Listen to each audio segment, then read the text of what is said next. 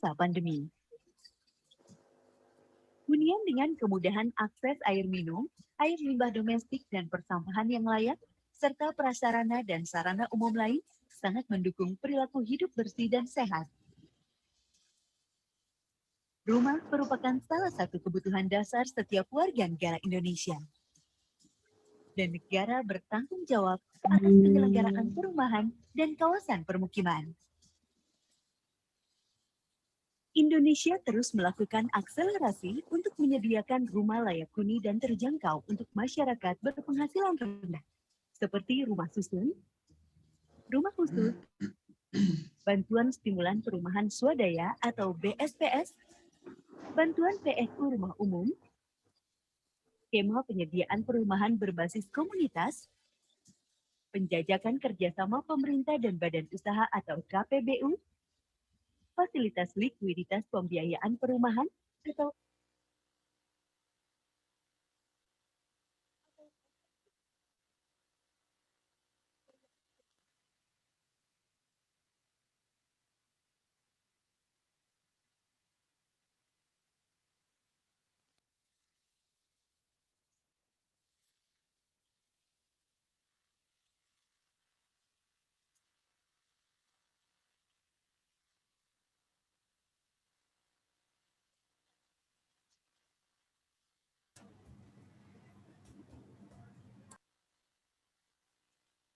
sendiri perlu dukungan, kolaborasi, dan sinergi di antara semua pihak dalam target pemenuhan kebutuhan hunian berkualitas.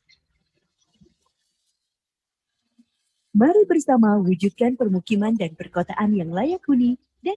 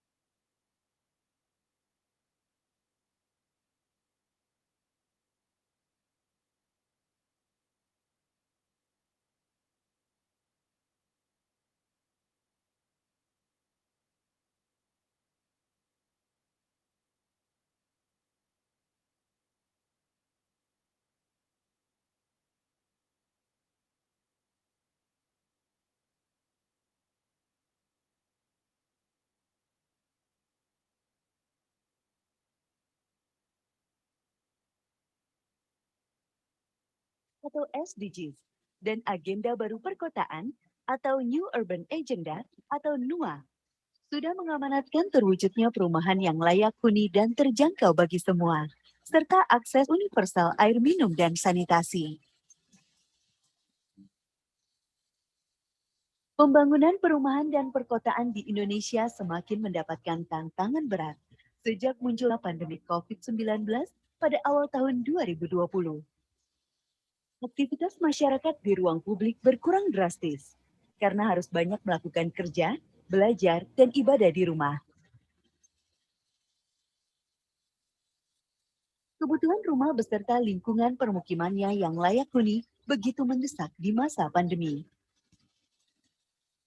Hunian dengan kemudahan akses air minum, air limbah domestik dan persampahan yang layak, serta prasarana dan sarana umum lain sangat mendukung perilaku hidup bersih dan sehat. Rumah merupakan salah satu kebutuhan dasar setiap warga negara Indonesia. Dan negara bertanggung jawab atas penyelenggaraan perumahan dan kawasan permukiman.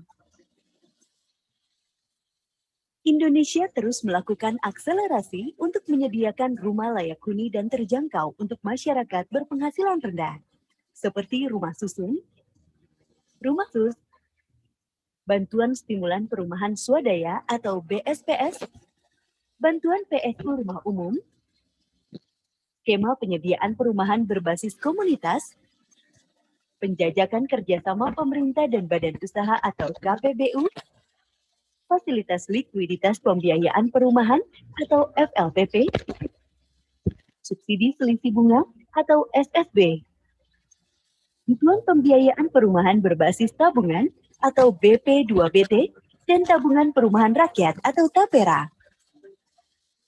Pemerintah Indonesia menargetkan pembangunan 1 juta rumah setiap tahunnya.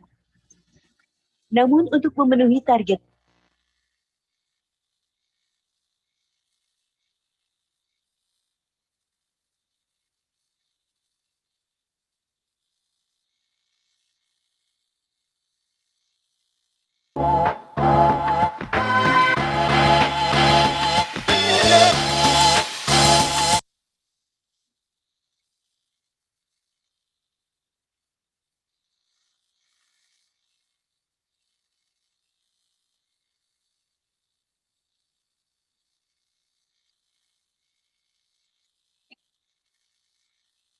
Good morning, good afternoon, and good evening. Ministers, mayors, excellencies, ladies and gentlemen, welcome to day 2 of the World Habitat Day. And first of all, before we start the packed agenda for the day 2 on the World Habitat Day, global observance of the World Habitat Day, with our theme for this year, Housing for All, a Better Urban Future. Ladies and gentlemen, I would like to start by showing you a brief video about our heroic city, Surabaya.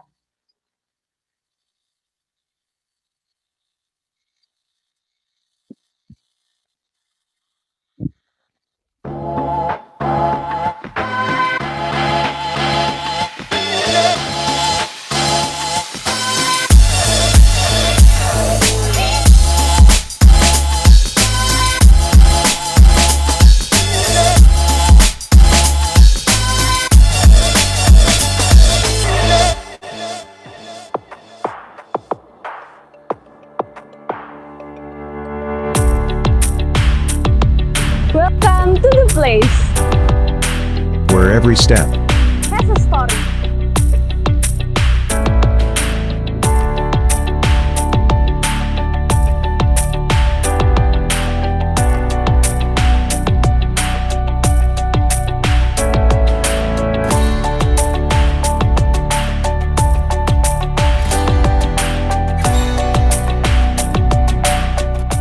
and every corner have their own beauty.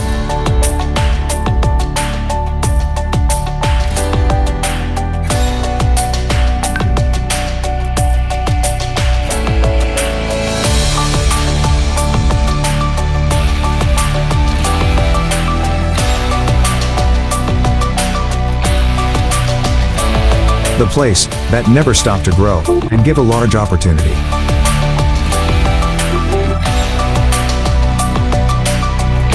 Ideas, passion and togetherness will be strong collaboration for success.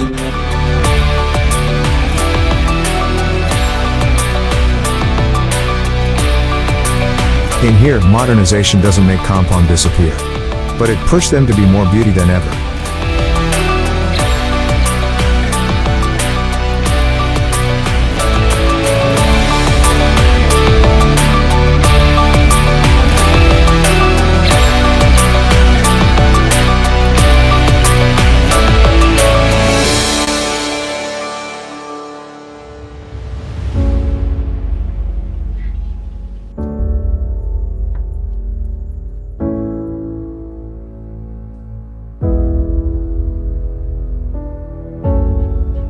Every open space, just make sure that we have a fresh air to ensure our comfort. A place where every movement has a color, which can live in harmony.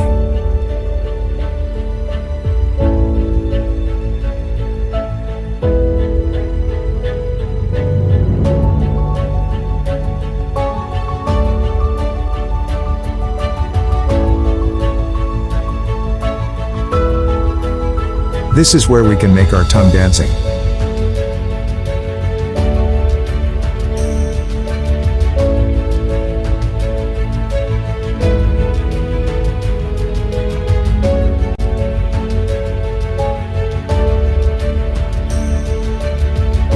Smile.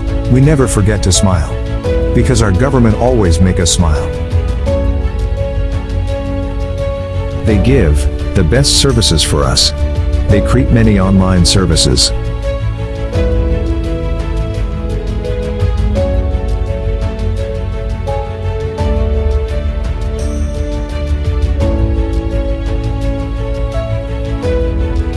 And provision of various facilities.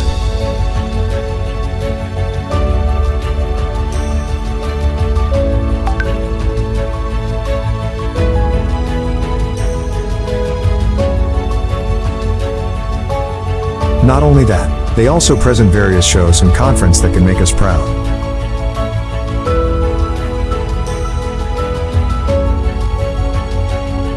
Those with special needs are never forgotten here. Some facilities were built especially for them. All of this, just to ensure we have a good life.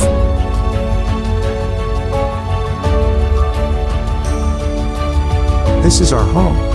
Surabaya. Surabaya.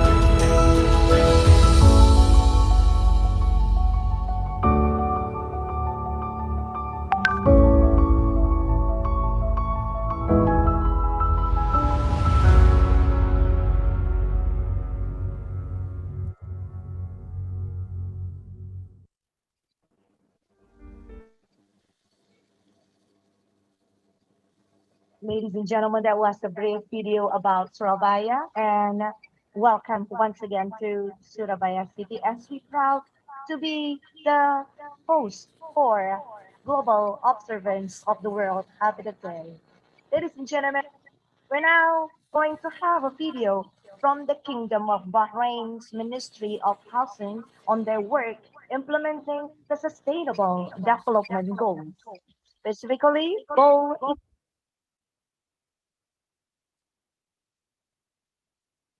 safe, resilient, and sustainable.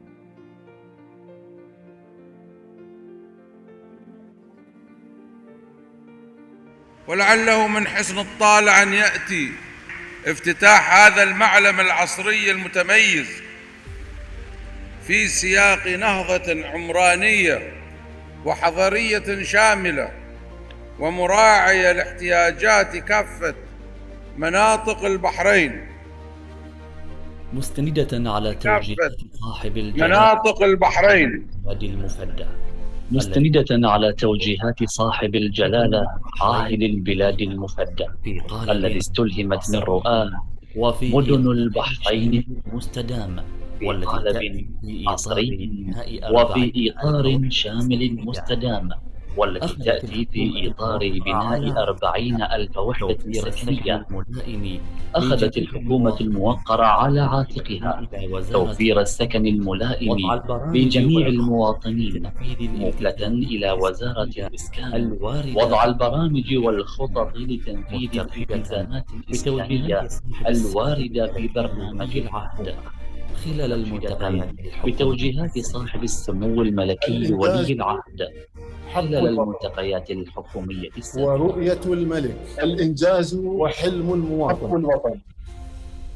ورؤية الملك تبلورت في إطار المشاريع السكنية تميزت مدن جديدة بما تبلورت في إطار المشاريع السكنية ومرافق تميزت بالاستدامة تبرز الوجه الحضاري للمملكة ترنو إلى تطوير مستويات المعيشة ورفع جودة الحياة وتعزيز النسيج الاجتماعي لقاطنيها، مواكبة لرؤية البحرين الاقتصادية 2030 وبما يتماشى مع الهدف الأممي 11 من أهداف التنمية المستدامة. أشكر شيوخنا ما قصروا يعني على هالبيوت هالحلوة اللي تشرح القلب، الجو حلو يعني تقدر تمشي في أي وقت، يعني ما في زحمة عندهم.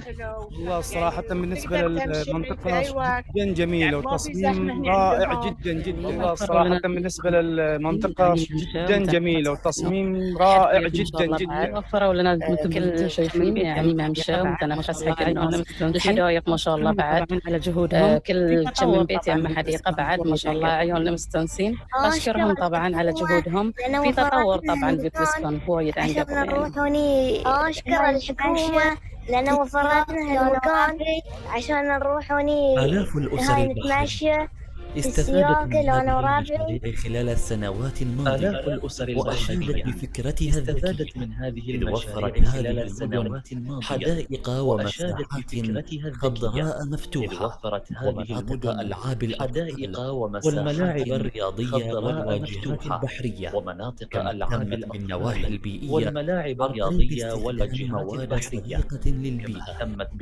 البيئية عن طريق استخدام مواد صديقة للبيئة وتطوير الشوارع الرئيسية والأحياء السكنية فضلا عن تعزيزها لثقافة ممارسة الرياضة من خلال توفير مسارات للمشي والدراجات الهوائية ورياضات أخرى بالإضافة إلى توفير خدمات صحية وتعليمية ودينية وغيرها مما يلبي حاجات ورغبات القاطنين والزوار.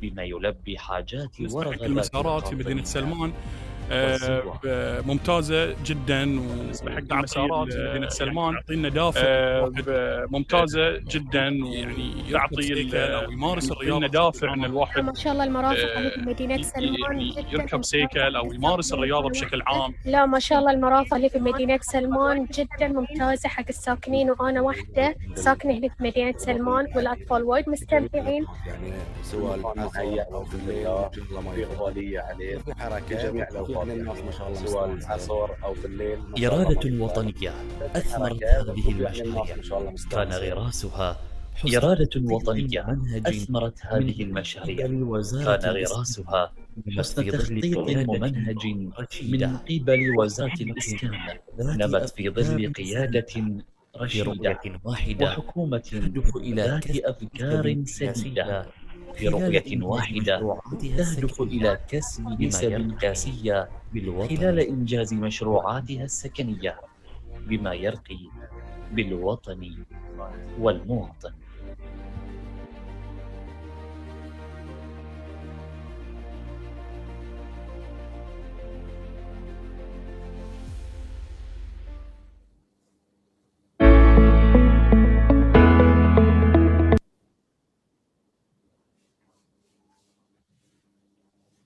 Ladies and gentlemen, that was the video from the Kingdom of Bahrain's Ministry of Housing.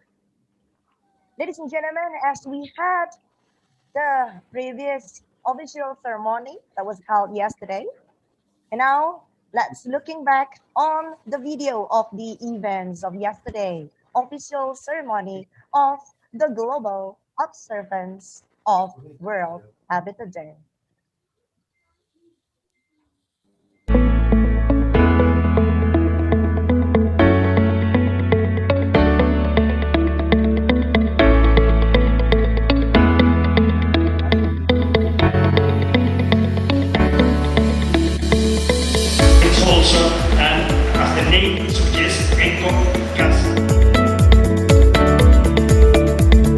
Besok hari bisa berjalan sukses.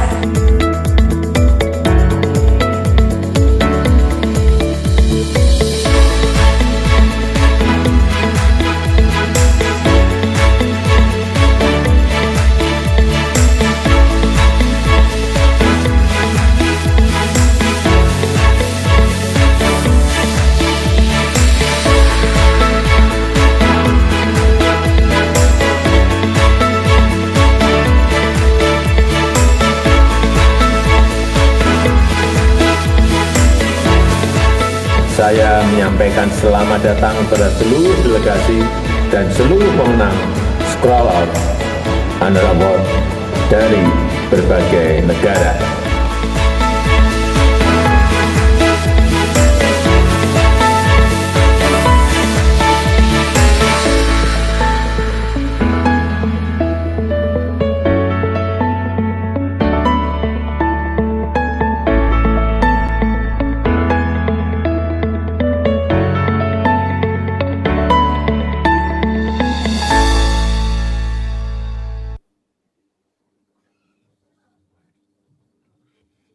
Well, ladies and gentlemen, today we have a very packed agenda, and we will begin with the keynote address, and we will then have 3 roundtables. And every of you, ladies and gentlemen, all the participants are very welcome to stay for them all.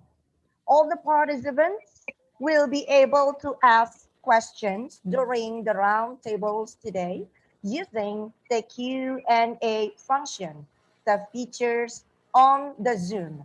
And we will then wrap up at the end with speeches from Executive Director of UN Habitat and the Mayor of Surabaya. Once again, ladies and gentlemen, during the roundtables, all participants will be muted their mic.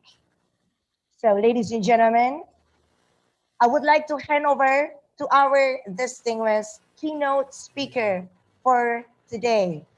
Ladies and gentlemen, Director General Human Settlements, Ministry of Public Works and Housing Indonesia, Dr. Insinyur Danis Hidayat Sumadilaga.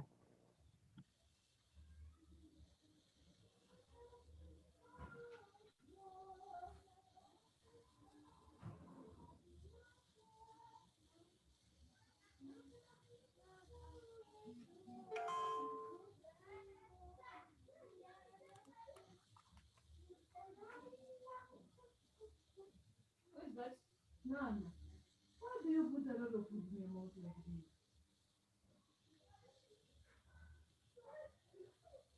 Yeah? There is too much food in your mouth. You're trying to chew it.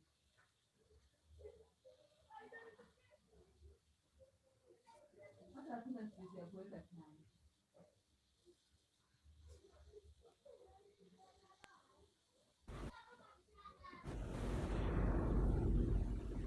Bismillahirrahmanirrahim. Assalamualaikum warahmatullahi wabarakatuh.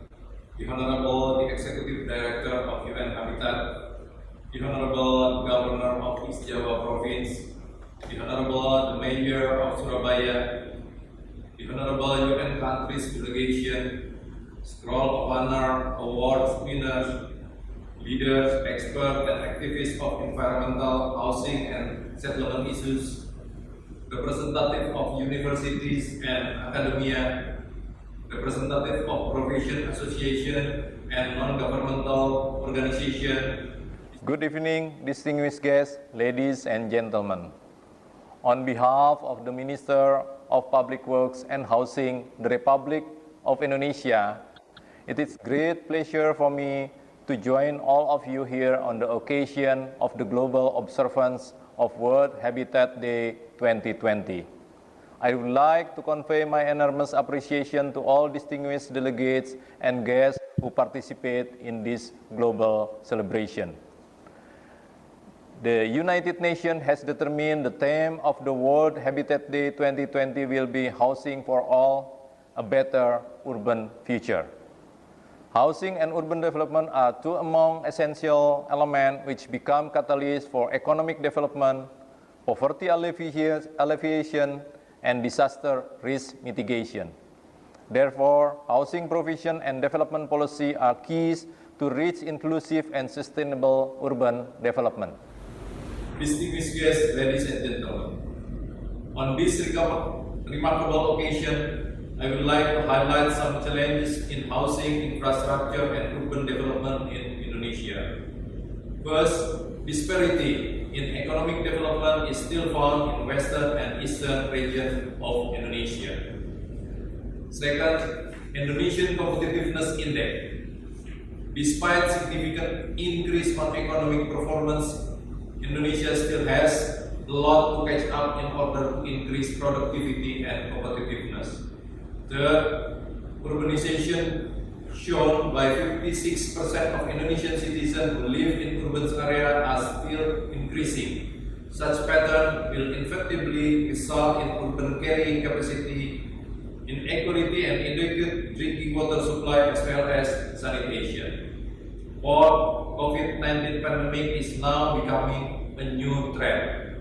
The government of Indonesia is mitigating its effect through the establishment of national economy.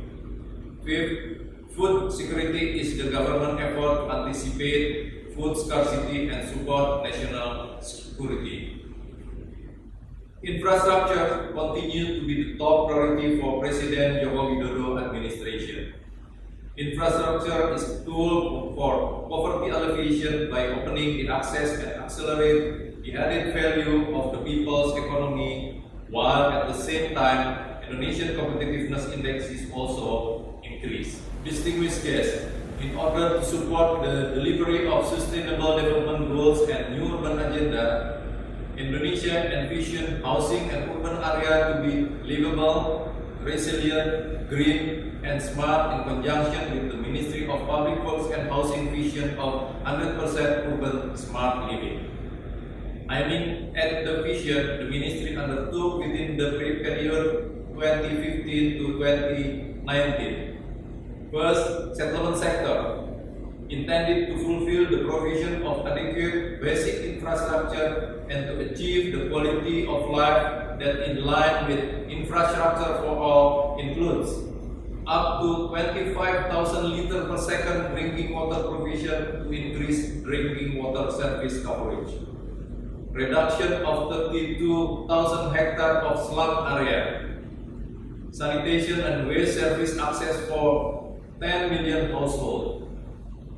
In disaster mitigation up to post-disaster rehabilitation, the principle of build back better are implemented as early as possible from land use plan to the detailed special plan including zoning regulation and building code.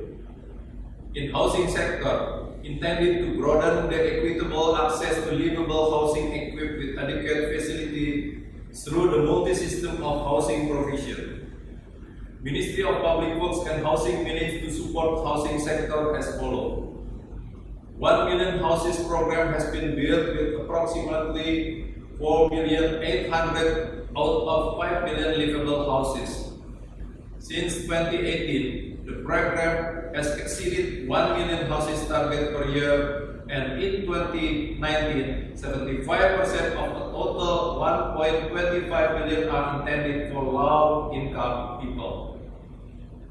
Center for Housing Finance Fund Management, or PPDPP, has distributed housing finance liquidity facility at the amount of 88,000 housing units, which worth 8.98 trillion rupiah, equal to 86% of the target of 100,000 units. In addition to that, Housing Subsidy Information System (SIKASET) has been launched to access housing finance in a convenient way through communication and information technology. As an effort to maintain the continuity of habitat activities, government has also noticed to follow up the 2019 Habitat Agenda of Waste and Sanitation Management Program, Frontier Technology as an innovative tool to transform waste to wealth in Citarum riverbanks. In addition, community-based drinking water provision, or PAMSIMAS, and community-based sanitation, or SANIMAS program were developed to create the healthy and clean behavior in the community. These programs are also useful to prevent the spreading of COVID-19 and to reduce the number of malnutrition and stunting cases. Distinguished guests, ladies and gentlemen, according to Institute for Development of Economics and Finance, during this global COVID-19 pandemic, Indonesia economy potentially lost approximately 127 trillion rupiah. The most affected people are those who live below the poverty line and poor people and vulnerable people. To encounter this pandemic, Ministry of Public Works and Housing is focusing on national economic recovery through these following programs. First, health facility provision in several regions in Indonesia. Government repurposed athlete dormitory in Kemayoran, Central Java as emergency hospital for COVID-19, built hospital specifically for those infected with COVID-19 in some regions. Second, cash for work program for small-scale infrastructure in the field of irrigation, roads, housing, drinking water, and sanitation in order to generate job opportunities and maintain people's purchasing power. This program is targeted to absorb more than 638,000 laborers with a total budget of 12.32 trillion rupiah. Third, development of strategic area for tourism sector in 5 national priority tourism areas such as Lake Toba, Labuan Bajo, Borobudur, Mandalika, and Likupang as an effort to perform economic recovery. Fourth, domestic technology implementation for housing development through implementing technology of instant simple healthy houses, RISA, and instant panel system houses, or RUSPIN. In the future, the ministry is preparing strategies for infrastructure development in the 2020 to 2024, namely, first, continuing effort to establish smart living in the year 2030, which targeted 100% adequate drinking water access, 90% sanitation access, 10,000 hectare slum reduction, 80% access to waste management, 24 million drinking water connection. Second, supporting strategic region development, such as National Tourism Strategic Region, Special Economic Region, Industry Region, Airport and Port Region, and other production regions. Third, increasing human resource competency through construction worker certification and link and match program, which introduce construction service industry to academic institution. Fourth, developing alternative funding strategy through public-private partnership scheme to attract investors. Fifth, increasing the use of local materials and production tools to give added value to reduce import dependence, and simplifying regulation and bureaucracy such as revising ministerial regulation that may inhibit development. Distinguished guests, ladies and gentlemen, we realize that infrastructure development effort will not significantly work without the support and collaboration from every stakeholder. I believe this global observance of World Habitat Day is the momentum for future collaboration and knowledge sharing and strengthen ideas about housing, settlement, and slum upgrading to meet human basic rights and needs. I would be greatly supportive to strategic effort taking into account collaboration, synergy, and partnerships to reduce gaps and poverty, as well as to provide access to livable housing for all. Thank you. Minister for Public Works and Housing, the Republic of Indonesia, Basuki Hadi Mulyono. Thank you.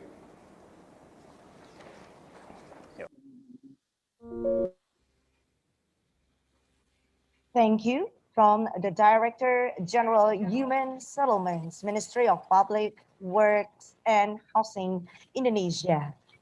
Ladies and gentlemen, please be notified.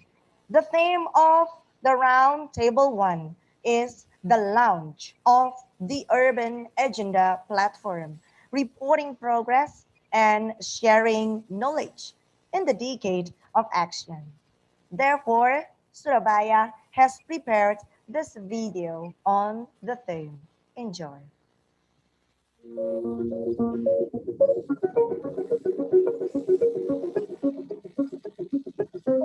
Surabaya, one of the biggest cities in Indonesia, received City of Habitat Award in 1992 and home to 2 Habitat Scroll of Honor Award in 2005 and 2018.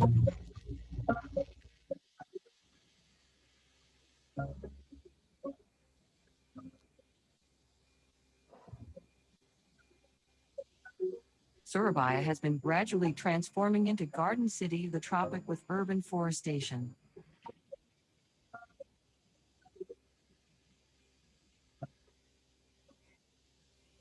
Parks and gardens were spread to all parts of the city.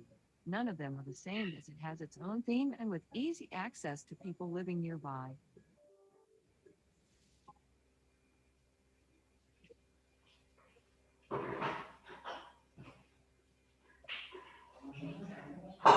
is a smart and livable city with vibrant economic growth beyond the national and provincial level.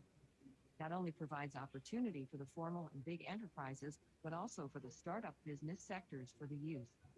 Co-working space is made available in many parts of the city as Startup Place. Special attention is given to women in doing home-based economic activities.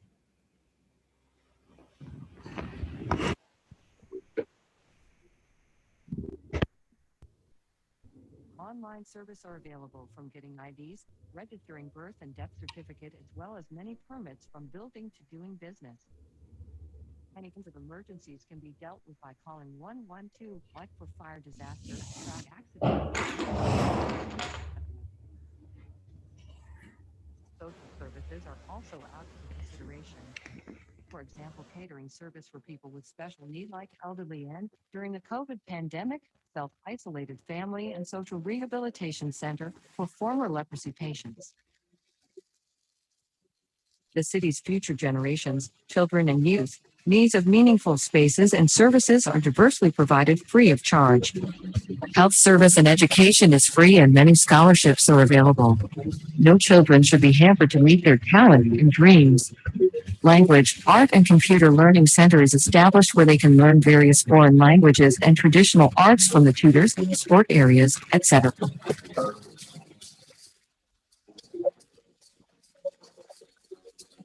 For those in special needs of autism, Down syndrome, etc., cares are given to help them to overcome their challenges. Surabaya keep improving the livelihood of people living the compound from infrastructure to social and economic development support. In June 2016, UN Habitat decided to organize the PrepCom 3 for Habitat 3 in Surabaya, as Surabaya showed that city can prosper along with low-income people living in the compounds. And also showed that NUA has been there before it was drafted in PrepCom 3 in Surabaya. In Surabaya, everyone has their place in the city, from home to the places for self-actualization.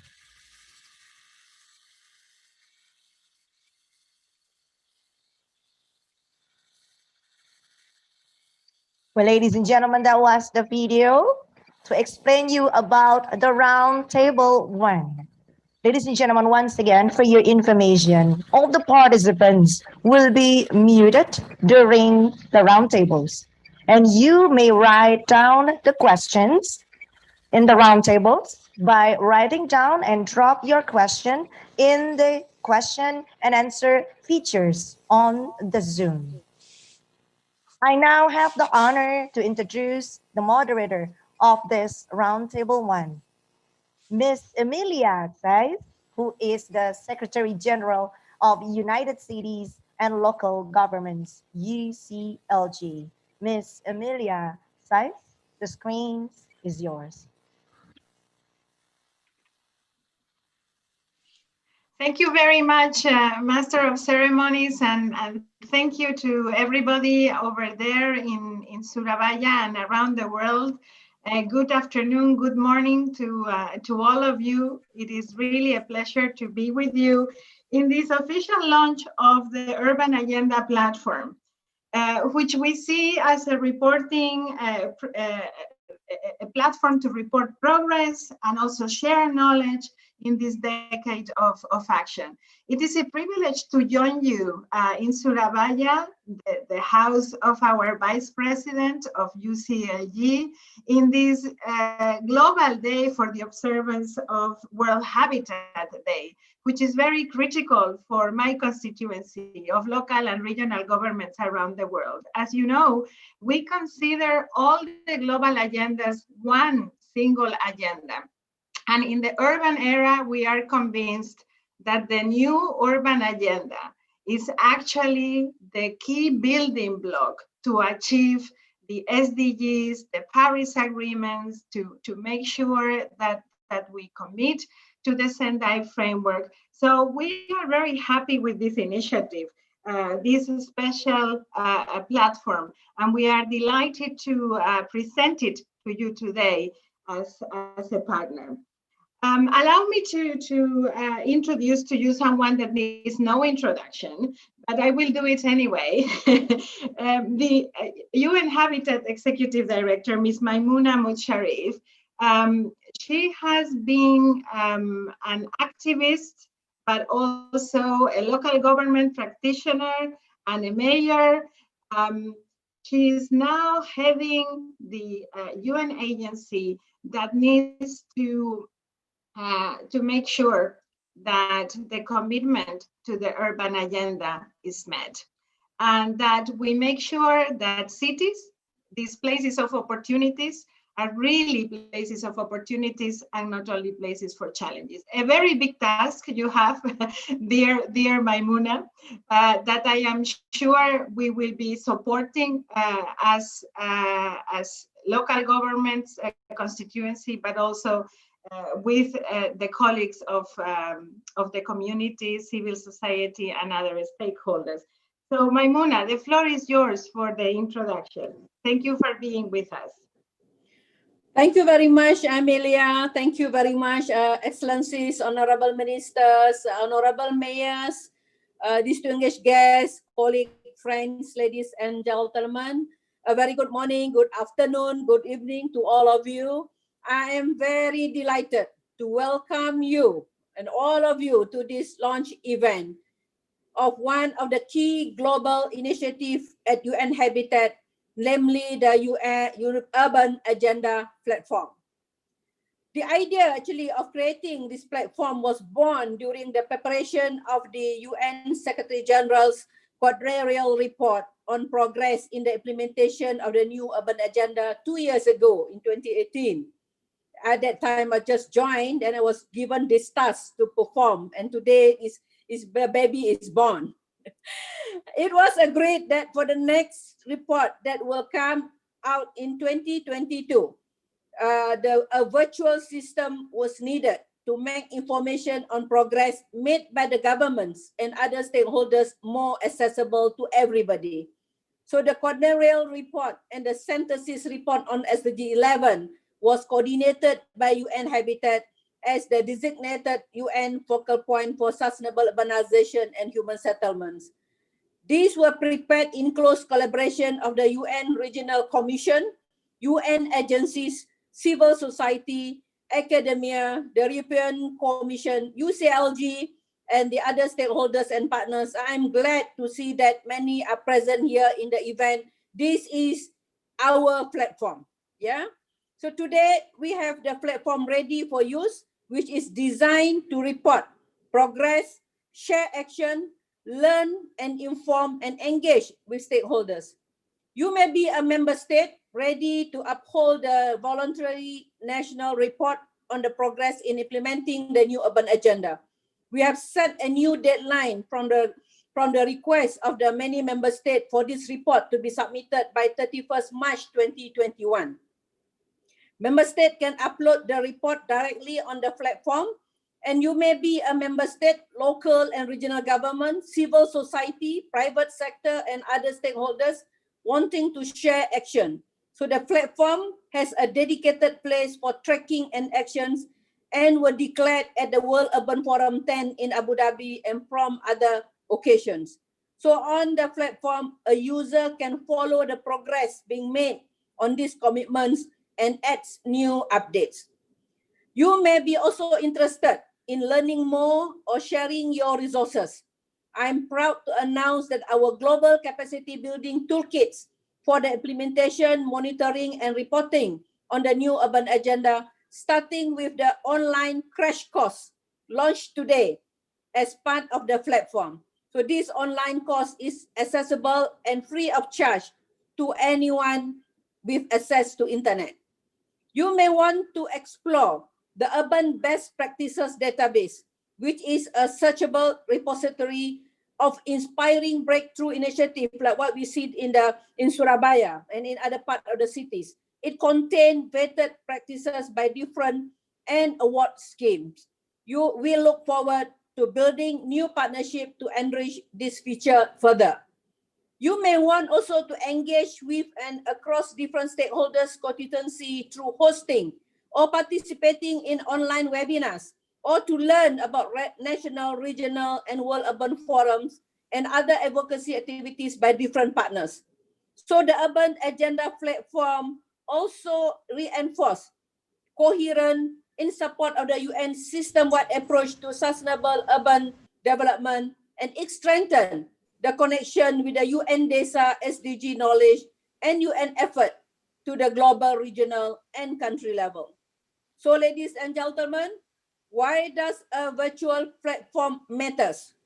UN Habitat is making this investment to strengthen and foster concrete actions.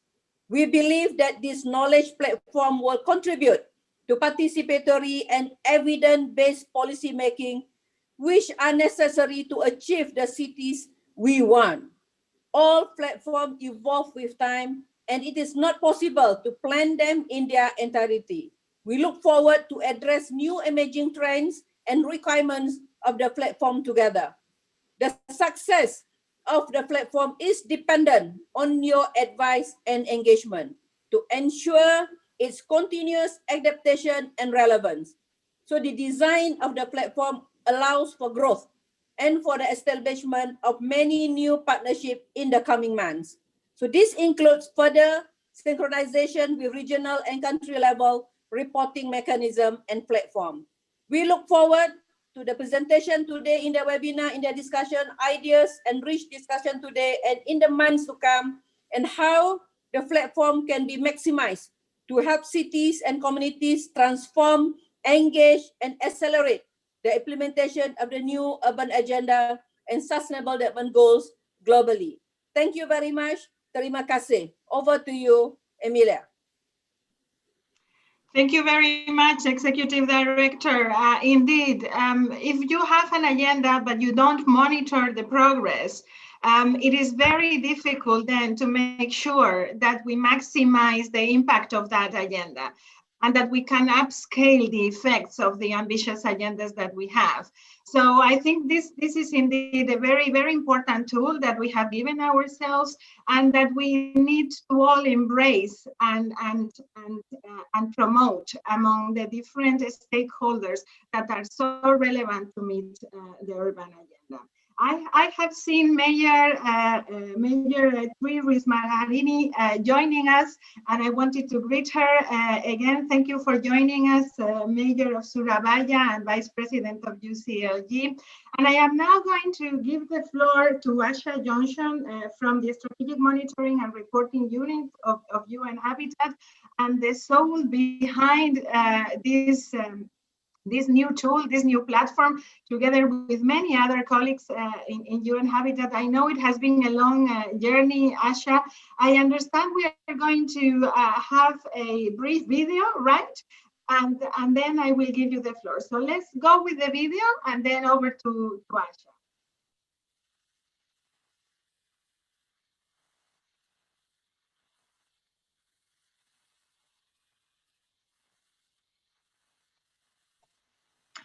Thank you, Emilia. I hope that everybody can see the screen in front of you, the Urban Agenda platform. Honorable ministers, distinguished guests, it's my pleasure to just very briefly, in a few minutes, highlight the platform itself and to show you a little bit about how the structure is in place now for the launch. The Urban Agenda platform highlights first and foremost the relationship between the new Urban Agenda and the Sustainable Development Goals, and the user can immediately find out more about this relationship here. We have the crash course on the new Urban Agenda that our Executive Director highlighted just now, and everyone is welcome to already start to use the platform here for that purpose. It has 4 main entry points, which is reporting progress, sharing action, learning and informing, and engaging. I will show briefly where member states can already start reporting progress. The sharing action, as highlighted by our Executive Director, is created closely with the World Urban Forum Secretariat to follow and track actions, but also to invite new actions. And we invite you all to do so, to share here on the platform. Learning and informing and engaging through the Urban Agenda community, where we'll be starting to have forums in the coming weeks, also led by partners. The platform hosts all the key platforms and reports related to the New Urban Agenda. You see here linked to UNDESA, also importantly to all the voluntary local reviews, just a quick click away, as well as, of course, the other key national reports, regional level as well, very important. On the knowledge component, we have data analytics. Here, we are very much looking forward to grow the partnership with partners in the coming months. At the moment, we host here the New Urban Agenda monitoring framework, and we're going to be starting to populate it with data from the SDGs already in the next weeks. We have partnerships and networks, the advocacy that our executive director highlighted, and want to just highlight here partnerships such as with the Global Future Cities Program, which is a synchronized platform with the global platform and a model we look forward to building on with other partners as well. Looking at the best practices, I just want to quickly show you. This is a repository of a range of different best practices by partners. It has a filter. Many of our partners are with us here today. And we welcome any other schemes, whether it's an award scheme or a vetted type of case study call for good practices, to please get in touch with us. And we look forward to populating this further as well now when the structure is up. It has a filter, and it should be easy to use and search for good practices to inspire across groups. Going back on the main menu, just to show the engagement menu here, we have here all the stakeholder groups that emerge from Habitat 3. For those of you that have already visited the platform, you will see that some of them are still needing to have more content in them.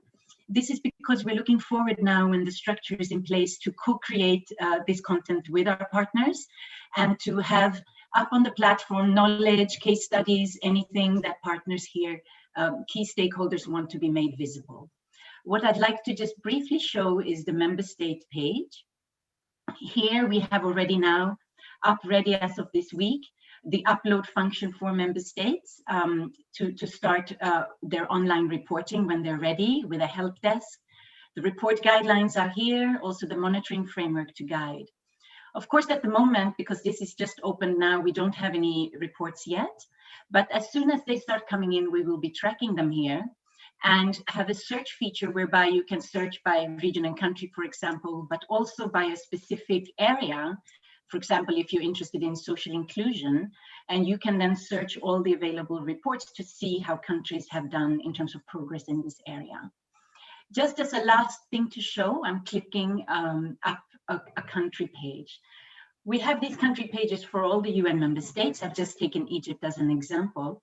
And here we are, the platform is intending to consolidate all that is happening in the country as it shows on the platform. So it's up for all the stakeholders to make sure to share interesting cases, all efforts being made on the New Urban Agenda and the SDGs related to urban here. And it will be pulled up through this page. For example, also if they've done a voluntary national review, they're prompted and encouraged to do a voluntary local review, and best practices and actions that appear in a country in one consolidated place. We have created the same logic for the city pages. So when you go to local and regional government, you have a city search as well. In the interest of time, I will end here just by highlighting these few features and give you back the floor, Emilia, and happy to get in touch with anyone who wants to start sharing more on the platform. Thank you very much. Thank you very much, Asha, and thank you for meeting the challenge of explaining so much in such a little time. Believe me, that platform has already a lot of content, and it will have a lot more, of course. I think it's a living instrument that will need to evolve with time. I think it is very relevant to make the link, and I really like in the look of the platform the important place that SDG 11 is getting. Obviously, the New Urban Agenda is much more than SDG 11, but SDG 11, which for us is a building block and a cornerstone of all the other SDGs, is very much the link between the localization agenda that we have been promoting in relation to the 2030 agenda and global goals, and these new urban agenda that comes out of Habitat 3, and that tries to give us the perspective in the urban era. For the constituency of local and regional governments, and this is very linked as well with the World Assembly of Local and Regional Governments. And I think that in this reporting year that the executive director was highlighting, it will be important to meet paragraph 169 of the Habitat 3 outcome document that says that the World Assembly of Local and Regional Governments will need to be contacted and monitor the reporting and implementation. I think the platform gives us all the constituencies a very important tool to actually provide information and get information on how the rest of the constituencies are doing, as you were showing, Asha. Allow me now to go to the panel that is made up of these different parts that need to bring the agenda to life. We've got the Minister of Infrastructure of Rwanda. We've got a representative of the city from Helsinki, my dear friend Hannah Marijaki. We've got a Deputy Director General of the European Union Regional and Urban Policy, DG Regio, and we've got a UN Resident Coordinator. You know, a diverse group that has a lot of impact in making the agenda come to reality. I have forgotten to say to all of you that all of these interesting speakers' bios are being shared with you in the chat. So if you are curious about what they have done and why they have reached the challenging posts that they have, you need to check in our chat. We are going to try to discuss what the new urban agenda means to you from your post and what this platform can also mean in your daily work. And allow me to start with the Honorable Minister from Rwanda, Gatete Kleber. I see you there, sir. You've got the floor.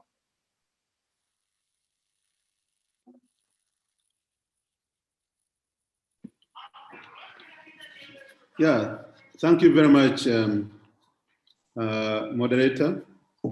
The UN Habitat Executive Director, Excellencies, distinguished ladies and gentlemen, I bring you warm greetings from the Republic of Rwanda, and especially my President, His Excellency Paul Kagame. I join other speakers in expressing my heartfelt gratitude to the government and the people of the Republic of Indonesia, and the Mayor of Surabaya for hosting this event virtually. I also want to commend the Executive Director of UN Habitat and the UN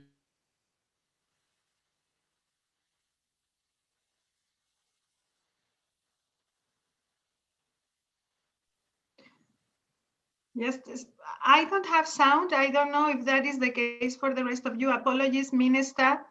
Let me see whether we can solve it.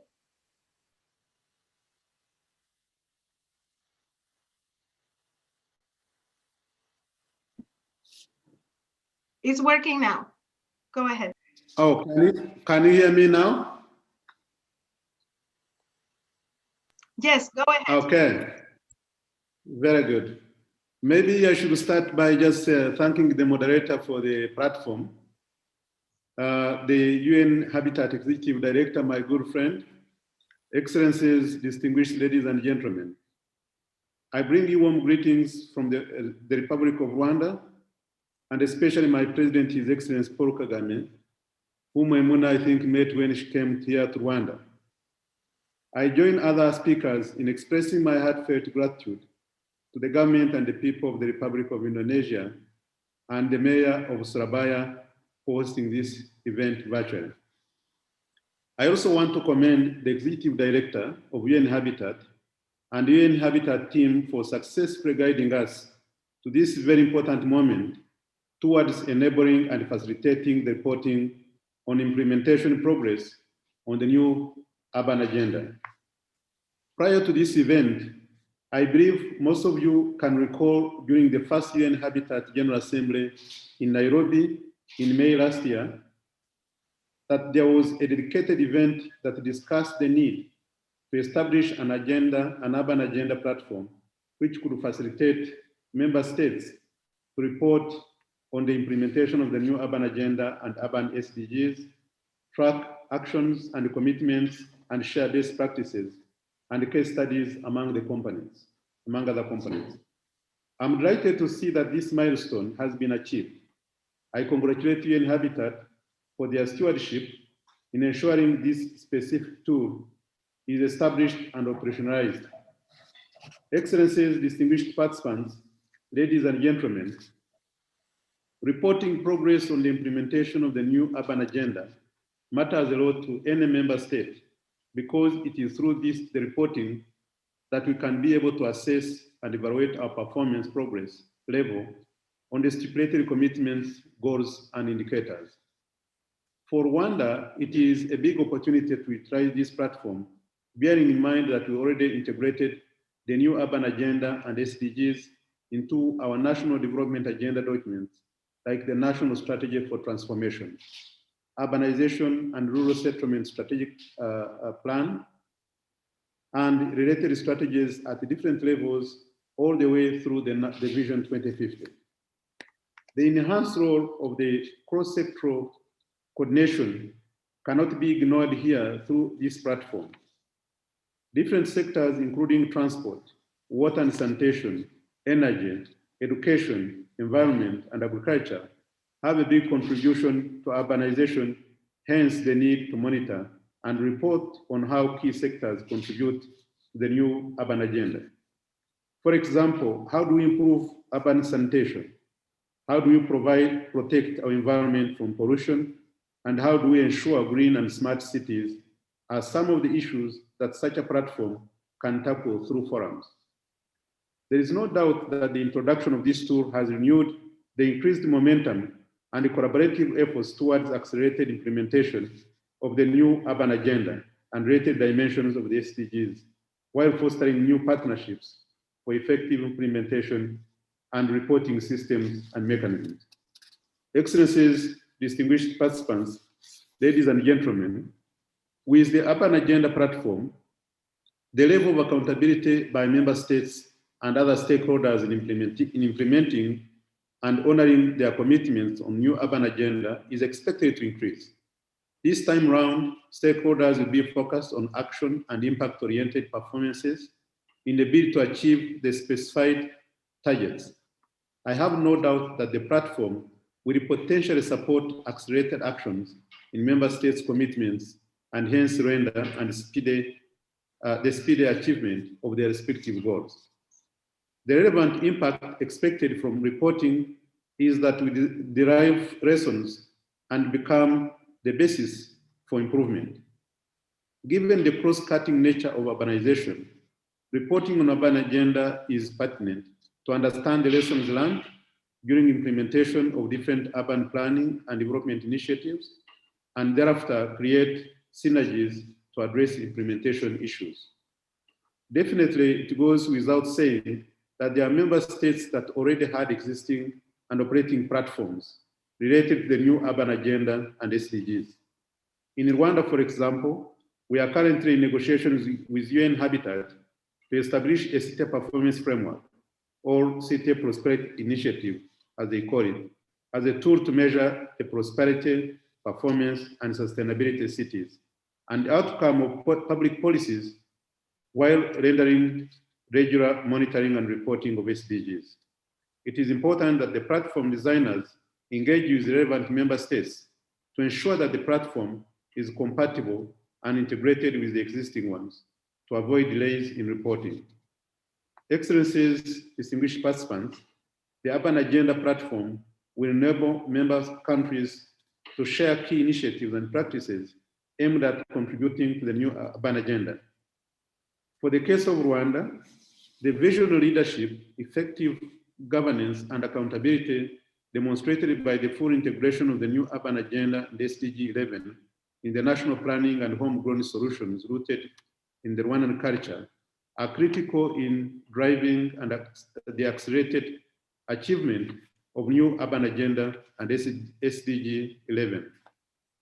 Finally, the importance of sharing knowledge and good practices from around the world cannot be ignored, and I commend UN Habitat to continue and support this initiative. This being a multi-stakeholder global platform and forum, a dialogue and exchange on how member states and stakeholders have managed to achieve certain goals will be expected and encouraged to ensure no one is left behind. I have no doubt that this reporting tool has instilled in us commitment to exchange experiences and innovations in how to monitor and report progress on the implementation of the new urban agenda towards achieving the SDGs to ensure that this vision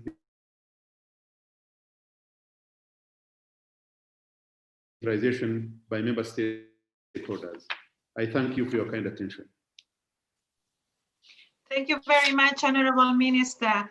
And thank you for acknowledging the importance of seeing these type of tools, reporting tools, not only as tools for reporting progress, but actually also as policy making mechanisms.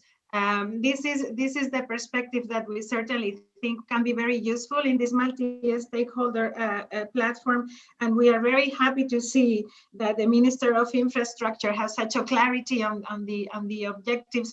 Urban infrastructure is a big challenge in our era. It will be very much a challenge in the recovery from the pandemic.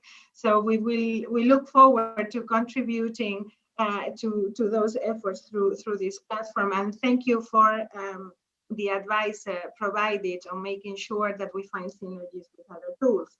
I'm going now to Ms. Sanna Mari Janti from the city of Helsinki, that has very early on understood indeed that reporting mechanisms are more than that, and is an active champion not only within a community, but also across communities, across constituencies, and this platform can be exactly that tool.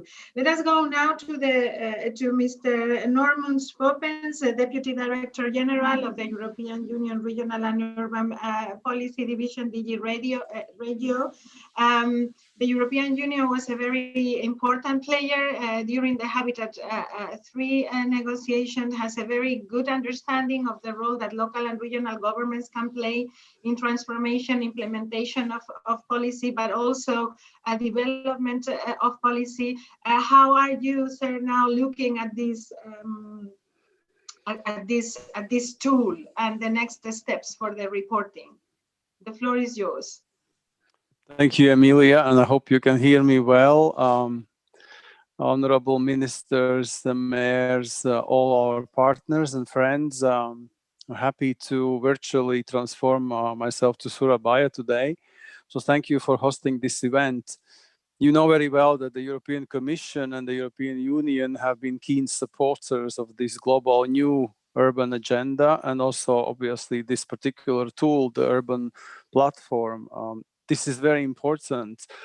And these platforms, of course, they take their own place in this whole setup of producing evidence, sharing knowledge, and also then making the right decisions at all levels of governance. So we do think that this platform is a great contribution to our joint efforts to improve the lives of people living in our urban areas, but not only. When we talk about urban areas now in the EU, we do talk about functional urban areas, which encompass much more than just city centers. So all in all, I wanted to reconfirm the commitment of the Union and also obviously of the European Commission to work with you in future under this global new urban agenda. We will, of course, be pursuing further our cooperation with cities and different levels of governance, member states, regions, cities, EU level, under our EU urban agenda.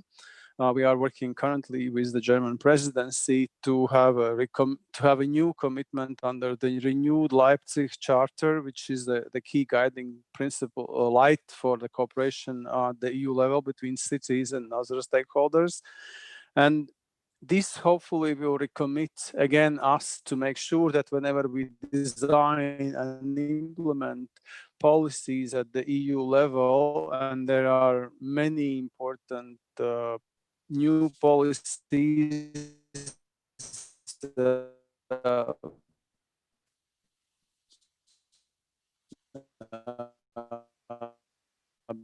being proposed and being implemented, this green and digital and hopefully this commitment other stakeholders, it will show that we design and implement policies at the EU level. The real needs of cities and our other territories should be, these local needs need to be taken into account and adequately addressed. Of course, in our setup, the urban policy is very much linked to the cohesion policy, and cohesion policy will remain in the European Union as one of the driving tools also to invest and to provide funding for our cities. And in that context, we have also worked on our own urban data platform, also an open data platform for the cohesion policy, where you can log on and you can see what's happened, objectives, and helping investing into our cities also, in regional fund to cities. But this policy making should be evidence-based, and this is what these platforms are about. And I like the fact also that they should be made understandable to everybody. Everybody who logs on should be able to see what is it that my city can do in terms of getting better air quality, in terms of improving access to health or any other issues. So all in all, we will continue working within the EU very hard to build on this necessity to have a city which is both, which is productive, which is developing, but which is also green and just, all inclusive. We will continue working on this also, and we will continue sharing our experience with you in this platform, and we also hope we will be learning a lot from other parts of the world on how they are tackle different problems. I think this is a key aim of these platforms also, is to give us information and to help us to share this knowledge with each other. In that context, we are committed. We have already been working, as I said, on the EU urban agenda. We have also worked on our second global commitment, which was a definition of cities, and we are still, we are already in a civil cooperation program. We hope that in international front, we can relaunch our exchanges with our partners, because obviously because of the COVID, there has been a certain stagnation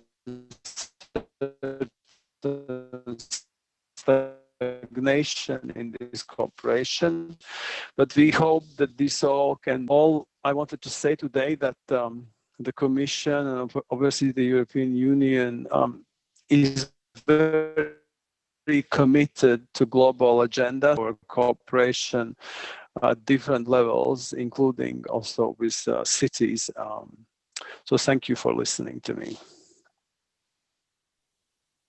Well, thank you very much, and thank you for confirming that that commitment to working with cities, with local governments. The European Commission has been a very critical stakeholder in supporting the international movement of local and regional governments, but also the organized civil society movements, and has created a very interesting mechanism to make those two movements discuss with each other, which is the International Development Forum that we attend every year. So thank you for promoting these tools and identifying the platform as a place not only for evidence-based policy development, but also for inspiration and learning. Let us now go to the UN Resident Coordinator for the Republic of Azerbaijan, Mr. Gulam Isaksai. I'm sure I've said your name wrong, but I'm sure you understand me. The floor is yours, sir. Thank you. Thank you. No, you did a very good job. Let me first offer my greetings from Baku, Azerbaijan. I would like to first thank the city of Surabaya for hosting this platform, and also my good friend Ms. Maimuna Sharif, who I met recently in the Global Urban Forum. Also my greetings to all the honorable mayors and ministers, ladies and gentlemen. I'll bring the field perspective in terms of the implementation of the urban agenda as a UN resident coordinator. As the UN Secretary General, Amina Mohammed, has stated in her speech on 5th September 2017 at the High-Level General Assembly meeting on the new urban agenda and UN Habitat, she said the battle to achieve the SDG will be won or lost in cities, because inclusive, safe, resilient, and sustainable cities will lead the way into a better future for our well-being and decent living condition for everyone. But cities can also exacerbate challenges to sustainable development, including inequality, social and economic exclusion, and environmental degradation. Or they can generate economic growth, social, cultural development, and even efficient use of natural resources. So urban poverty becomes one of the major challenges in achieving the sustainable development goals. And our promise of leaving no one behind, when it's characterized by low income and low level of access to justice, housing, water, sanitation, education, and health services. Unfortunately, the COVID-19 pandemic has also exacerbated the situation of urban poverty. A new UN study has found that the coronavirus pandemic has pushed an additional 150 million children into multidimensional poverty and depriving them of education, health, housing, nutrition, sanitation, and water. A big portion of that will obviously be living in urban area. And the socioeconomic assessment that we did in Azerbaijan on the impact of COVID-19 pandemic proved and showed that the unemployment rate increased in urban area compared to rural area. And it was also higher for women in comparison to men. This reminds us that poverty has a strong spatial dimension with high concentration and entrenched marginalization in specific location. Let me also highlight some of the challenges. Much as the urban agenda is important and cuts across other important agendas, governments face serious challenges in the implementation of the new urban agenda and the urban component of the sustainable development goals. One of the previous speakers highlighted that one of the main challenges is lack of awareness or low level of awareness about the potential benefits of urbanization and urban-related commitments made in the global development agenda. Another challenge is the low institutional and fiscal capacity, lack of development financing, and weak multi-level governance structure and multi-stakeholder partnership. Therefore, effective implementation of the new urban agenda requires an institutional, organizational, policy and financial capacity. And here, the role of the UN system to help build such capacity at the local and national, when with the national government, is clearly outlined in the UN system-wide strategy on sustainable urban development. Let me also here highlight some of the tools that we use at the country level as a UN system to support implementation of the urban agenda. One such tool is the analytical framework we use, where we call it common country analysis, and the programming framework, where we call it the UN Sustainable Development Cooperation Framework, which is a 5-year programming framework that we agree with the government in each country.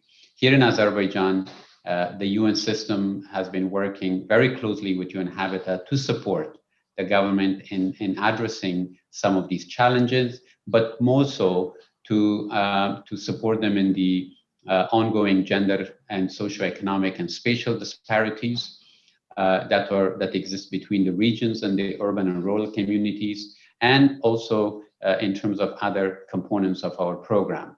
And these are done through 4 sub-programs that UN Habitat has, which are reduce spatial inequality and poverty in communities across the urban-rural continuum, enhance prosperity of cities and regions, and strengthening climate action, improve urban environment divide.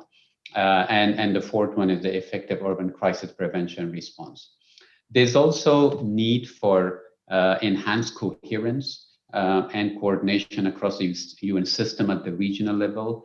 And over the years, past few years, the UN system has come together to streamline its advisory capacity and policy advice through a new mechanism, which is called issue-based coalition, which brings together the UN system, collective knowledge and best practices and offer them to the government. I believe an issue-based coalition on urban agenda and sustainable urban development would be essential in linking the regional resources of the UN with the local needs.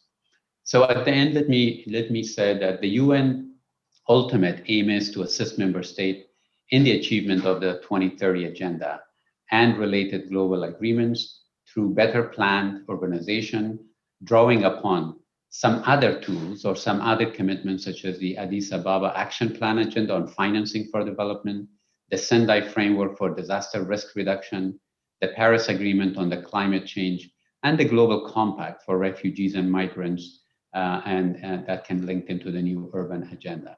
So I wish you all a very fruitful forum. So thank you, and we'll be happy to take questions afterwards. Thank you very much for bringing the COVID perspective back and for linking to all of these other global agendas that we were introducing at the beginning as being very related to how well we actually implement the new urban agenda. If you look at the COVID pandemic, most of the critical issues that we need to address are very related to our reality of living in cities. You look at housing, you look at transportation and mobility, both human and infrastructural. You look at health, at service provision. It's all very, very related to this urban era that we are in. And I couldn't agree more that this is going to have a very big impact in the implementation of the new urban agenda. And it might even be an opportunity to make sure that the implementation of the new urban agenda is really seen as a critical part of the SDGs.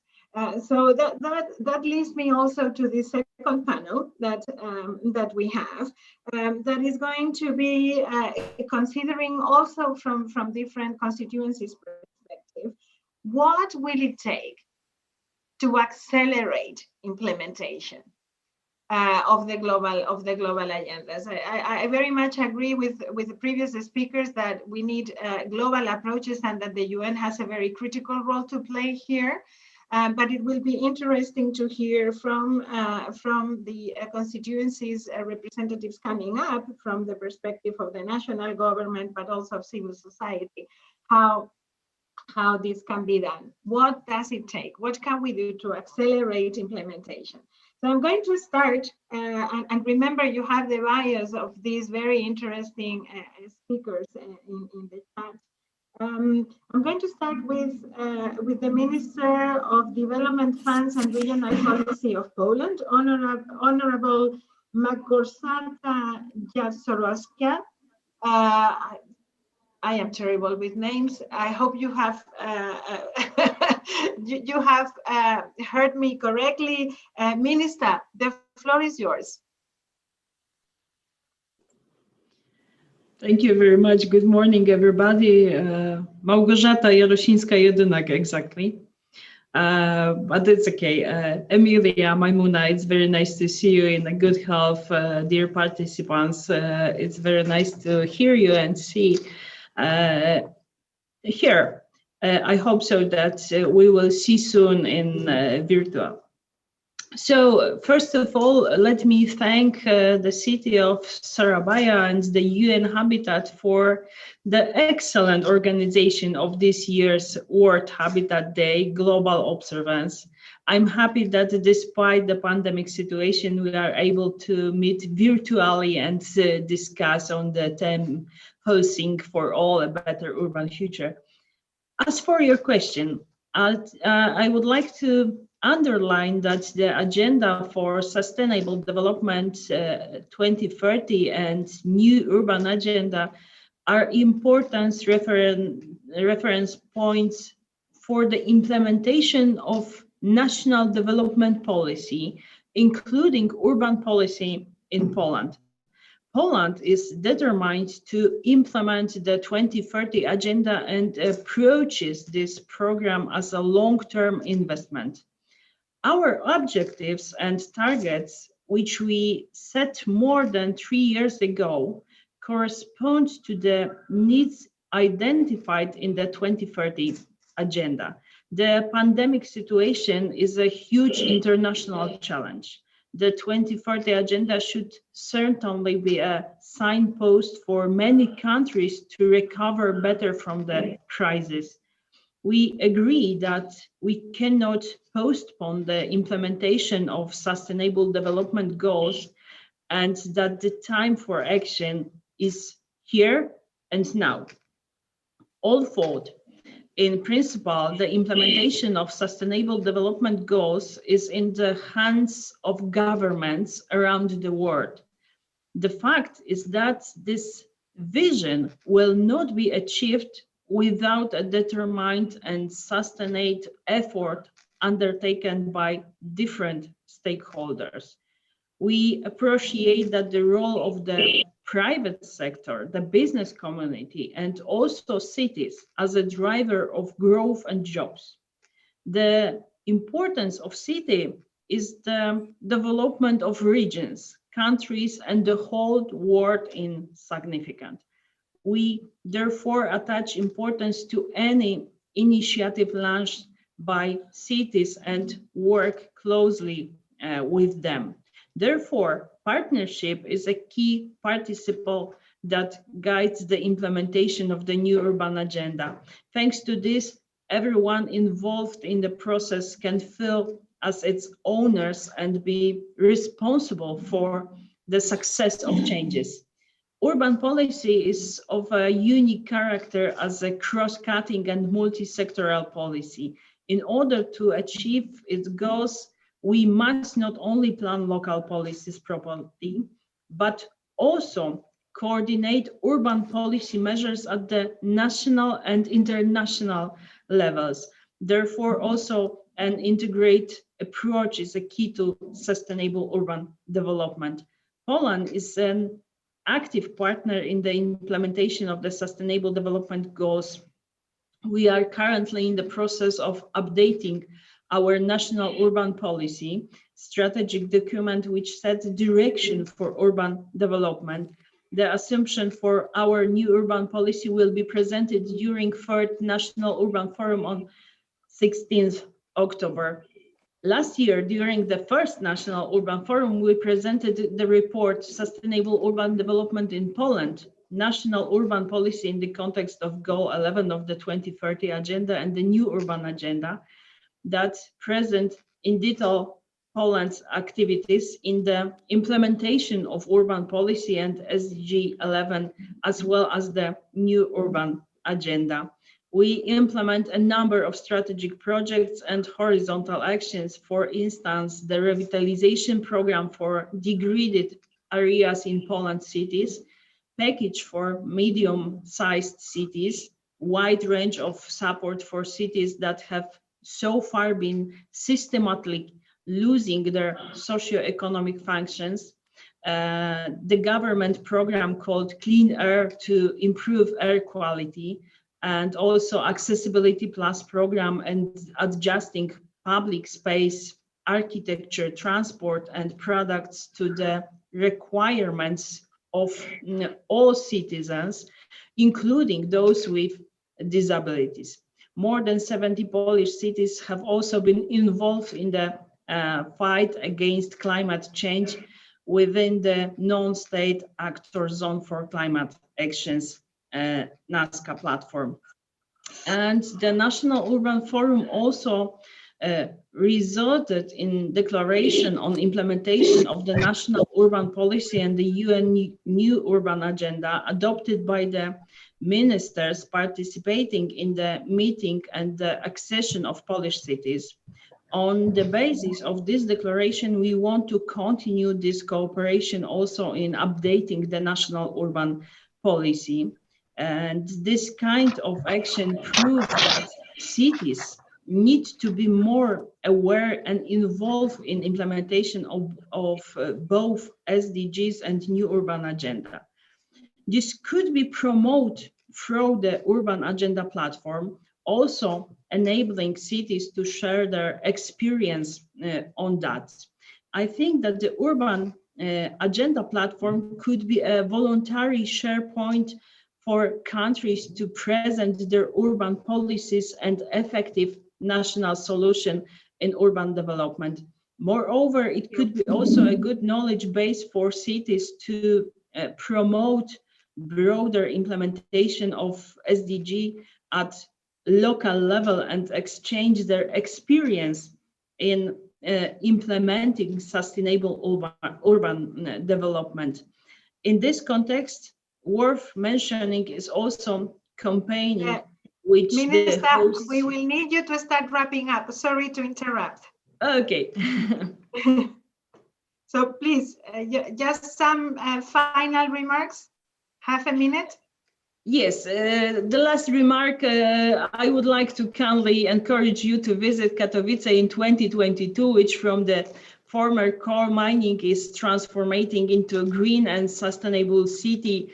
Hopefully is already post-pandemic condition, because the Katowice will be the host of 11 World Urban Forum in 2022. So I invite you to visit the Katowice, all of you, and I hope so that we will see face to face. Well, thank you very much, Minister. I am privileged to have been in Katowice already, but I encourage everybody to join and to see the transformation of that space. I think it's very relevant what you shared with us, how dependent the national plans are also from local plans and from international plans. That connection is what this platform is trying to provide. Let us go now without further delay to the Director of National Infrastructure Development in the Ministry of Public Works and Housing of Indonesia, our host Indonesia of this celebration of the World Habitat Day 2020, Mr. Firman Napitupulu. The floor is yours, Engineer.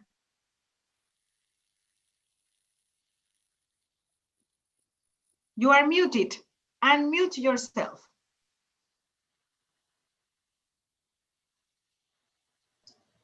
Okay, it's all right there? Okay. Thank you, Emilia. Good morning, good evening for everybody, wherever you are. I'm very happy that now we are celebrate how we can develop, or we can sharing the knowledge, how we can make our community better than before. Now I'm going to share with you how our country in Indonesia, kind of success story, or our struggle, how to make our cities more better than before. Especially now we have, facing the pandemic that make us very difficult how to develop our country, our community. In carrying out the commitment to implement during the last decade the principle of NUMA and SDG, the government of Indonesia has carried out various outreach activities nationally, including carrying out the process of internalizing the protocols into various formulation of the government policies in urban development program in Indonesia. Now, concerning the population of growth in Indonesia, which will reach 60% in urban area in 2030, several steps in measurable performance has been taken so far to facilitate the agenda in national urban development policy implementation as follows. Since the early stages, the principles of SDG and NUMA were integrated sporadically into the practices of urban development process carried out by the central government and local government in Indonesia together, especially focusing on sanitation, water supplies, slum housing area improvement. While during the end of third period of the year, planned on 2015 to 2019, the government of Indonesia issued the Presidential Regulation number 59 2019 concerning the implementation of SDGs in Indonesia, which mandated the Minister of National Development Planning of Government of Indonesia to prepare the roadmaps of SDGs of Indonesia. The roadmap defines issues of projection of main SDG indicators in its goal, including its forward-looking policies to achieve the targets. Following up the statement of Government of Indonesia at the 26th session of Governing Council of the UN Human Settlements Program in Nairobi last 2017,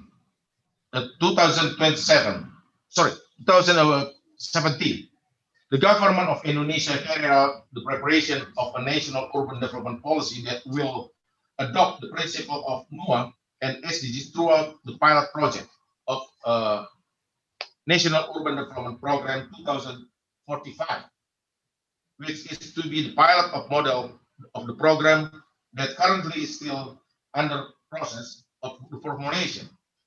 The project formulation is implemented by involving the multi-stakeholders in central government, including the local governments. And we are going to learn together how to internalize the principles of the NUA and SDGs. As the basis of local government understand the principles of SDG and NUA in urban development, following the commitment of Government Indonesia in Habitat Conference in Quito, the Government Indonesia has taken initiative to translate the NUA and also in Bahasa, and also prepared the series practical guidelines for implementing the protocols of NUA into urban development program, which is socialized through a serial meeting with local government agencies. This is, of course, very difficult effort for us. In order to support the realization of implementing the NUA principles in urban development, the principles of new approach have been outlined in Government Regulation 14/2016 concerning housing and settlements area development. Currently, the Government of Indonesia, the Ministry of Public Works and Public Housing is currently completing the agenda for setting up the mandates as derivatives of the regulation into technical guidelines. In addition, the Minister of Public Works and Public Housing of Republic Indonesia, as responsible institution for the provision of urban infrastructure in Indonesia, in 2017 has formulated the vision of the Minister of Public Works 2030 that legalized in public works, public housing to 26 and PRT 2017, which states that the ministry would realize the achievement of smart living in urban development nationally that meets the NUA and SDGs protocols in 2030. 1 minute to wrap up, sir. Yeah. Yes. As the how we can accelerate the action. So we have the recommendation that maybe the UN Secretary have to support the acceleration of the kit of action in our country of how to implement the NUA and SDG principle by monitoring the agenda. They in a certain year, whether this our project or our effort is already in the what is it, in certain standard. Furthermore, for this reason, we encourage the Secretariat to prepare a sort of technical operation guideline of the implementation of SDG and NUA principles, which can also be used as monitoring instrument to see how far its commitment will be will be fulfilled by the every member of the country. I guess this is what I want to share with you. So thank you very much to everybody, and hope that all the program very full. It's very fruitful seminar will be very helpful for us. Thank you. Thank you very much, Director. What you have brought to the discussion, like our previous speaker, the minister from Poland, is this all government, all country approach. And in the case of Indonesia, it's very clear that the government of Indonesia has embraced the international agendas as their own and very clearly identified them as national policies, certainly in the case of the SDGs, which I think is a very relevant notion for us all. And this platform creates also a space where these all country approaches can be reached and informed transnationally, internationally. Let us go now to a representative of the Wahiru Commission, grassroots women in Malaysia, my dear friends, Sri Sofyan. She's been a very active partner also in the negotiations towards the new urban agenda in the Habitat 3 process. Sri, how can we accelerate? Thank you very much to the organizer for inviting me. Good morning, good afternoon, and assalamualaikum warahmatullahi wabarakatuh. Yes, Emilia, how can we accelerate implementation? I think this new urban agenda platform provides opportunity for an inclusive space of recognition and contribution by all stakeholders.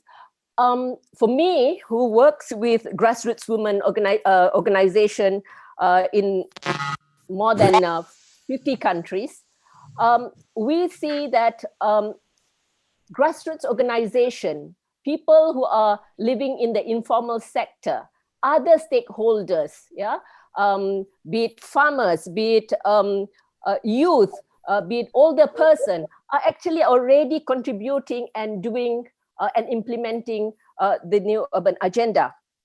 What does we mean by effective implementation? Do we only see policy programs? We want to see things that actually improves the living condition, status, and quality of life of the people who live in the cities, in the human settlement.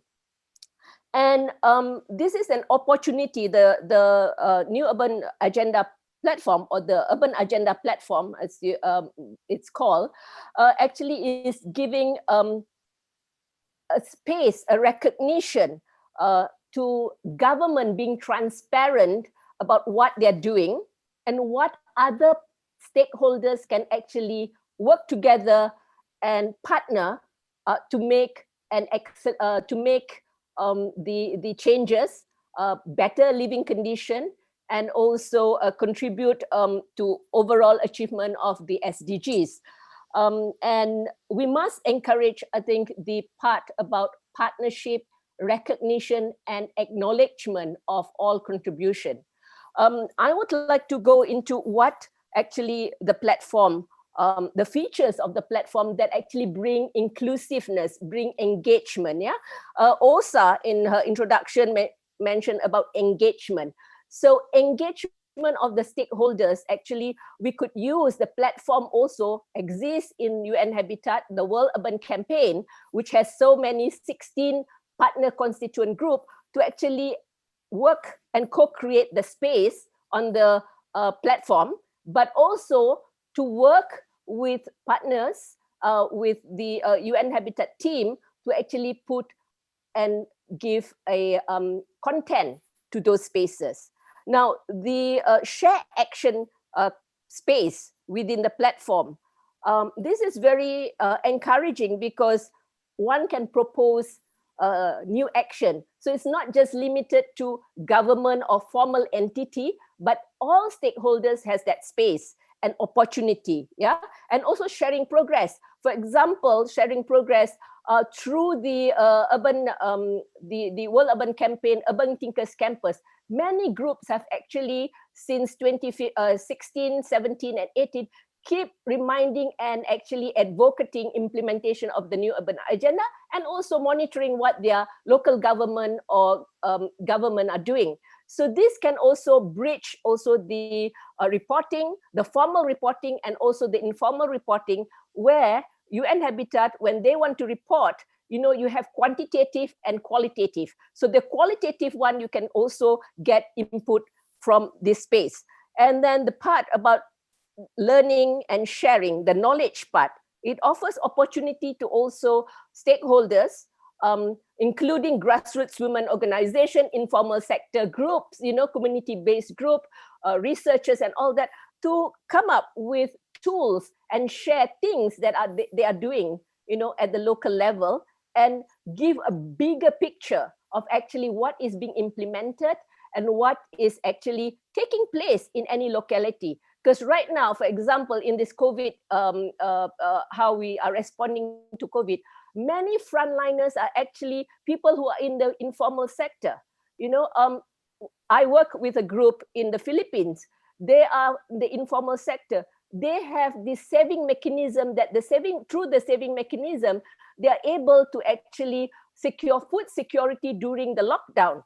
That's a contribution. That's something that, you know, is not maybe recognized or reported in the formal platform. Yeah. So and that this space, you know, like what Edie Maimuna mentioned, participatory is very important, and also evidence-based action that this space would give. The other point that 1 minute to wrap up, Sri. Yes, thank you, Amelia. So basically, partnership, recognition, accountability, transparency, this space give all that opportunity, and it's how we take advantage both sides, from UN Habitat side and also working with stakeholder, bottom up and top down. We merge and we will be giving better meaning to implementation and to improving life overall. Thank you very much for this opportunity. Thank you very much, Sri. You have brought to the discussion the issue of sharing, but we have many platforms already where we share. But I think most importantly, I think it's about acknowledgement now. If we want to mature and evolve in our partnerships, this acknowledgement issue that you have brought to the table is extremely important. Realizing that maybe not only the formal reporting mechanisms need to be relevant, and in this time of COVID, we have all understood how important informality is, and how it impacts in our way of life. And that is very much part and parcel of our reality. So thank you for these inputs. I'm going now to Mr. Raghi Saro from Expo 2020 in Dubai. You've got the floor, sir. Thank you very much. Thank you very much for this introduction, distinguished panelists and participants from all over the world. Hello from Dubai. First, I'd like to virtually take the opportunity to sincerely thank UN Habitat and the city of Surabaya for hosting this and organizing this important meeting that, one, will shape a new era for the implementation and monitoring for the new urban agenda, but two, for launching a multi-stakeholder global platform that will allow a variety of engagement from both the usual, but also the new stakeholders that are now provided with space to contribute towards a common goal. Now, to answer the question, and I'm going to touch on a few points, I would first like to inform that Expo 2020 has always been aligned with the global frameworks in a sense that prior and post-COVID era, we have embedded the Sustainable Development Goals within our culture. In fact, SDGs are part of our DNA. Following the footsteps of our Expo's Director General and UAE's Minister of State for International Cooperation, Her Excellency Reem Al-Hashmi, this commitment has been there from day one. From choosing a sub-theme of opportunity to launching a pavilion with a special focus on SDGs, where the key messages of creating agents of change to build a better future for everyone is well echoed daily through our offices and our site. Even small actions can make a big impact is what we keep reminding ourselves on a daily basis. Additionally, we had launched the best practice program that showcases real solutions to the world's biggest challenges, in which we are very proud to have UN Habitat as part of our jury for the Resilient Habitat Key Area. This program highlights projects from all over the world, has provided impactful and sustainable interventions, keeping in mind the need to expand and replicate those practices globally, regionally, as well as locally as well. Another key example is our strong partnership with the United Nations, which through their pavilion, we hope to achieve and create a lasting engagement for action and impact revolving around the SDGs, where the idea will be to invite all visitors to take a seat and participate in a world that will shape our future. The same goes with also in other international organizations and regional organizations such as the League of Arab States and the African Union, who both will be actually participating for the first time at the World Expo with their own pavilion. The African Union, there's a huge focus on promoting Agenda 2063, the Africa we want, its flagship projects of sustainable development.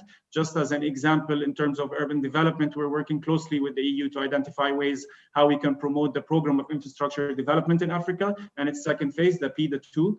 And now in support of also accelerating and advocating for SDG 11, during the 6-month event, we will have a dedicated full thematic week focusing on urban and rural development.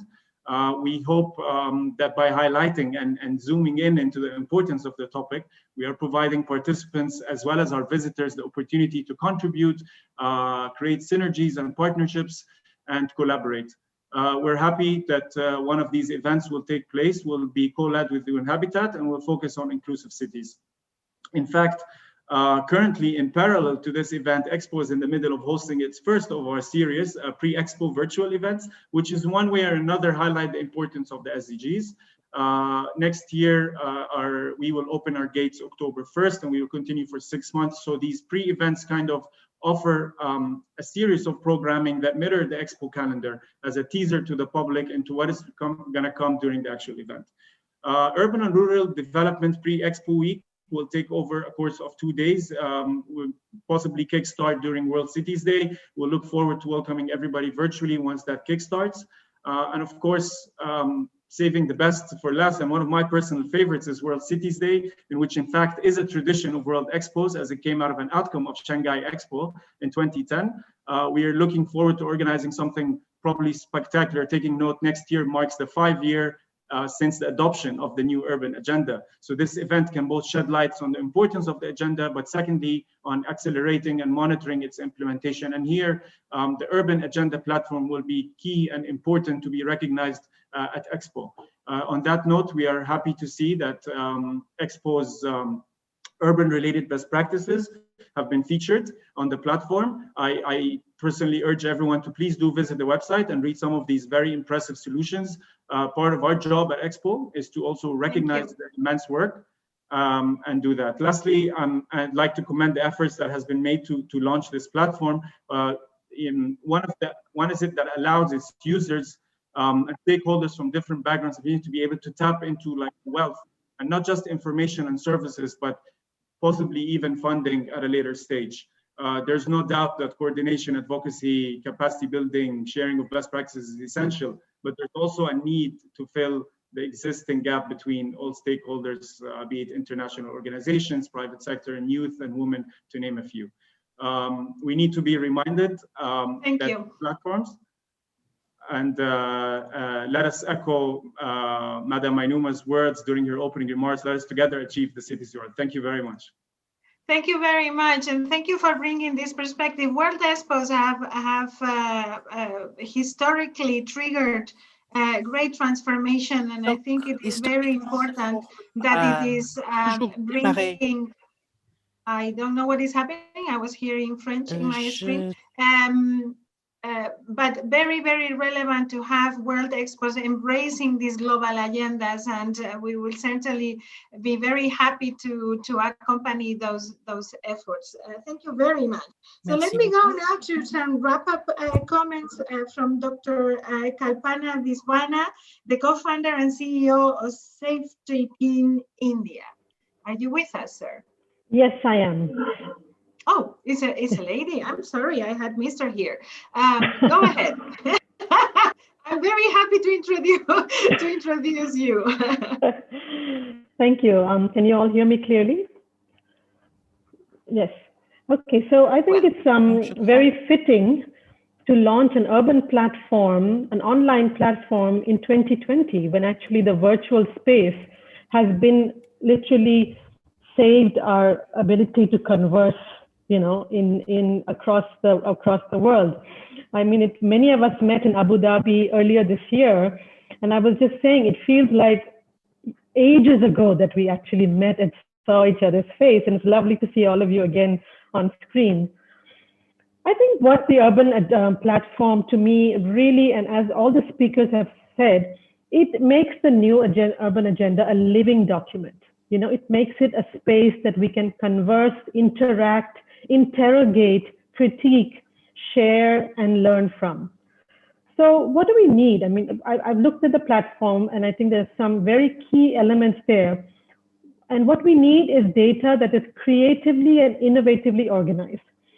There are many other platforms, I agree, but I think at some level on the web, we're also overpowered with information and data.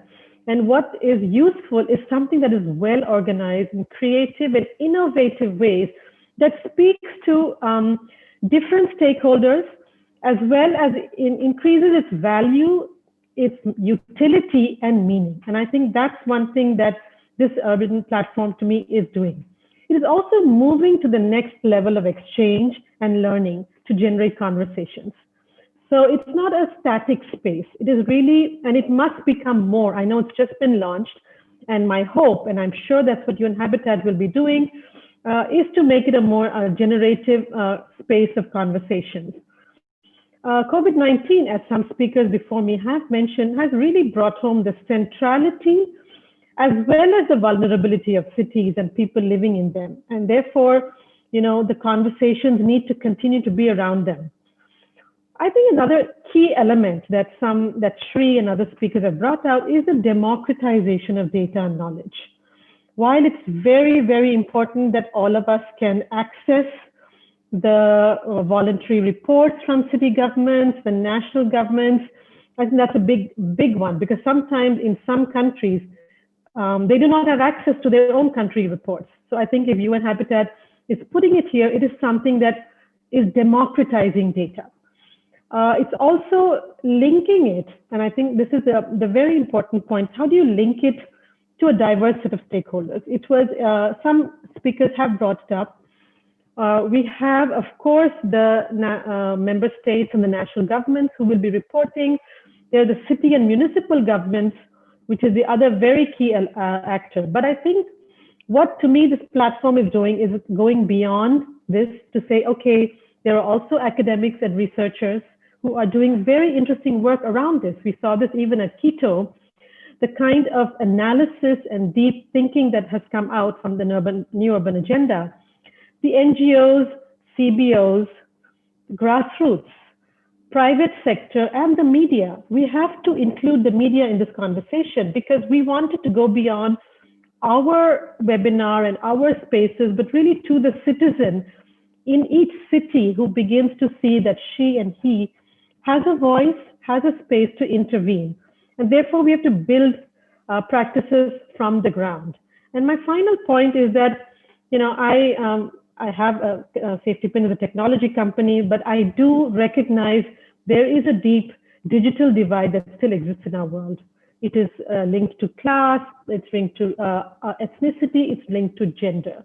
And therefore, a platform like this, to be truly transformative, must bridge the online and the offline to make sure those conversations that are happening here build from those happening on the ground and vice versa. And the movement is such so that, as I said, it is really a truly transformative space. I think today we recognize in the decade of action, we need practices, we need actions, we need theory, we need thinking, we need thinkers, we need governments who are looking to do transformative change in our cities, our countries, and our world. Thank you very much to all of you and to UN Habitat for this wonderful platform that they have provided. Thank you very much, Dr. Kalpana. Apologies for not recognizing you because we have even met and before.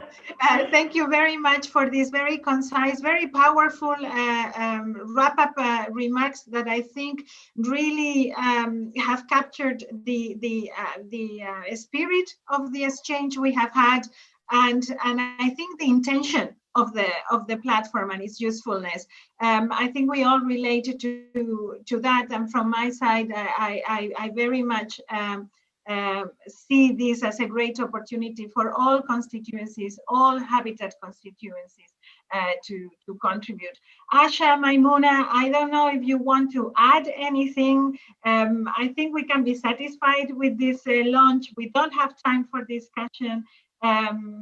Unless you want to share anything with us, Executive Director or Asha, I would suggest that we close the session.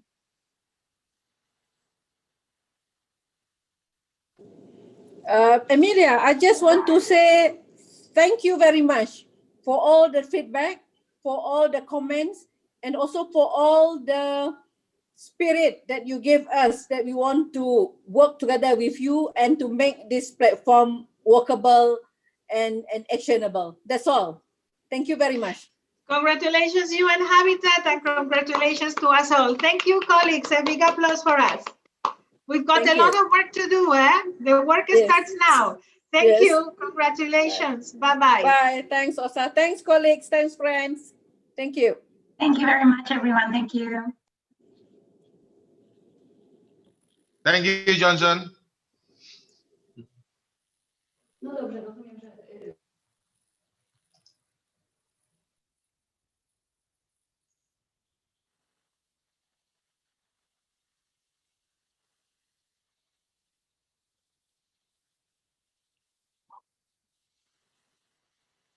Well, thank you. Our moderator for the roundtable one, Miss Amelia Sais, as the Secretary General of United Cities and Local Government. That was such a really lovable roundtables. Even we're meeting up on the virtual mode, but love the spirits from every participants on the first roundtables. Ladies and gentlemen, and now we are going to have a 5 minutes assessment for the break. And I am very looking forward for you, all the participants, and ladies and gentlemen, to back for the roundtable 2 on responding to resilient, inclusive, gender equal, and green economic recovery in informal settlements. So, ladies and gentlemen, once again, we will have a break for around 5 minutes.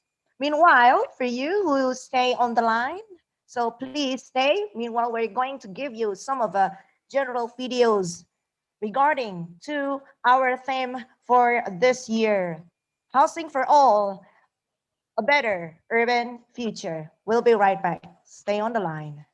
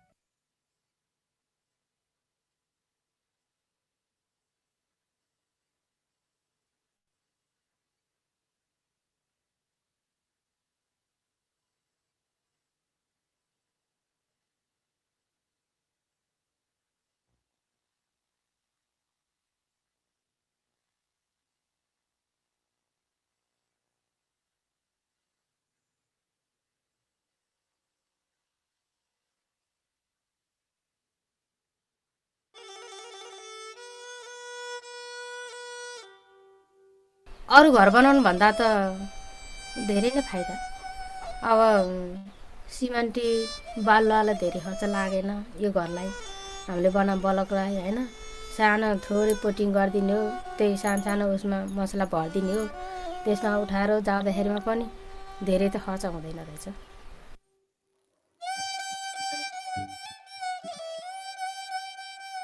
हाम्रो 2-3 महिना मान्छेहरूले खेलाउन जस्तै सोचे, अनि ल हामी त यत्रो खर्च गरेर नि डुब्ने नि भयौँ, म त झन् दुखी मान्छे, झनै दुखी हुने भयो भनेर एकदम चिन्ता पनि लाग्यो। अनि भन्दै लाँदाखेरिमा बनाऊ कसो नहोला के नहोला भन्दै लाँदा अहिले बलक बनाएर मैले दिन पुर्याएर बेच्न पनि पाएन। त्यस्तो भन्दै लाँदाखेरि पछि त खोस भइदियो।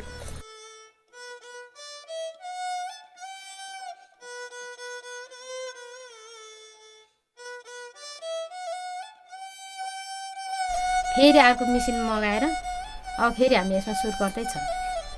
अब फेरि गर्दै लाँदाखेरिमा भोलि अब के कसरी हुँदै जाँदाखेरिमा अनि सबै कुरा सजिलो अवसर आउँदाखेरिमा हामी सबै गर्न भन्ने त सोचेछौँ।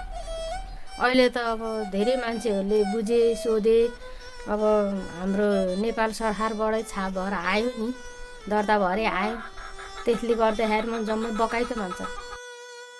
मेरो श्रीमान पनि त घरमा हुँदाखेरिमा यो कुरा मात्रै भइदिया भइदिए यहीँ बसेर त्यहाँ जाने खर्चले यहीँ बसेर गर्न पाए ऋणबाट नि अहिले मुक्त भइसक्थ्यौँ, पैसा केही बचत हुने रहेछ, बालबच्चा पढाउनको लागि पनि 2-4 पैसाको लागि पनि खाँचो नहुने, गाह्रो नहुने, सजिलो हुने भन्ने अहिले म कति पछुता छु। मेरा वरिपरिका साथी सम्झिनेहरूलाई मैले काम पनि दिन पाएँ होइन, अनि आज यस्तो भनेर मैले केही समाचार सुनाउन पनि पाएँ होइन। अनि बेरोजगार भएर बसिरहेको महिलाहरूलाई अहिले निरन्तरले काममा दिन पाउँदाखेरिमा पनि उनीहरू पनि धेरै अत्याधिक खुसी छन्। सक्दैन भनेर त केही नगरेर पछुताएर मैले बोले केही हुँदैन भनेर चुप लाएर बस्यो भने त केही काम पनि हुँदैन।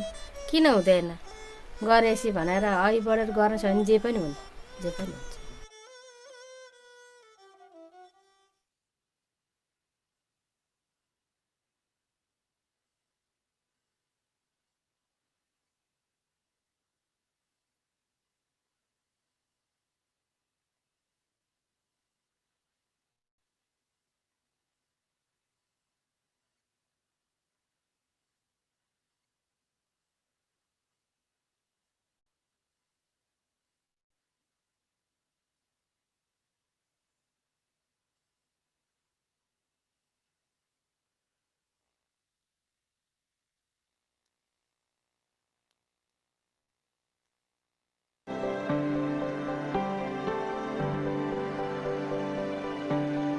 नयाँ घर राम्रो छ, बलियो छ, हाम्रो परिवारले सुखी भएको छ। पहिलाको घरभन्दा अहिलेको घर बलियो, हुइचा लाउँदा नि नभत्केला जस्तो छ। यो घरमा कोठाहरू धेरै ठुला खालका राम्रा छन्। हाम्रो घर बनाउँदाखेरि मान्छेहरूले राम्रो छ भन्ने, हामी पनि यस्तै बनाउँछु भन्ने।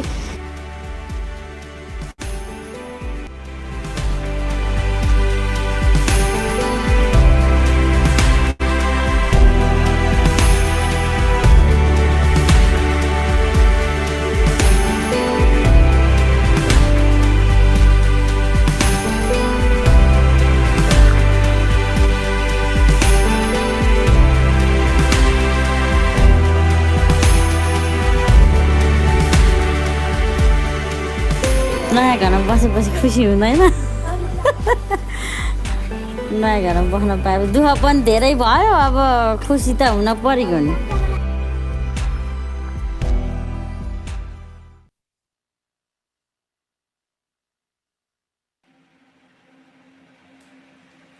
भैँचालो गएपछि बुवा नि बिरामी हुनुभयो, घर पनि लड्न लागेको थियो।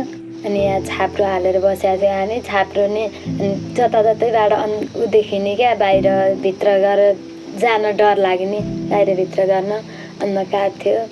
अनि त्यहाँ पछाडि बुवा नि बित्नु भयो, अनि हामी 3 जना भयौँ, भाइहरू र म मात्र।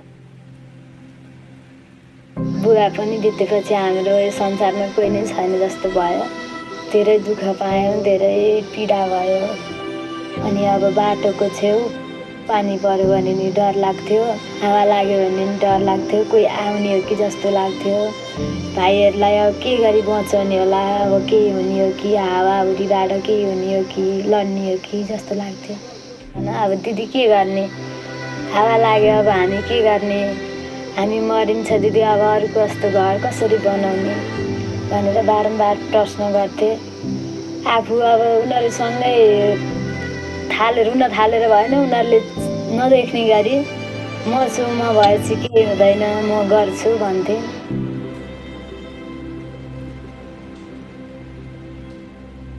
अहिले चाहिँ घर बनाएको छ धेरै खुसी भएको छु म पहिलाको घरमा भन्दा अहिले धेरै फरक छ धेरै राम्रो छ बलियो छ अहिलेको अहिले अब सिमेन्टी लाएर केही गर्नु पर्दैन आफूलाई काम गर्ने केही कुरामा पनि यो घर सजिलो छ भाइहरू पनि धेरै खुसी छन् यो घरको बारेमा त धेरै राम्रो लाग्छ धेरै राम्रो घर बनाइयो जस्तो लाग्छ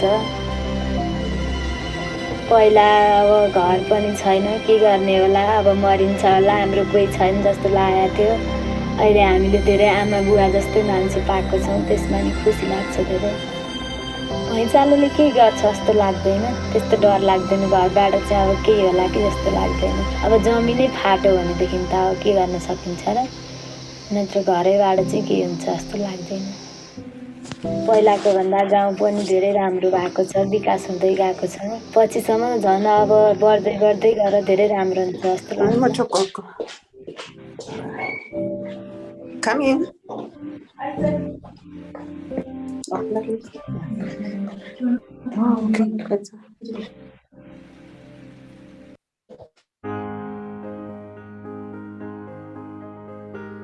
मान्छेले भन्छन् बाललाई यस्तो माटो कुटेर Hi, how are you? Okay.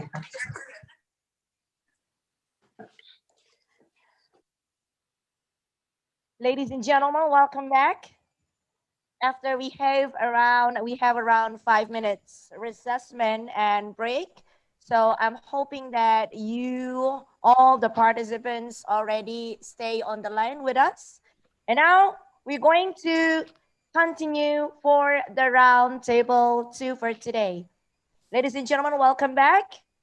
On the theme of round table 2, responding to resilient, inclusive, gender equal, and green economic recovery in informal settlements.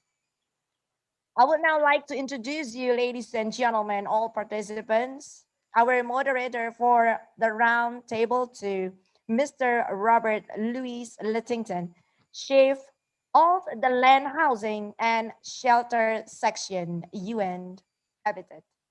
The screen is yours. Thank you very much.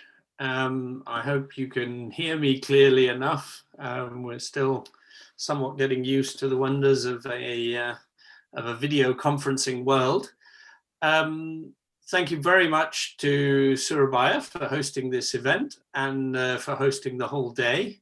It is a great pleasure to take part in this second roundtable, as highlighted on resilience, inclusiveness, gender equality, and green economic recovery in informal settlements.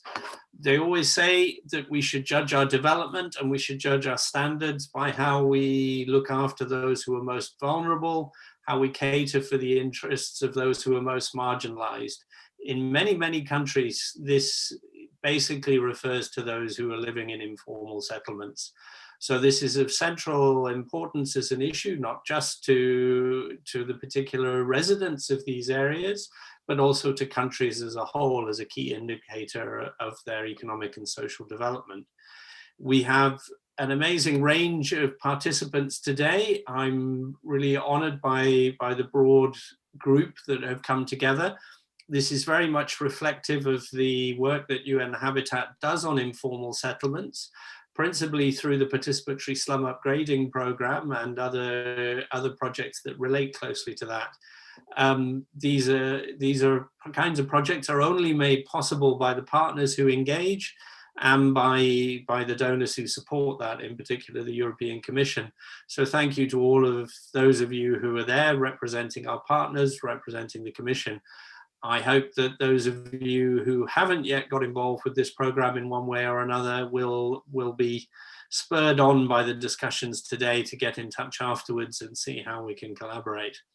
So without further ado, and in the interest of trying to keep up to time, which is very, very short today, I would like to welcome comments from the Honourable Tri Rishmaharini, the Mayor of Surabaya, as our hosts, and to provide some welcome remarks and reflections on COVID impact and context and the relevance of the topic and its links to World Habitat Day. Over to you, Honourable Mayor. Thank you, Moderator. Honorable Ms. Yvonne Aiki Sawyer, the Mayor of Freetown, Sierra Leone, distinguished speakers and partners, ladies and gentlemen. Good afternoon from Surabaya. Good morning, good night. Sometimes we as a local leaders, as a mayor, a city planners who have authority over a city might be easily thinking that slums shall be demolished or relocated. But in fact, we really cannot ignore that human existence there. Therefore, what we do in Surabaya is to see slum area or informal settlements as a sector that should not disrupt the development of the city. Instead, if we can treat them well, they can contribute to the development of the city and make the city more resilient. When the master plan of Surabaya was drafted in early 70s, planners and the city government agreed that existing kampung or urban village, especially those in the old part of the city, should be protected as urban heritage. Not long afterwards, a development policy was issued that prohibited new development, including housing by real estate, to disrupt the existing kampungs and peri-urban villages. Therefore, we never have a concept of demolishing informal settlement to give way for new development. With that perspective, we implement a number of projects to rejuvenate the area, improve the infrastructure and basic services, including roads, drainage, sanitation, and develop a joint planning together with citizens dwelling the area. After that, we educated them on the importance of clean beauty and comfortable living area.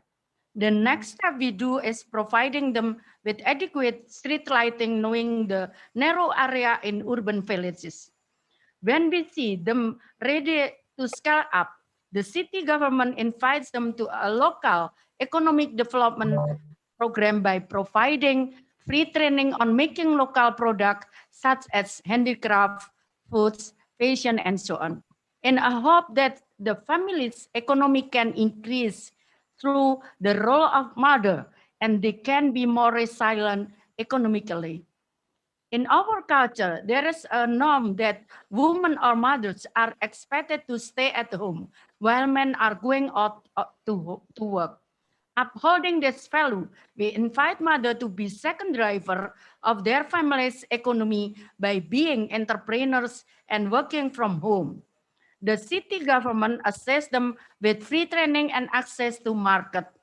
The benefits have been real. We record an increase in local economy of the citizen, along with the increase of their purchasing power. Having their income increase, then they are able to improve their own houses to be more decent and livable. In fact, they are not only improving their house, but also the surrounding environment, including streets in front of their house, because they see it is a part of their front home yard. For people living along the riverbank, we help them to move into a low-cost rental apartment with cost only $5 per month. In those low-cost apartments in most urban villages, we built public parks, sport fields, libraries, children playground, community hall, equipped with computer, printer, and free Wi-Fi connection, as well as broadband learning center, which provide free training to promote digital literacy. Public clinics are also available in the apartment area for an easier access to health services. With all these free facilities, people will not be reluctant to move from slum areas to a more decent place to live, as they will get a better life. After our squatters move to the apartment, we improve the area along riverbank to be green space. Dealing with the environmental issue, we teach residents to manage solid waste by implementing 3R concept: reduce, reuse, recycle, and treat organic waste into compost using a simple method in household level. We promote an urban farming project in which the city government encourage the citizens to plant vegetables and fruits in their area. They can use compost that they are produced independently to support this project. This project will help them to secure food supplies. On the other side, inorganic garbage is collected and sold the waste bank, available in 433 locations. The income they get from selling the garbage is collected weekly and an additional income of the family. When we look at the data in 2010, people with low purchasing power was 35.35%, but in 2019 it goes down into 5.04%. While those with high purchasing power have been increasing from only 18% in 2010 into 49.87% in 2019.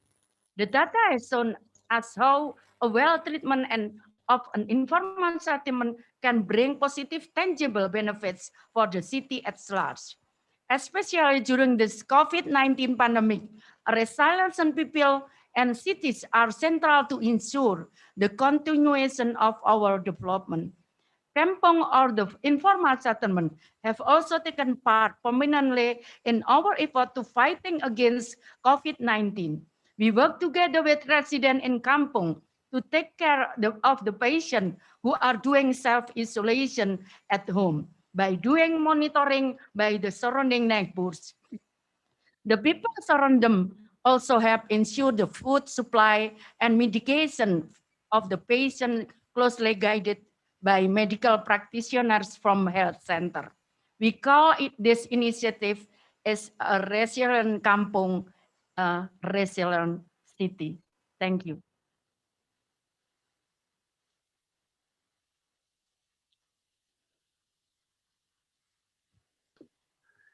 Thank you very much, Honourable Mayor. That insight into the details of how your city has coped with some of these issues and how you've worked with the community are always fascinating to hear. I would next like to call upon the Honourable Yvonne Aki-Soya, the Mayor of Freetown, Sierra Leone, to make some remarks on the need for tailored pro-poor solutions to build resilience in COVID times. Honourable Mayor. Thank you very much. Thank you very much. And good morning to all. Good morning, Mayor Surabaya. It was a real pleasure listening to you just now. I feel as though so much of what you've said mirrors exactly where we are going. Is there a problem with the connection? Oh, brilliant. We can hear you very clearly. Brilliant, brilliant. Tailoring pro-poor solutions for during COVID times, I think has to start in our case with an appreciation of the fact that where we were pre-COVID times already required pro-poor solutions, and recognizing, as has been so adequately demonstrated by the previous speaker, that we have such a large percentage. The World Bank has told us that a third of the world's population lives in slums, and Freetown is no different, with 35% of our population living in informal settlements. Perhaps one of the features which might be different in other contexts is the way in which those informal settlements are scattered around the city. So in contrast to quite a number of cities, we don't have, just one or two major slums, but unfortunately, because of a lack of development control and planning, when the city, post the Civil War, when the city's population increased by 2.5% or 2.5 times, what we've seen is a proliferation of informal settlements, with 74 informal settlements within the city. So pretty much everywhere you turn, there is informality. And what the question of tailoring pro-poor for resilience in times of COVID, as I said, I wanted to make the point that it's about tailoring pro-poor at all times. Because whether we're preparing for a pandemic, dealing with a pandemic, dealing with climate change, these are all matters and issues which, if we don't bring those who are affected on board, then we're really not going to be able to have resilience. So for me, resilience starts with tapping into the aspirations of this 1/3 of the population living in situations where there's inadequate housing, inadequate water, drainage, etc. What have we done in Freetown? I've been mayor for 2.5 years, and I came into office with a campaign to transform Freetown, particularly focused on this informality.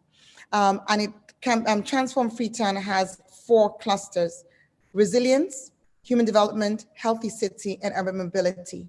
And we work with our informal settlements already in delivering targets across those clusters and the related 11 priority sectors. COVID has made us see how important the work we were doing was and how much of it needed to be accelerated. So within resilience, we have as sectors environmental management, urban planning and housing, revenue mobilization. Urban planning and housing, I mentioned already, the informality has been because of a lack of planning. And housing, we've set ourselves a target, because all of these sectors have a combination of 19 defined targets that we're seeking to achieve by 2022. With housing, we're looking to provide 5,000 new affordable housing units, but we're also doing slum upgrades. So I'm so inspired by the previous presentation to see what has already been done. We have 5 communities where we're in the process now of doing the community consultations, the needs assessments, working with the same principles which were identified. Where it's coastal, move them off of that. In our case, we also have hillside slums where there's a great deal of hazard because of the threat of landslides. So in environmental management, we're working with our communities to plant 1 million trees. And that's literally ongoing, which means that we're planting trees in backyards, in people's compounds, in schools, in offices. But in the case of informal settlements, I've been amazed at the level of collaboration. In fact, our community-based organizations who are our tree monitors, one of our strongest groups is the Federation of Urban and Rural Poor, otherwise known here as the Slum Dwellers Association. So we're planting trees, we're doing slum upgrades. And during COVID, when water became an issue, you can't automatically create housing in the middle of a crisis, but we were able to accelerate the provision of water. 47% of our residents did not have access to running water, and that was accentuated in our informal settlements. So we've provided over 150 rainwater harvesting tanks and water harvesting systems within the informal settlements, and doing that with the communities because they're managing, identifying the sites and managing the provision of that water. Markets are another area of vulnerability where many of those informal settlements actually make their living. as traders. And here we created a system, again, working with the market traders, working with those informal settlements of monitoring our Mask Up Freetown campaign, where we had locally made masks provided. Again, this is speaking to economic activity being maintained. Always, as the key beneficiaries would be those in informal settlements. We've had over 140,000 masks made, locally made and given out. First priority to our female traders, because from a women's perspective, they are most vulnerable. Given out also to not just to those in the market, but also to the commercial sector, transport providers, to those on the kekes, which are what you would probably refer to as tuk-tuks in Southeast Asia, also to the Okada riders. So we've given the masks out, we've made the masks. And in the markets, we've had market traders identify teams of markets monitors, monitoring the use of hand washing stations, because the markets have also been provided with water, monitoring the wearing of masks, and monitoring as best as possible some level of social distancing. But the informality of our communities has made the concept of social distancing, it's really highlighted how that does not fit in where you've got the sorts of slum informal settlements, and again, speaking to the need to accelerate change. Another area has been urban farming, where we have been able to identify 300 households. We're starting with that, moving up to 500, and then hopefully by the end of COVID, or towards the end of COVID, because we don't know when it will be over, scale this further. So the same concept is applied here of looking at the most vulnerable and putting women at the forefront. So it's female-headed households, and the added vulnerability are those who potentially have disabled people as dependents, or the elderly, providing them with the planting boxes, with the tools, with the soil, with the seeds, and most importantly, with the technical capacity. And finally, in respect of resilience, as I said earlier on, we've got to look at resilience from the perspective of the aspirations of those whom we're trying to serve and within whom we're building resilience. So community engagement has been key, and we've worked at two levels: horizontally across the city, at ward level. Our city has 48 wards, and we've set up teams of mobilizers within each of those wards, teams of influencers that reflect the communities. So a tribal head, a women's leader, a youth leader, and so forth, working with the councillors, going within the community and speaking to community members. But we've also worked vertically, where we've taken influencers from the perspective of religious leaders, Ebola survivors, the Traders Union, the Bike Drivers Union, and of course the Slum Dwellers Association. And they formed their own teams who have been able to communicate again to residents in the city, but from the perspective of their own sphere of influence. So in looking at resilience in COVID times, it's been about dealing with the impact of COVID from the perspective of looking at quarantine homes, providing food to those in quarantine, particularly those in informal settlements, creating a special community care center targeted at those in informal settlements who cannot isolate because their residents simply do not provide this physical space to do so.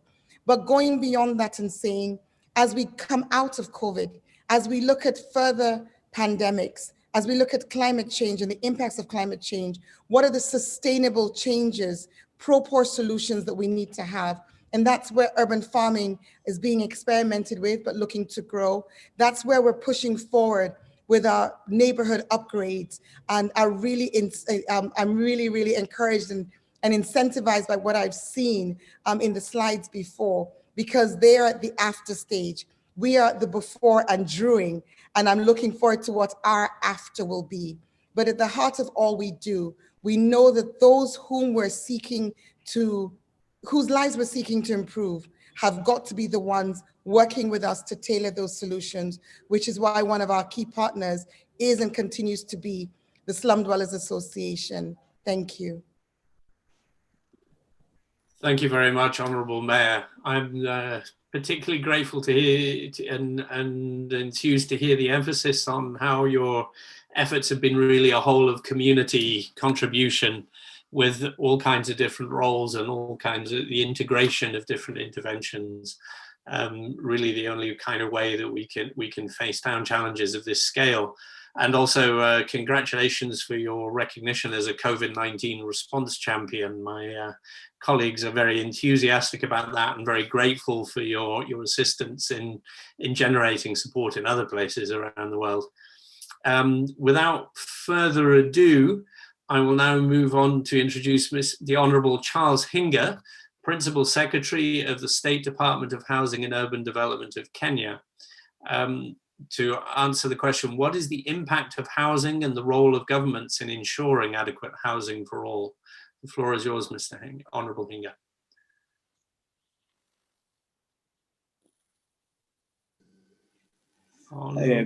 Good afternoon, everyone. I hope you can hear me very well. I've had some challenges connecting.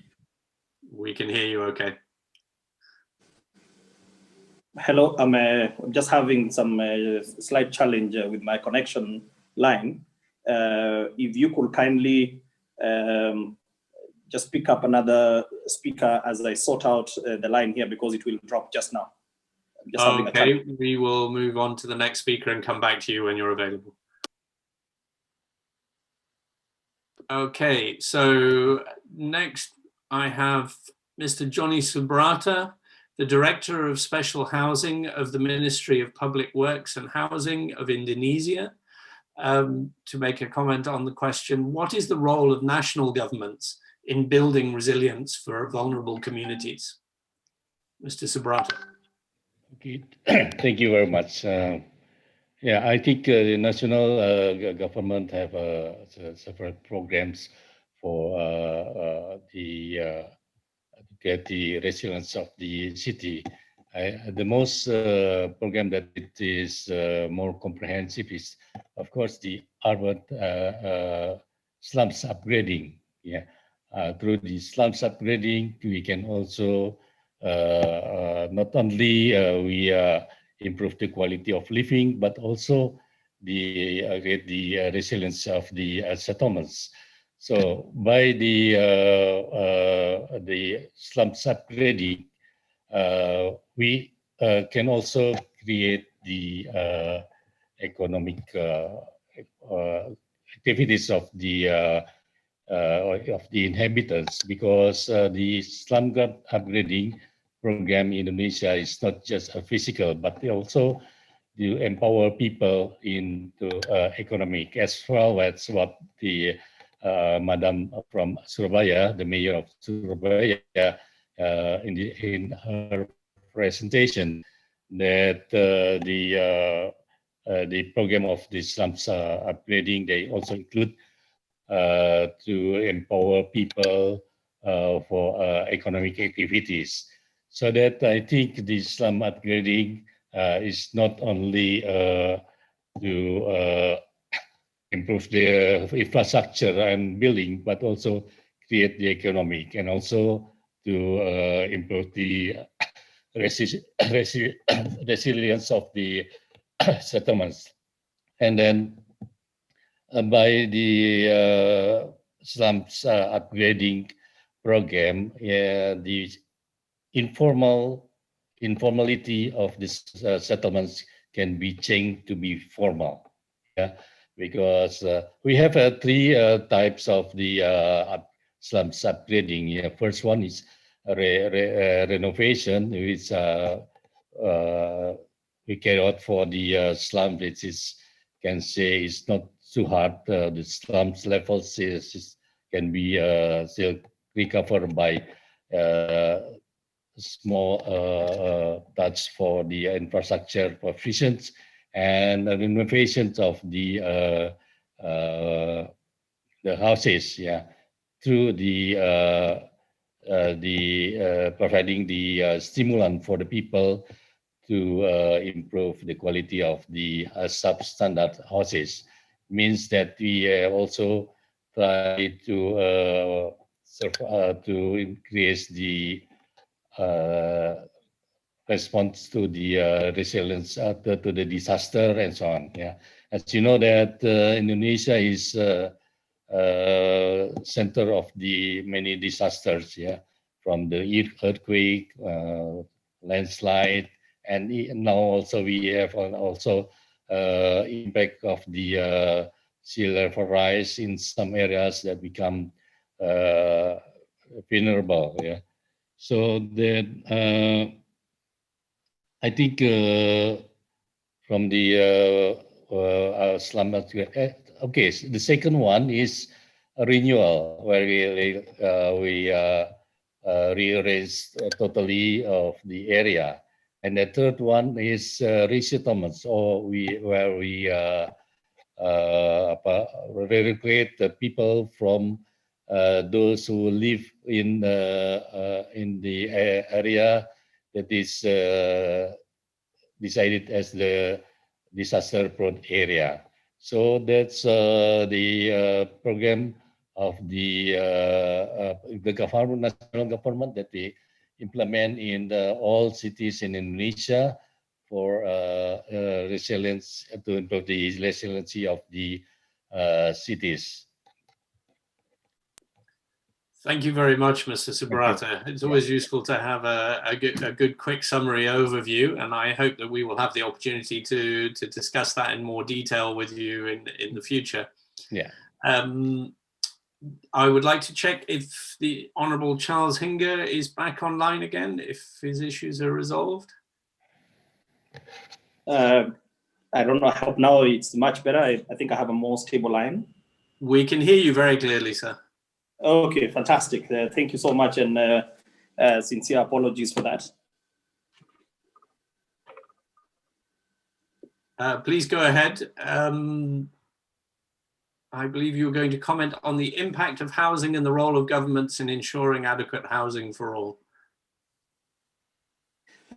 All right, thank you so much, and good afternoon to everyone. And I know because this is a global event, it's good morning to others. I'm delighted to join this forum. And straight on with respect to the role of government in ensuring adequate housing for all. First of all, from a Kenyan perspective, we promulgated a new constitution in the year 2010. And in the year 2010, we, the people themselves, bequeathed to themselves absolute rights. And one of those rights is what we call the right to housing and adequate housing. Can you hear me? Yes, we can hear you very well. Please continue. Okay, all right. Okay, fantastic. So, yeah, so there is the rights that Kenyans bequeathed to themselves, which are contained in Article 43 of our Constitution. And this falls under the Bills of Rights. And it is one of those that are non-negotiable rights. Now, beyond that, we also came up with our long-term national goal, which is our Vision 2030. And our Vision 2030 as a country, we aspire to be a mid-economy country. And for us to be able to attain that mid-economy status, one of the things that we have to address, amongst others, is the issue of ensuring that there is more social justice. And for us to do that, we identified housing as a major component of being able to deliver affordable housing as one of the major components for us to be able to attain our mid-economy status. Subsequent to that, you know that every now and then, the citizens, through the biggest public participation, elect their leaders.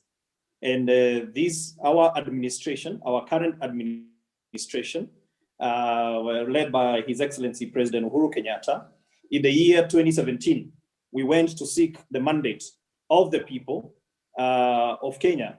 And one of the promises that we gave the Kenyans is the making the dream of affordable housing to be a reality. Now, that is in terms of introduction. So what have we done to do that? we in Kenya, we identified that there are several reasons why many years post-independence, majority of our people don't live in proper housing. As a matter of fact, almost 65% of all the Kenyans in the urban areas, especially in our capital city, Nairobi, they live in informal settlements.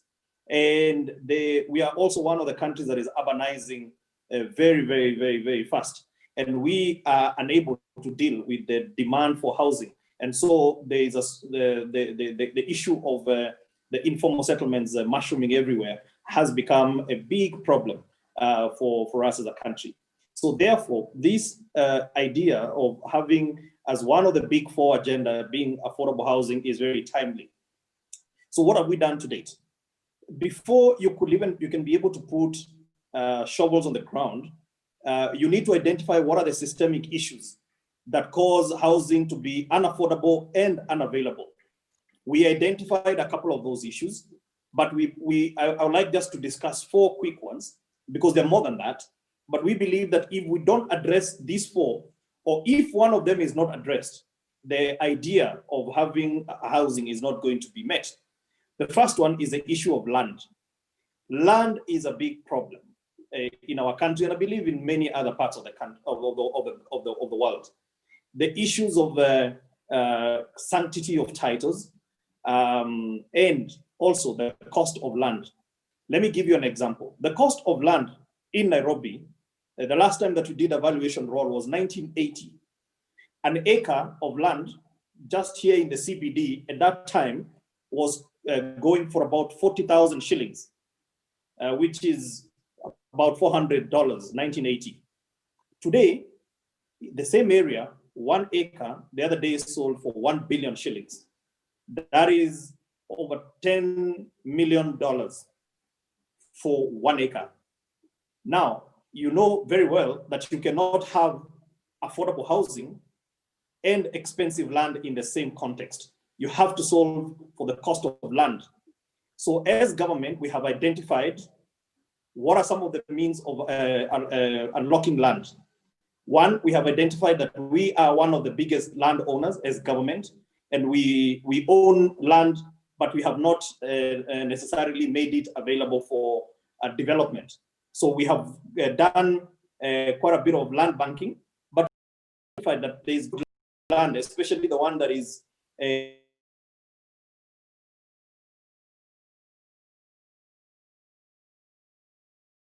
transport corridors. It is in the private hands. So we came up with incentives to make sure that we unlock as much of this idle land.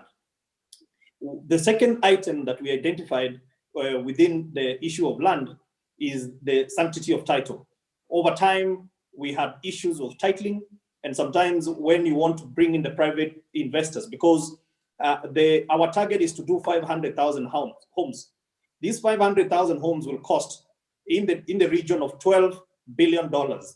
Now, we don't have that kind of money. So our plan is to attract private investors to be able to invest in housing. So to do that, you must be able to make sure that the sanctity of title is something that is followed through. Second issue that we had to deal with is the cost of construction. The cost of construction in Kenya was obscenely high. And there were tax codes that were not in alignment with the agenda. The other issue that was significant is our building code dates back in the 1940s. And that means that our building code only recognized the stones as the only permanent building material. And world over, we have moved into different technologies. So for us to be able to achieve our goal, we have come up with alternative building techniques.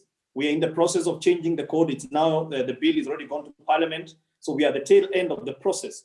And one of the things that we want to do is to leverage large economies of scale and also to come up with designs for housing that will make it very quick to be able to develop these houses. Number 3 was the challenge of processes.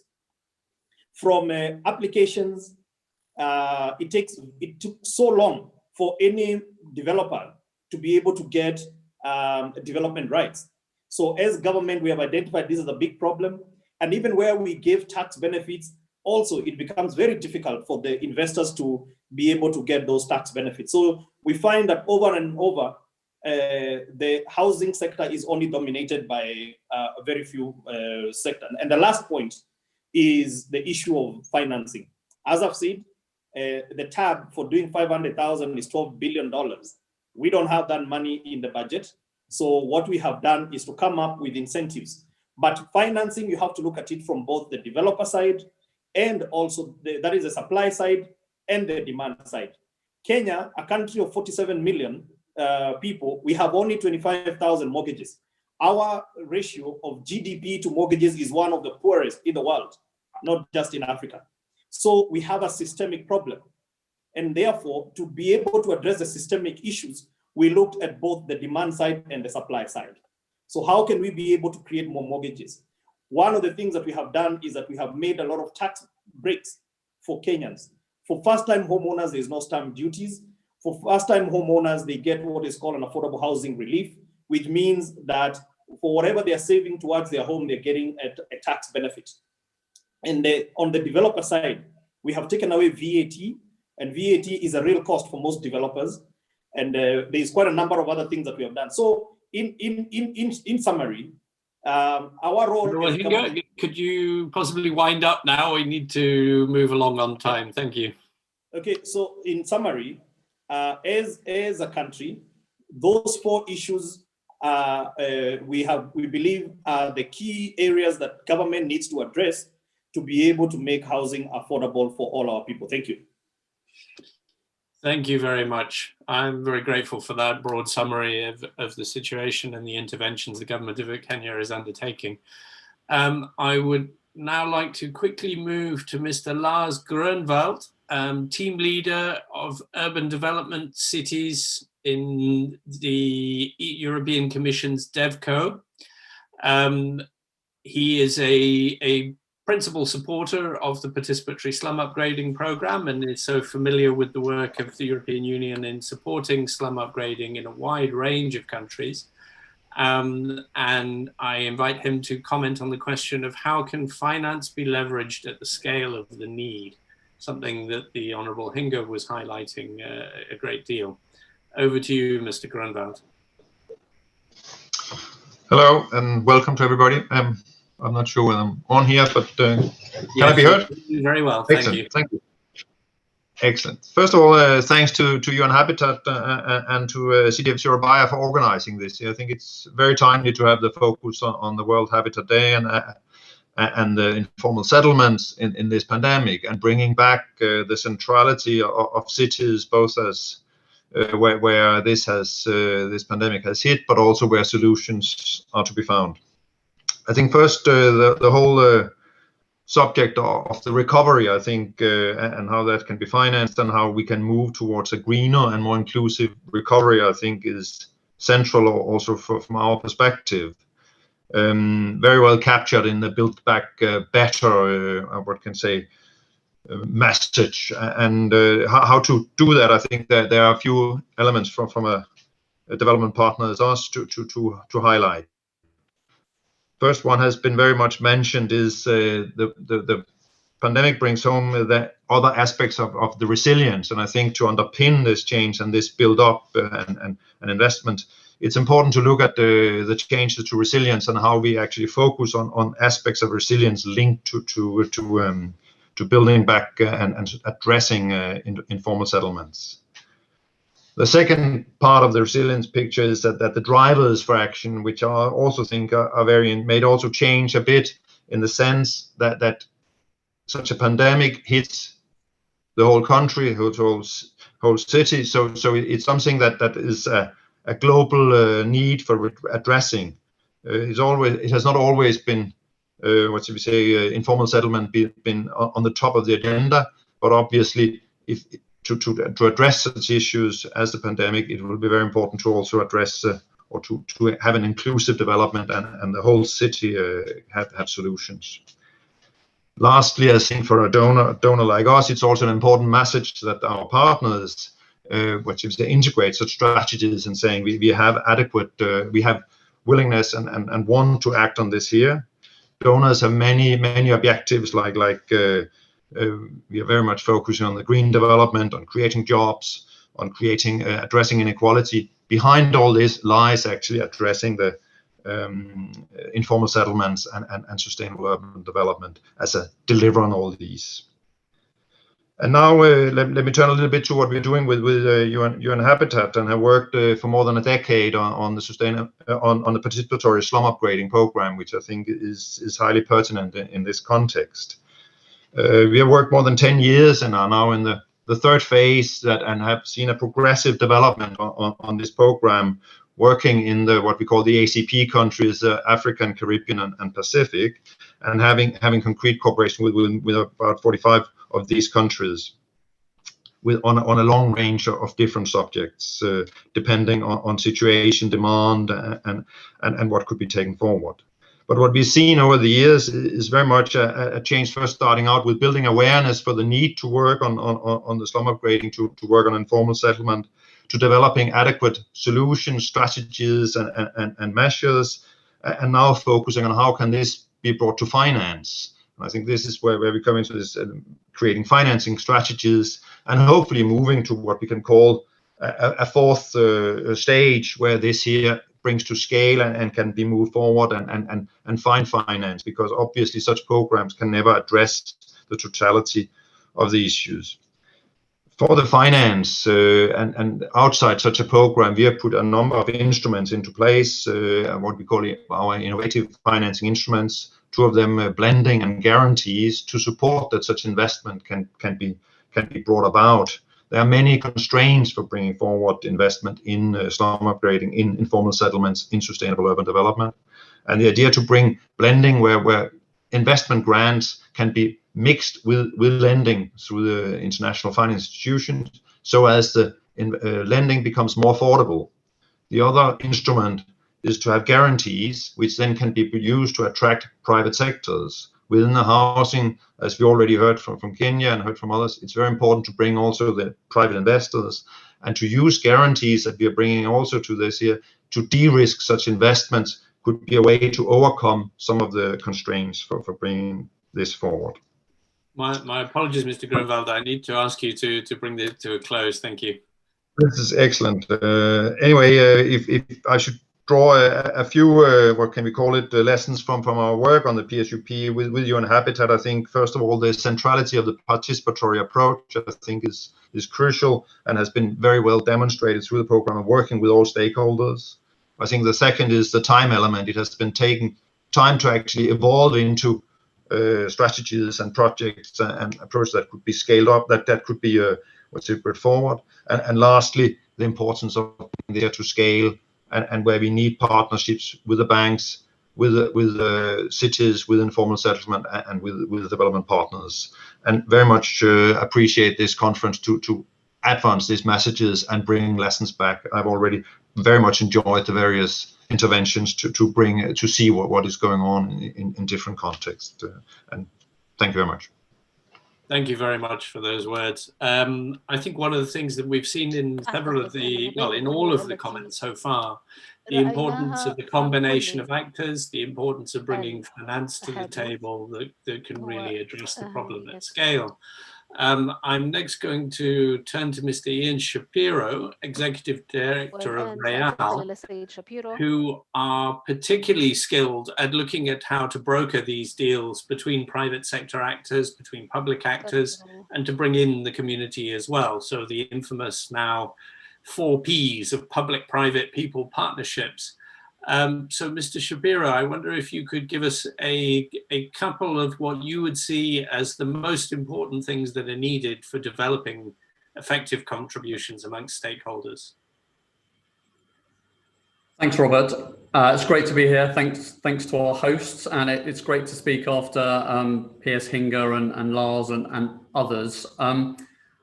Winston Churchill said, never let a good crisis go to waste.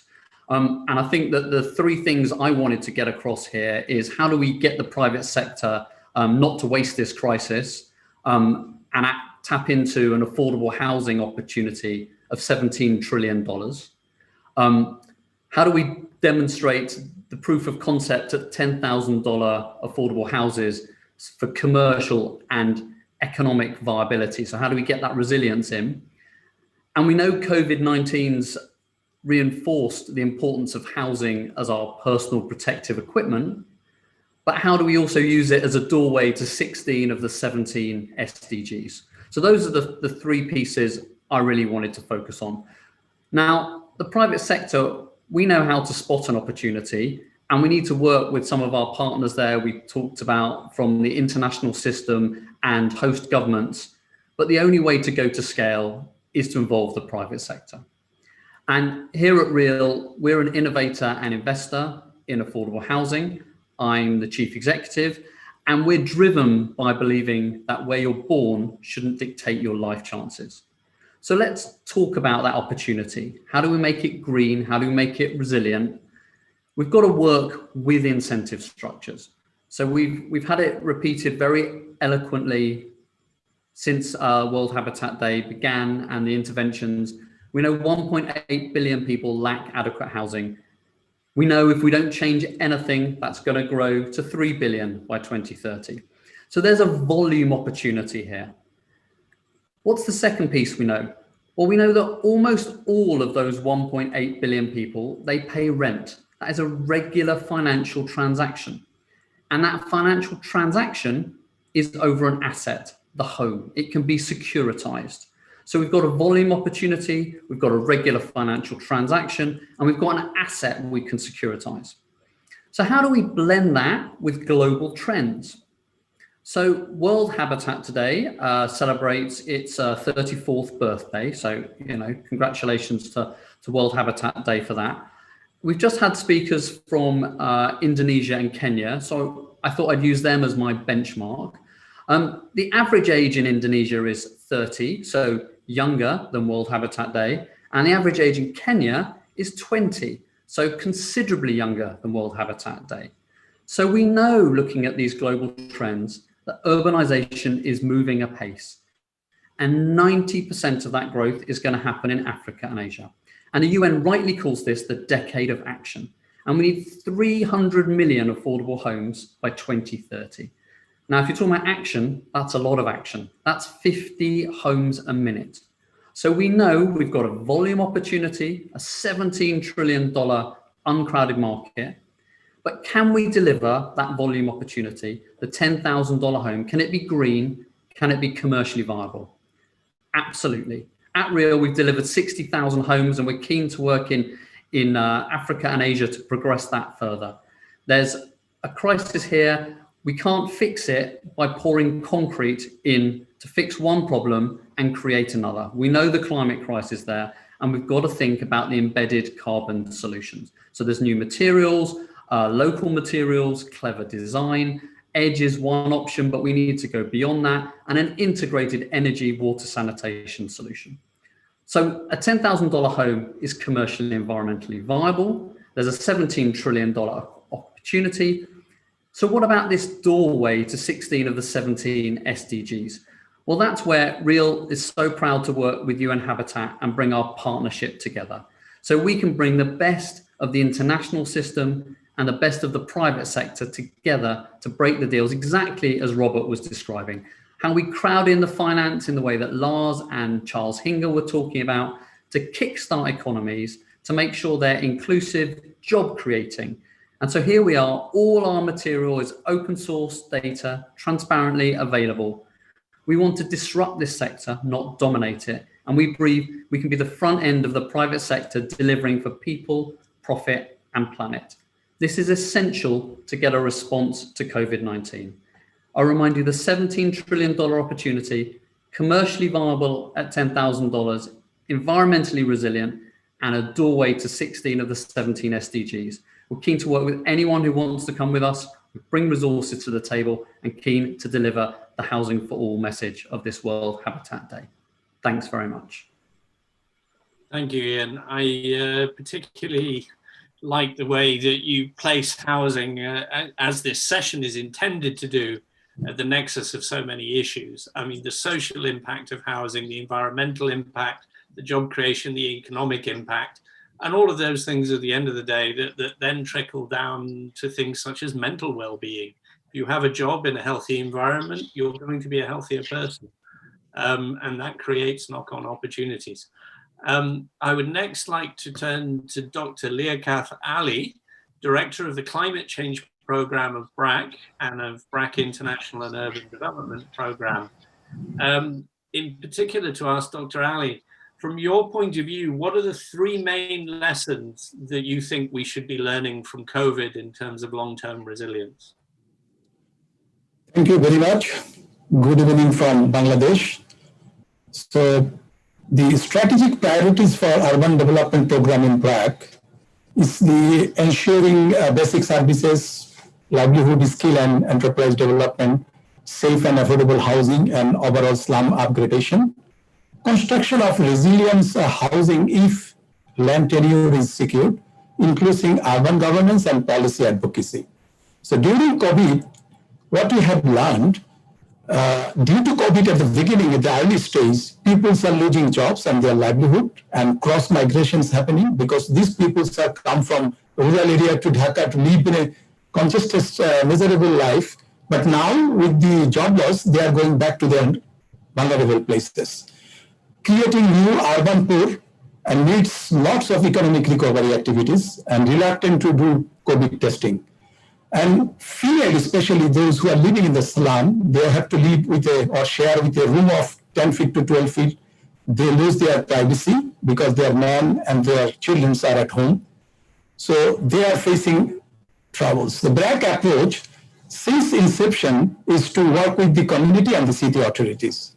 So during COVID, we found at the initial stage, a lot of players who are involved with the slum dwellers or the community, they have their limited presence. So the BRAC, the main responsible response during COVID, and the communities, our CDO leaders, our civil community organizers, they are present there.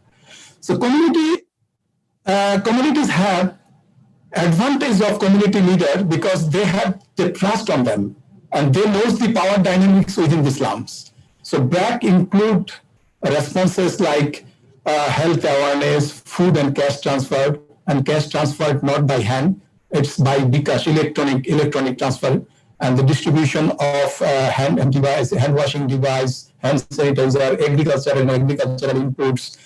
And the BRAC established several testing booths, kiosks in the slum area for COVID testing.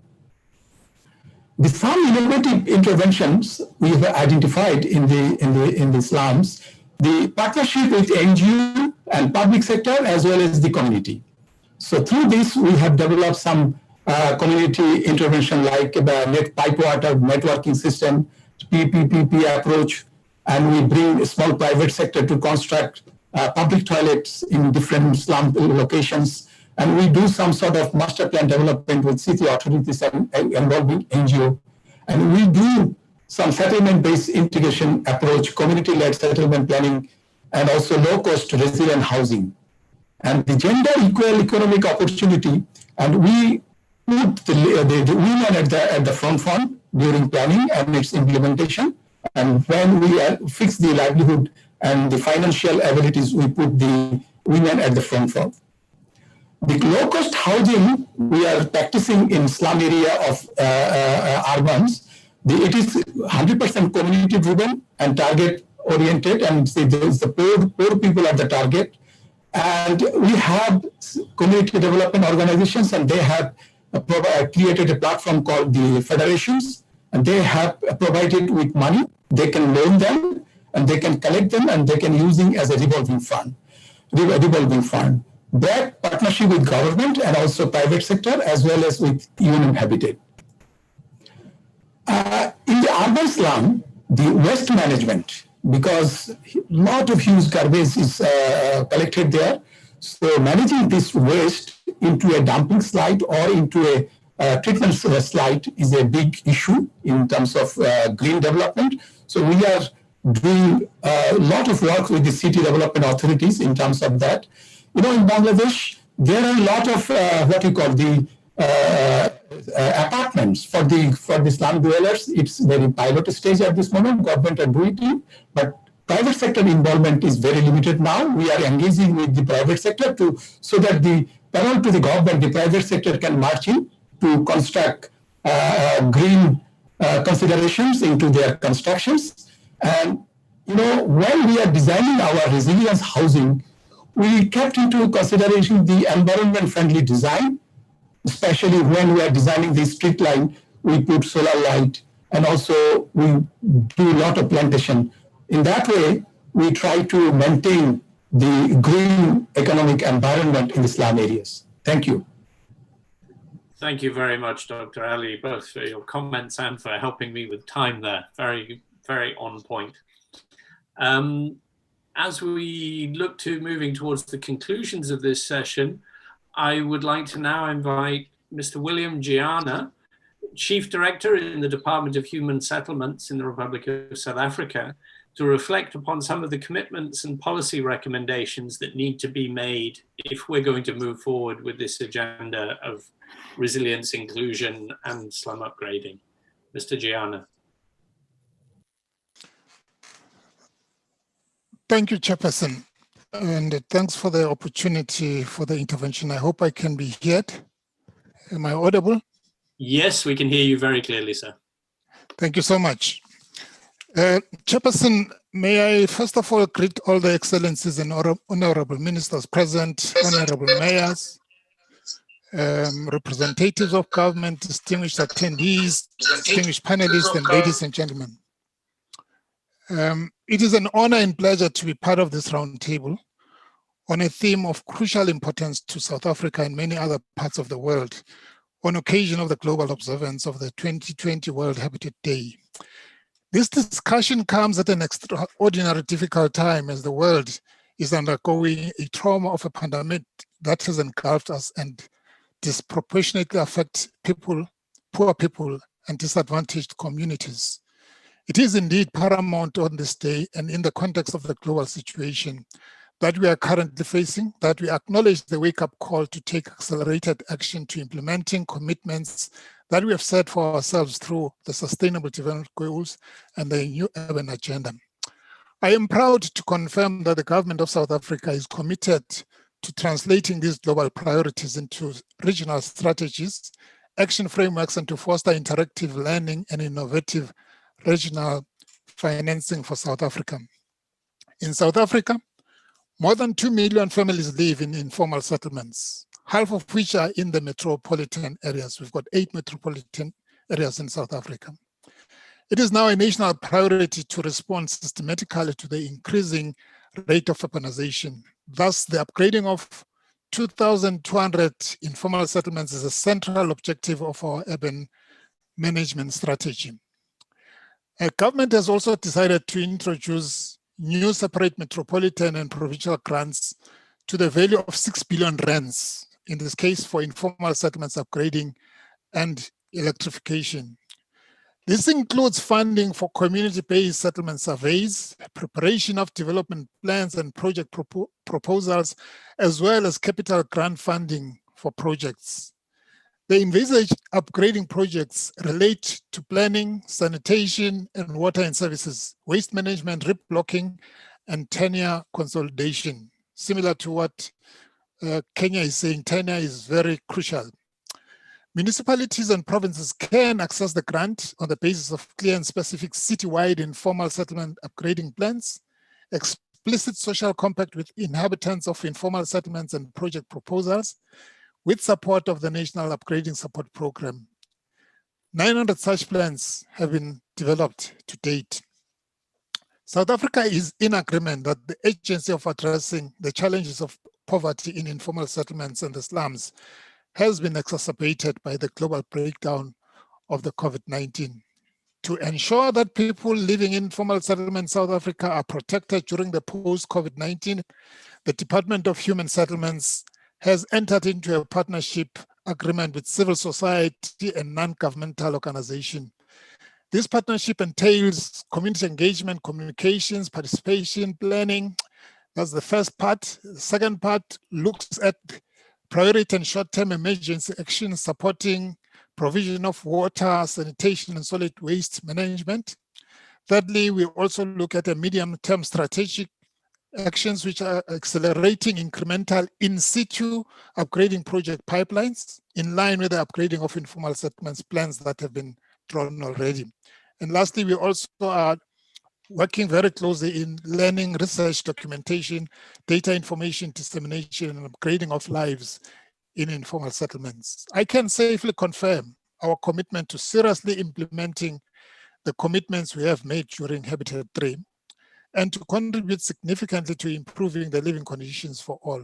We are also committed to working with other governments to ensure that we find solutions to current pandemic and start being proactive in working towards prevention of future pandemic to avoid unnecessary loss of life and trauma, especially when we are living in times of modern technology and research. It is in this regard that the Department of Human Settlements, on behalf of South Africa, has given a nod to a partnership with UN Habitat for mainstreaming informal settlements upgrading in Southern Africa. This is one of the major planned deliverables for South Africa. The Department of Human Settlements has been engaging for some time with UN Habitat on a partnership for mainstreaming informal settlements upgrading Southern Africa. It also envisaged the Slums and Informal Settlements Network, SISNET, and UN Habitat's Participatory Slum Upgrading Program, PSUP, will play a crucial role in this partnership. We expect to implement a support program which commits to the implementation of the global priorities through regional and local strategies. This will include to expand and innovate partnership models, learning capacity, building and innovations, to strengthen policymaking, legislation, and delivery mechanisms for integrating innovative approaches to meet the needs of people living in informal settlements and ensure a life of dignity, to identify opportunities for financing and scaling up the transformation of informal settlements in the sub-region through a decade of action plan for implementing the Sustainable Development Goals in informal settlements and slums. The sub-regional engagement will lead to localization of global commitments, visioning and engagement with following elements. That will be regional targeting, setting aside against the SDGs, the New Urban Agenda, and lessons learned from COVID-19. Regional setting of principles and commitments, identification of regional knowledge hubs and case studies, regional transformation scenarios with monitoring, evaluation, learning, and innovations, regional approach and financing scenarios, regional framework for accelerating the implementation of the Sustainable Development Goals in an overarching declaration, strategy and action framework, and for adoption by member states and inclusion into SADC development frameworks. And lastly, regional strategy for pandemic preparedness and response in informal settlements. We are proposing this partnership in the understanding that if we work together, we will find sustainable solutions for betterment of the living conditions of our populations. Upgrading informal settlements and slums will be a major contribution to achieving the global development agenda. Thank you, Chairperson. Thank you very much, Mr. Giana. South Africa certainly is not alone in the challenges that it faces, social, economic, environmental, in trying to provide for better lives for its citizens. And we're particularly grateful for this kind of South-South cooperation that you have just announced with your support to SISNET in Southern Africa as a way of reaching out to your neighbors and helping us all try and move forward against these challenges together.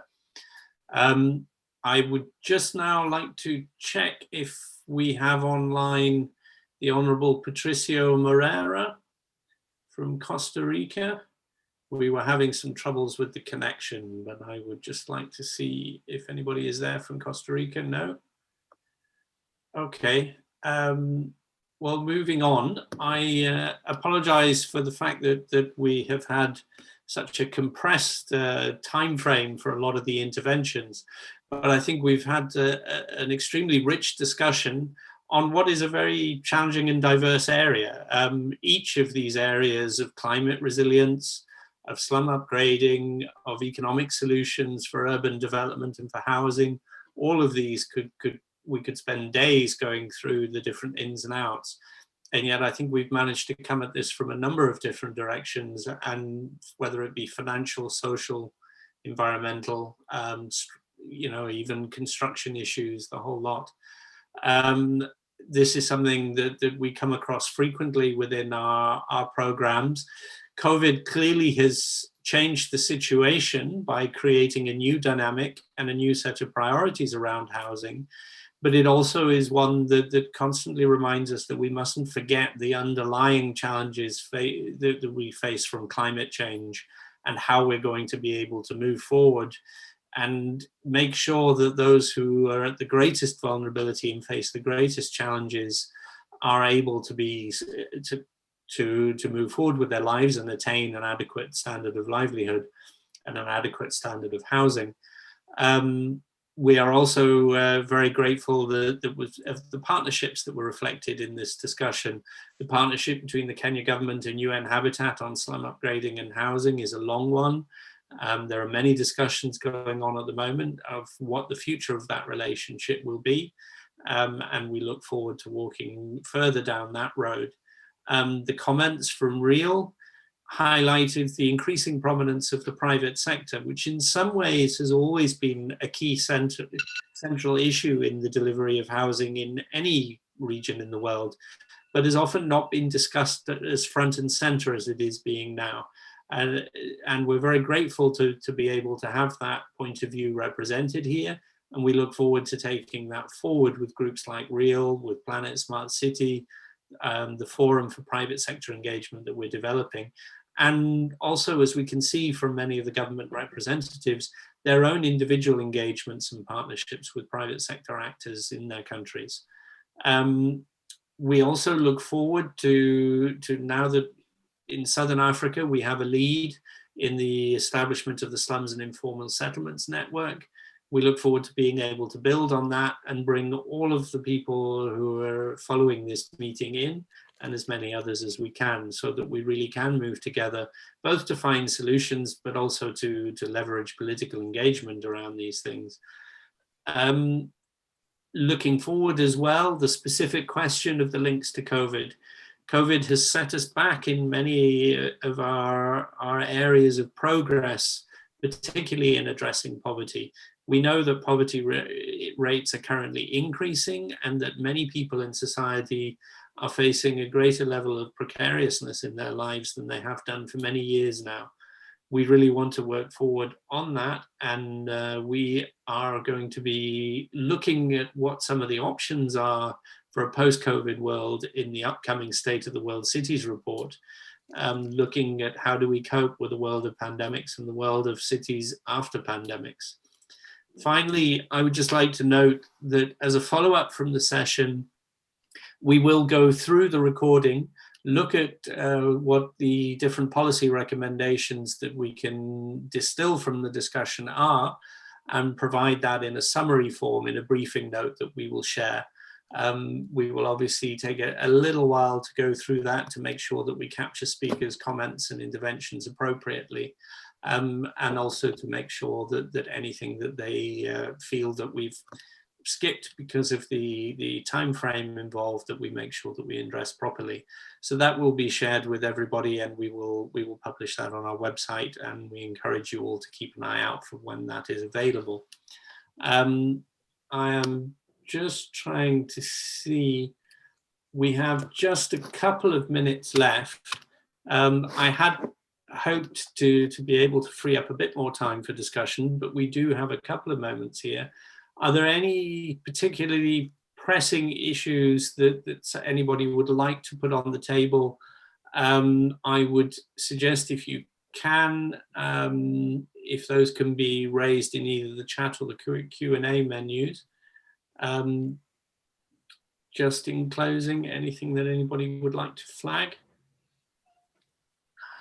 Okay, I'm not seeing anything coming through there, in which case we are a little bit behind time, but actually we're almost on time compared to where we actually started earlier. So I am very grateful to all of the speakers.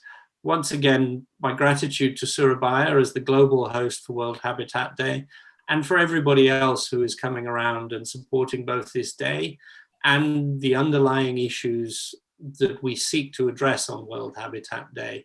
to provide a better urban future for all, to provide adequate housing for all, and to ensure that we leave no one behind as we address the challenges of climate change and, of course, of COVID-19.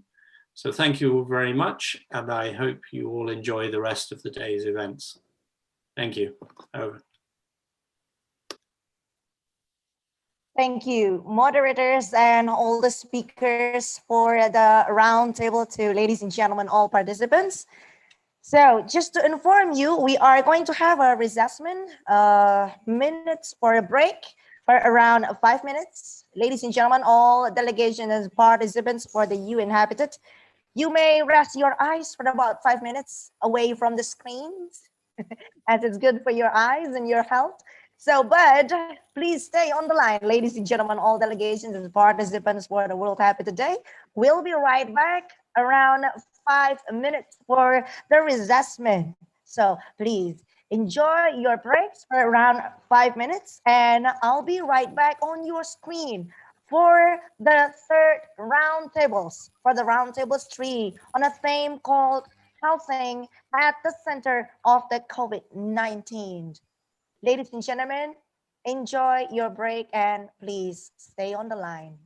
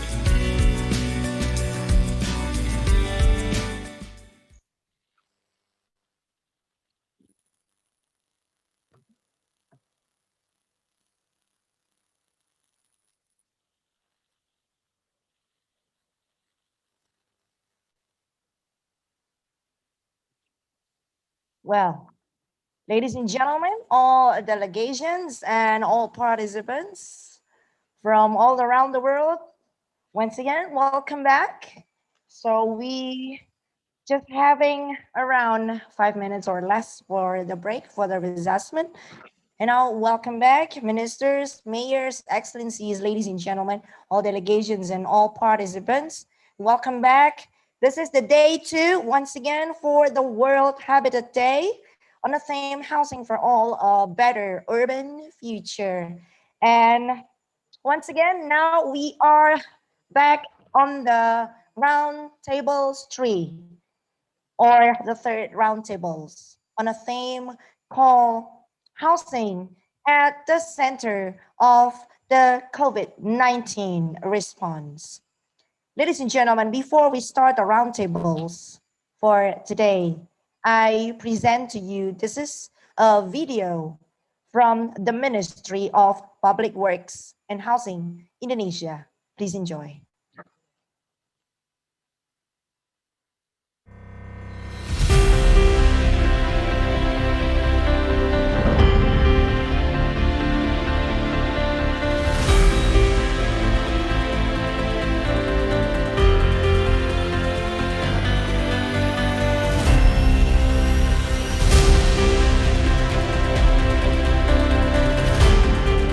Our city, one filled with glitz and glamour that never sleeps. A bustling and hectic city with various activities and hardworking people. A place to live and embrace life.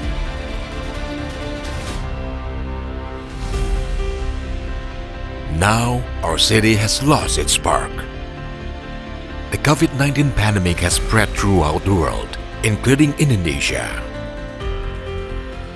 With it, the economy is on the verge of collapse, lifestyle has changed, and the development of the country has been brought to a stop.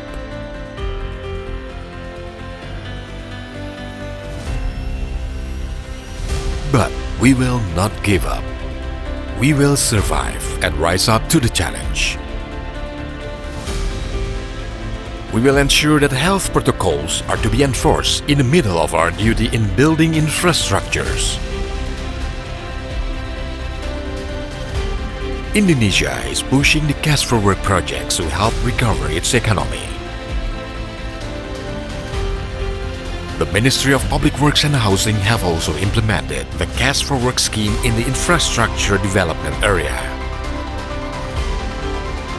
By substituting machine work to human work, so the people of Indonesia are able to go through during this hard time. We are able to get paid for our daily needs and also bring a positive impact to our community by being involved in building basic communal facilities in our city that are essential for our daily activities.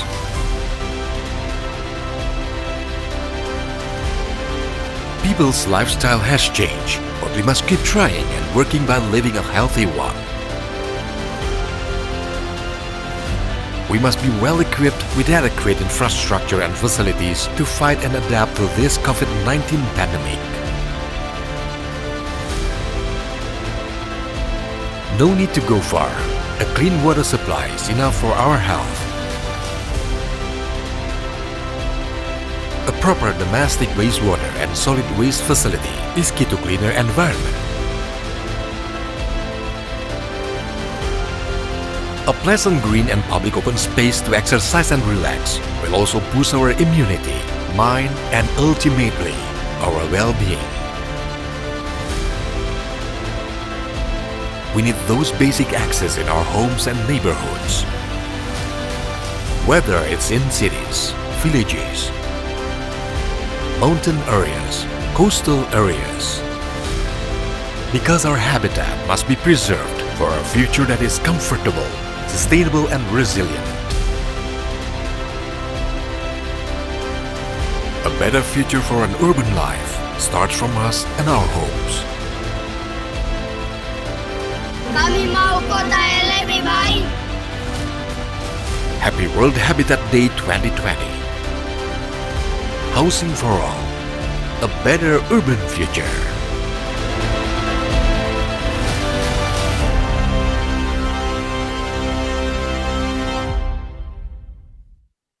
Ladies and gentlemen, that was the video related to our theme on the round table 3. And now allow me to introduce, to start the roundtable 3 and the discussion. Please welcome, ladies and gentlemen, Ms. Sipra Narangsuri, the Chief of the Urban Practices Branch for the UN Habitat. Ms. Sipra Narangsuri, the screen is yours. Thank you so much. Can you hear me all right? Okay, very good. Thank you. Good day to you all. Excellencies, partners, dear friends, welcome to this roundtable on housing at the center of the COVID-19 response. It's a real privilege for me to be moderating the session today, which brings together a variety of stakeholders engaged in the housing sector and, more importantly, in the broader field of urban development. When we started this year, this decade of action on the SDGs, this 2020, we committed to reducing inequalities, fighting poverty, and progressively delivering universal human rights everywhere. Little did we know that we would soon be battling a global challenge that threatens to reverse the progress made over the past 5 years, or indeed over the past several decades. COVID-19 has exposed and exacerbated deep-rooted spatial and social inequalities in our cities and communities, and has disproportionately impacted groups that are already vulnerable. The urban poor, those living and working in informality, the migrant workers, women, children, older persons, persons with disabilities, refugees, displaced persons, you name it. Those who were already vulnerable are even more vulnerable today. At the World Urban Forum in Abu Dhabi, where many of us gathered in person, I think it was the last major in-person gathering, the special session on housing concluded that all actors have a role to play in ensuring housing for all, and that there is a need for improved coordination among stakeholders to address some of the challenges that face the housing sector. COVID-19 has been perversely the biggest advertisement for adequate housing and collaborative action for housing for all. At a time when universal access to adequate housing is a frontline defense against the coronavirus, nearly 1.8 billion people live in overcrowded or inadequate housing, slums and slum-like conditions, or in a state of homelessness with acute risks of exposure. The pandemic has shown us how deeply housing relates to people and communities' health, dignity, well-being, inclusion, and safety. The global urban housing crisis has worsened the pandemic and has been worsened by the pandemic. Why the right to adequate housing must be pursued with vigor and commitment has never been clearer. At the same time, as part of the COVID-19 emergency response, we have seen local and national governments working hand in hand with the private sector, with research institutions, financial institutions, civil society, community-based organizations to provide housing for the most vulnerable. From rental payment support to reductions in public housing rent, to moratoriums on evictions and provision of temporary shelter, particularly for those who are homeless or in precarious conditions, a range of innovative housing solutions have been tried and tested and implemented across the globe over the past 6 months. The recovery phase after the pandemic must capitalize on what has been set in place during this emergency response. We need a strong political commitment to put housing at the center of recovery and embed it in sustainable urbanization policies. We cannot allow the achievements of many local and national governments to be reversed. We cannot go back to business as usual. We need cooperation, collaboration, and coordination. We need unusual partnerships and out-of-the-box thinking. I hope that today's discussion will propel us forward in this collective endeavor to realize the right to adequate housing for all and leaving no one behind. So with those few words, let me explain the format of today's discussion. We have 8 panelists, and we will have 2 rounds of interventions. First, I will invite the panelists to give us their perspectives on the challenges and opportunities for the housing sector arising from the COVID-19 pandemic. No more than 3 to 4 minutes each. I hope also to be able to pick up some questions in this process from the participants. Please type these in the chat, and we will pick them up and address as many as we can as part of the discussion. In the second round, we will invite the panelists to share their declared actions, their commitments in pursuit of housing for all. At this point, you will get a maximum of 2 minutes each for your statements, and I hope we will still have a few minutes at the end for a brief discussion. Then I will wrap up and we will conclude with a short surprise at the end. So without further ado, may I invite Madam Marta Delgado, Undersecretary for Multilateral Affairs and Human Rights, Government of Mexico, President of the UN Habitat Assembly, a dear friend of UN Habitat, to give us her thoughts. I know that you will have to leave, Madam Delgado, so perhaps you could combine your intervention on challenges, opportunities, and declared actions. The floor is yours.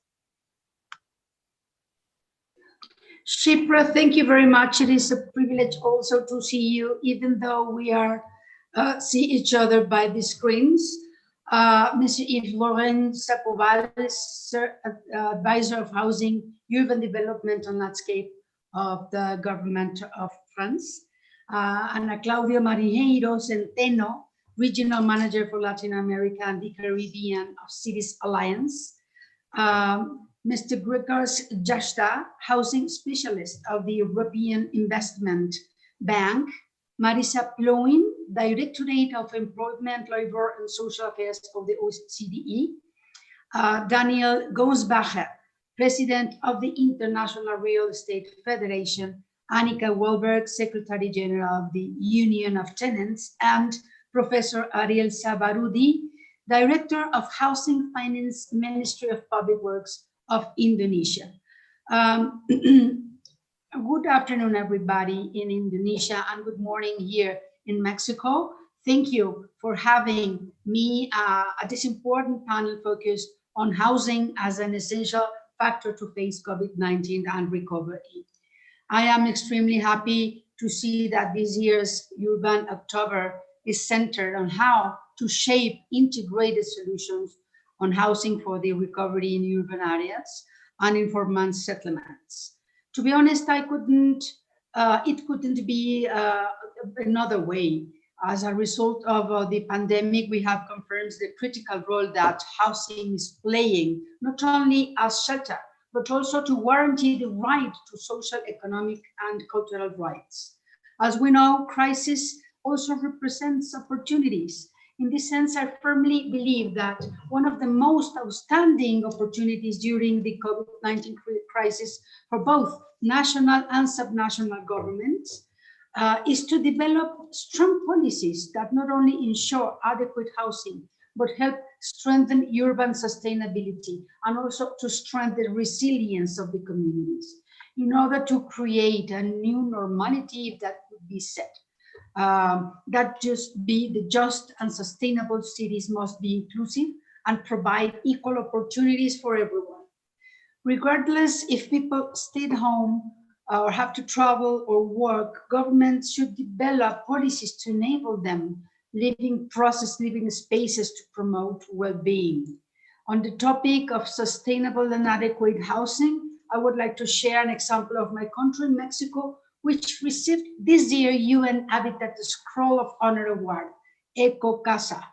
This initiative of the government of Mexico facilitates the technical assistance and financial incentive for home developers to build houses that have higher levels of energy efficiency and have 20% lower greenhouse gas emissions. Furthermore, the homes built are mostly for low-income families, and therefore the benefits are experienced by the most vulnerable populations who are suffering the most during the pandemic. This program significantly contributes to transformation of Mexico's housing sector, while also reaching our country's NDCs. It is important to mention that this program is carried with the support of the American Development Bank and the KfW Development Bank. These types of multi-actor alliances are generating new ideas that allows us to create solutions and are also sustainable for the most vulnerable people and the environment. Similarly, in those cases where people require to leave their homes to work, we established a partnership with Fundación Hogares, a Mexican NGO that operates at the national level, in order to find ways to incorporate indicators on social cohesion to UN Habitat City Prosperity Index. As you may know, Mexico has been championing and expanding the use of this index across the municipalities of the country. However, in order to strengthen the potential, especially in a post-COVID scenario, we want to increase its use to prevent further crisis. Finally, I am convinced that every step to advance the housing sector must be taken with the main premise that it is a human right. On this note, given that they won't be able to stay for the second part of the panel, and I apologize for that, I would like to share beforehand our declared action.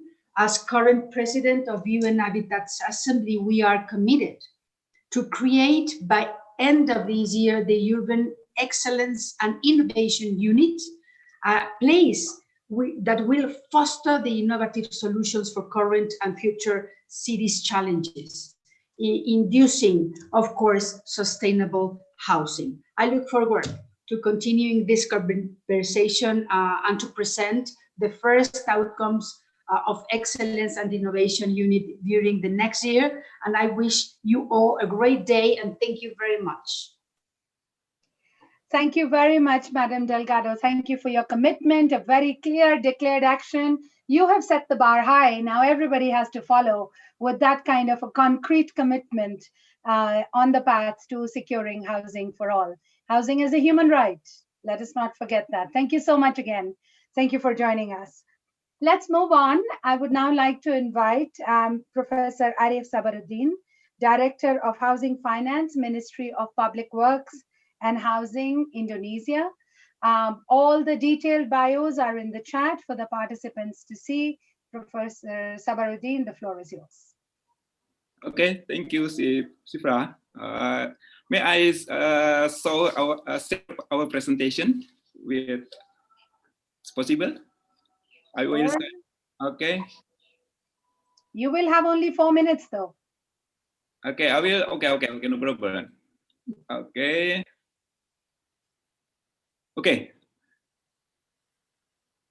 Okay, I would like to show you, I would like to show you our experience about how to managing our subsidy house to the low income people.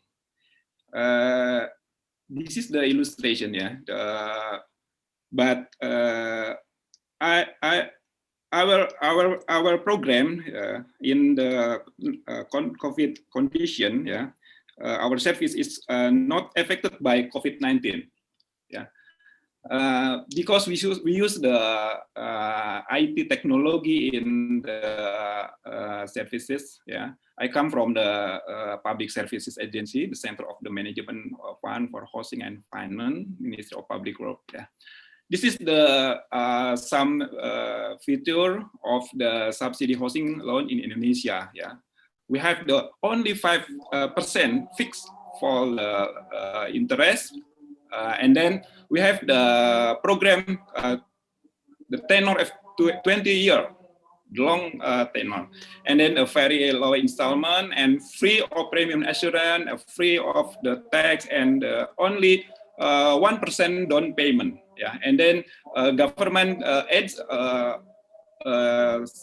Down payment also with the 4 million rupiah. This is the main actor in our services. Yeah, there are 4 actors: the government and the MBR. MBR is low income people. Yeah, and then we have the partner. Government have the partner with the developer and the bank. Government placement of fund to the bank, and bank distributed to executing to the fund to the debitor, and then the developer with some house. This is the okay. this is the main procedure. Yeah, as you know, this is the procedure is the long step procedure in our business. But this is the conventional procedure. I have changed the procedure with the application. We call the name SICASEP. SICASEP. Everybody can install the SICASEP from Google Play. Yeah. In December 19, 2019, we have launched the application, the SICASEP. Yeah. According the application SICASEP, yeah, I will show you that our service is not affected by the COVID-19. Yeah. SICASEP is the application, yeah, for the everybody, the actor, all the actor, virtual meeting, all the actor. Yeah. The first low-income people must be registered on this SICASEP. Only 2 questions, yeah, for registered. The question must be list. The first is ID card and among the income. Yeah. With the 2 questions in the process register, we got the many data about the debitor and the housing. This is the procedure. Yeah, we have the procedure. After register, and then the low income people must be logged in and then choose the home. Yeah. The home location and the housing location, and then choose executing bank, and then the step 3, waiting for the bank response after the verification process, and 4th step is create agreement between bank and debitor, and that inhabit to the subsidy house. Okay, this is the bigger picture of our development. Yeah. The development of IT, my IT in our office. We call it SICASEP. SICASEP, they are the first input for the debitor, and then this is for the developer. Yeah, all the information. Yeah, include in the SICASEP, and then this is the picture of our application. In the SICASEP, there are the sub. I request you to wrap up, please. Okay, sorry. This is the main of the concept of our application. We use the automation system and artificial intelligence in the procedure. And then after, yeah, we compare before and after we using the application.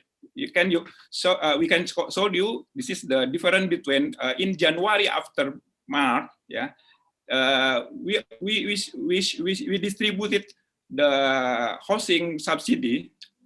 Yeah, there are the less than 2,000 debitor, and after we using the application in SICASEP, yeah, the realization we can increasing the realization. Okay, that's information first, Sifra. Thank you. Thank you very much, Arif. We can see how the efficiency of disbursement of the housing subsidies has increased, and I'm pretty sure your beneficiaries are quite grateful for translating that complex flow chart into an app. So thank you for sharing and showing us your innovations. Okay. Let me move on. I would now like to invite Mr. Yves-Laurent Sapoval, who's the Senior Advisor for the Directorate of Housing, Urban Development and Landscapes from the Government of France, also a friend of UN Habitat.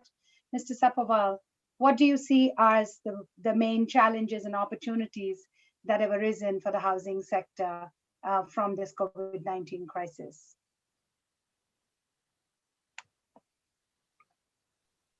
Can you hear me well? Yes, perfectly. Okay. So thank you first for inviting me to this very important meeting. So I really would like to thank you and to thank all the UN Habitat team. Regarding the COVID pandemic, we think that it revealed terrible housing inequalities.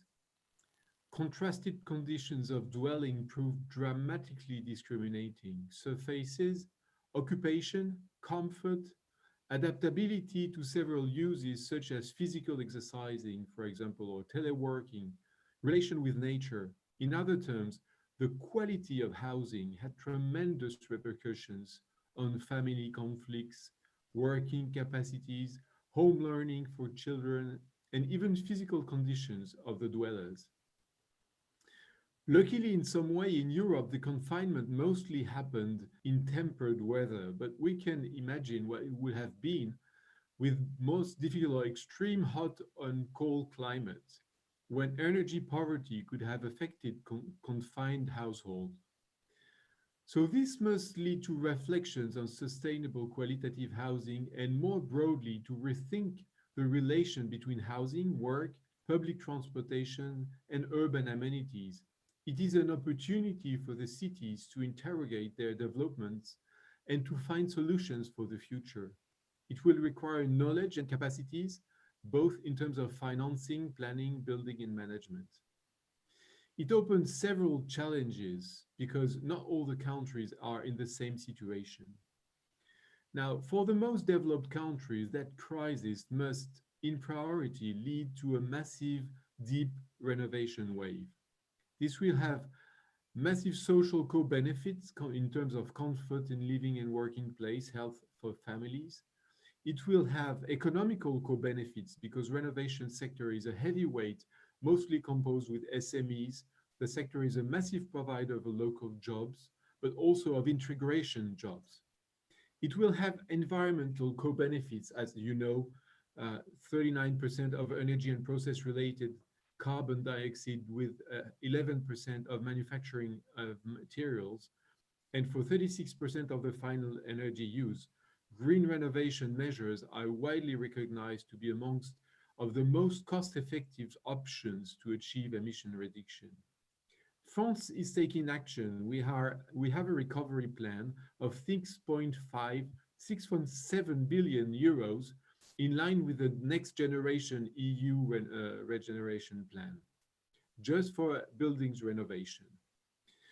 For emerging and developing countries, we urgently have to tackle the need of decent housing and offer rapidly alternatives to slums and anarchic urban development. This will come from both technical and financial solutions. We have to find a way out of the actual deadlock of having social housing poorly built and or poorly located. To that effect, we would advocate for three underestimated solutions, we think, and this would be our declared action to be ready to work on that. First is the development of a rental social housing sector, able to drive long-term and secured investment.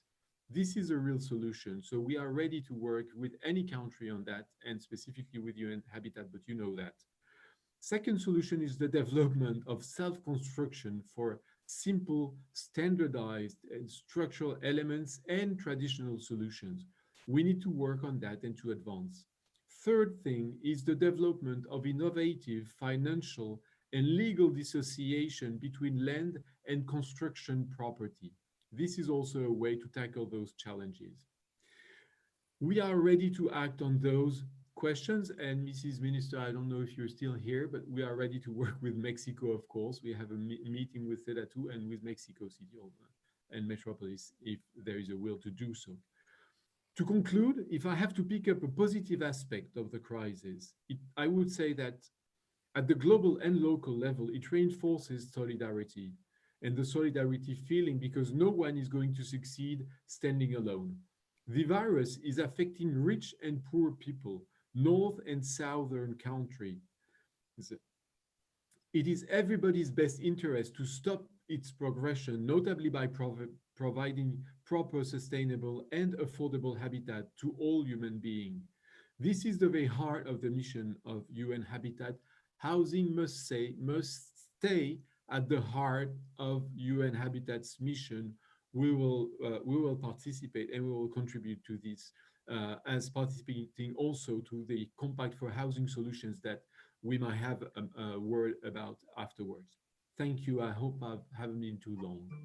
You've been perfect. Thank you so much. Very much on the mark. Very clear solutions, clear propositions of the way forward. Indeed, as I said, if we ever needed a reminder that housing must stay at the center of the mission of UN Habitat, and that housing must stay as a political priority at the center of any national policy, this is a stark reminder for that.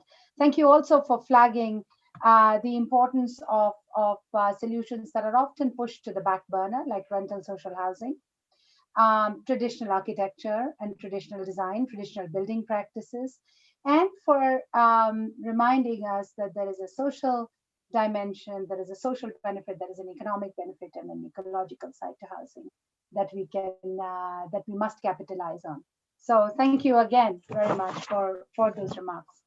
Let me move now to Ms. Marisa Plouin, OECD Directorate for Employment, Labor and Social Affairs. We work with the OECD quite closely on several themes, and housing is one of them. Marisa, you have the floor.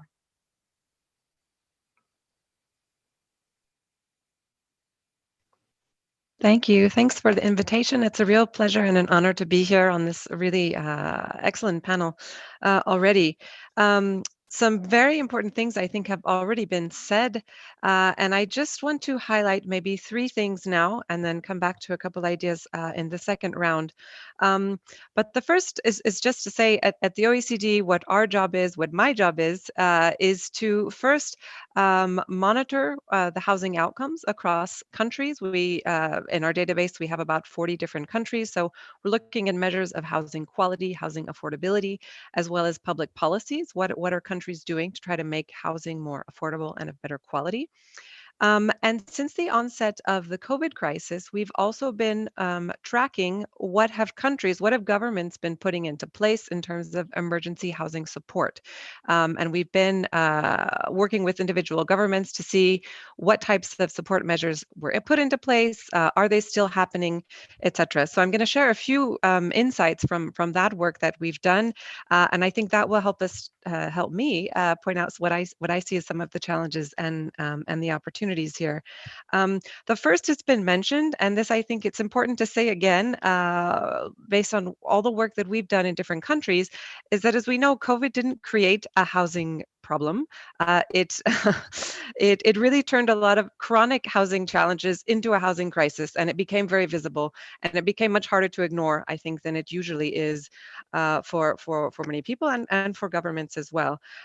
What I can tell you from in terms of housing outcomes, what we were seeing before COVID is that housing costs have been increasing more than incomes in most OECD countries over the past 2 decades. It's the biggest spending item in household budgets, and it's increased more than any other spending item since 2000. Where we see real challenges, especially, is among low-income people and among especially renters. And I think this is something we saw a lot with COVID, and we saw that in a lot of the measures that were introduced kind of as an emergency. So that's sort of just the basic picture we saw coming into COVID in OECD countries. And then, as I said, when COVID hit, and certainly in Europe, a lot of governments acted very quickly. And what we saw when we tracked the different measures, the most common was mortgage holidays that were offered, so mortgage forbearance. Eviction bans were quite popular. I think we had in 16 OECD countries, we had eviction bans. It's been mentioned, reducing rents, holding off on rents. So these have all been different types of measures that were introduced, either in support of homeowners, in support of tenants, in support of all households, so regardless of their tenure. And especially, this is, I think, one I'll come back to in the second round, is for the homeless. And I think that's a really interesting discussion that maybe we could have a little bit more of in the second round. What I want to just kind of close with in terms of challenges and opportunities, I think one thing we saw from an OECD perspective, quite clearly, is an opportunity is that, well, what can happen when there is a very strong political will for these chronic issues that people had been talking about for a very long time, and what can happen when all of a sudden we have to act. And I think we saw a lot of really important and really effective. I mean, nothing was perfect, I think we could say, but we saw a lot of good progress in a very short amount of time that normally we would say, oh, it's not possible. So I think that's a very positive thing. I think a big challenge is sort of what's next, and I mean that in terms of in the next few months, in the next few years, and beyond that. A lot of the emergency support measures have either already run their course, or governments are trying to figure out, what do we do now? How do we phase it out? And in fact, we're learning in a lot of countries. I mean, here, I'm based in France. It's quite early, in fact, to be phasing out some of these support measures that households really need. But how can that be done in a way that we have to be conscious of the fact that it costs a lot of money to be doing some of these things. So the big question is, how do we move forward? And I think the point I just want to end with is one thing that I think we're very much arguing for in at least where I work at the OECD, is that we need more public investment in housing. We need more public investment in social housing, that was mentioned, in affordable housing. When we track what countries have been spending on average across the OECD for the past 2 decades, it has progressively declined. And so that's something we're seeing, we're living the consequences now. And we think this is a real opportunity as we try to chart a path out of COVID, that this should be a priority for governments. Thank you very much, Marisa. I was tempted to pause for questions, but you have really segued us into the next speaker's presentation. We need more public investment in social housing, in affordable housing. These are emergency measures, are expensive propositions. We need to look at long-term public policy solutions. We need to look at long-term fiscal solutions. And who better to talk to us than Mr. Gregor Jashta from the European Investment Bank. Let me hand over to you directly from that question. The challenges, the opportunities, the points already raised by some of the other speakers. Where is the money? Where is it going to come from? And where should it be going to? Thank you. Thank you very much. And this is exactly the topic I would like to talk about. But I would like to make a very short introduction to this topic from the perspective of the European Investment Bank. And the experience that we have seen that resulted from the COVID pandemic on the cities who are our clients. Well, first of all, I think that the most important lesson that we have learned during the pandemic was that the importance of public spending, public services, such as health, public security, all the support measures for impacted sectors of economy have proven to be very important. And I think that we have been forgetting about this public side of our social life for the last, say, 20 or maybe even 30 years. We got so excited about public-private partnerships, about having market solutions for every human need. We started believing that with good regulation and good public support, market can deliver everything, which then meant for governments that it's easy, you know, we don't really need to hire all those doctors, we don't need to hire all those policemen, and we can have good and efficient society. I think that COVID has proven us wrong on a global scale. It's shown us that it cannot really work this way. The other impact that I have seen from the urban life is the increased importance of the local neighborhood. I think that the neighborhood became the topic of the last couple of months, with all those lockdowns and limitation on transportation and measures to avoid people meeting from different regions. Very many of us have been not just limited in terms of our movement to our own house, but to the neighborhood. So an area which is basically in like 1 kilometer radius from around the house. With health risks of traveling in public transport, people had to focus on being able to have their life organized in this very close public space around the house. So it became very important that our neighborhood is equipped with all the facilities that we need, like cultural facilities, like shopping opportunities, like schools and hospitals, and very importantly, recreational facilities. It has to be all present around us so that in the pandemic, we can live a life that resembles something that we've been used to. So to me, these were these two lessons that are important from the point of view of housing. So I remember that the one sentence that was presented here at the very beginning of our panel in the introduction section, that the housing is a basic human right. Now my question is it really? I mean, do our policies still consider housing as a basic human right? Because sometimes I have a feeling that it actually has changed. Sometimes we think about the housing as a place where we invest our pension savings.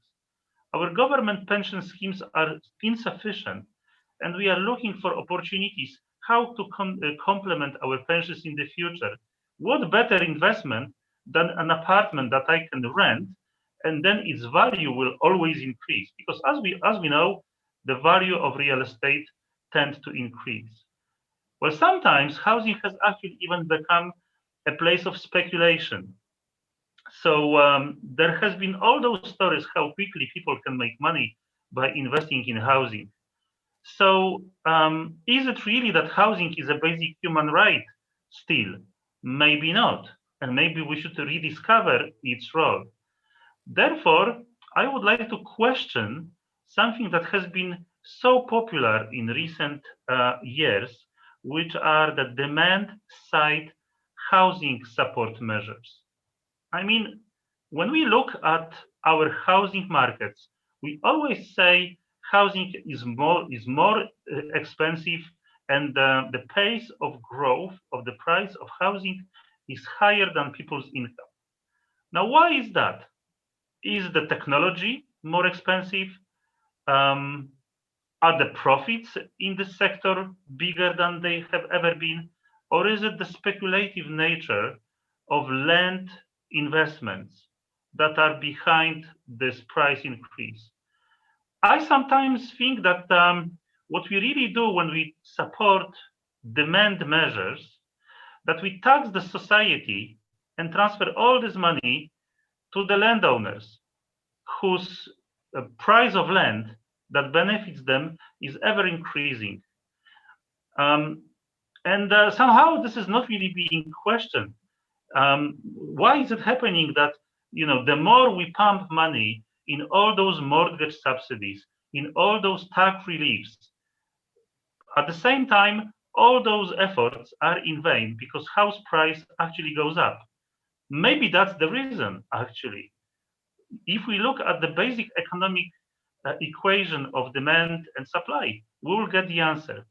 So our proposal of the EIB is to beef up public housing, focus on increased supply in order to develop housing which is not only affordable, but also is sustainable and meets all the requirements of strong neighborhood.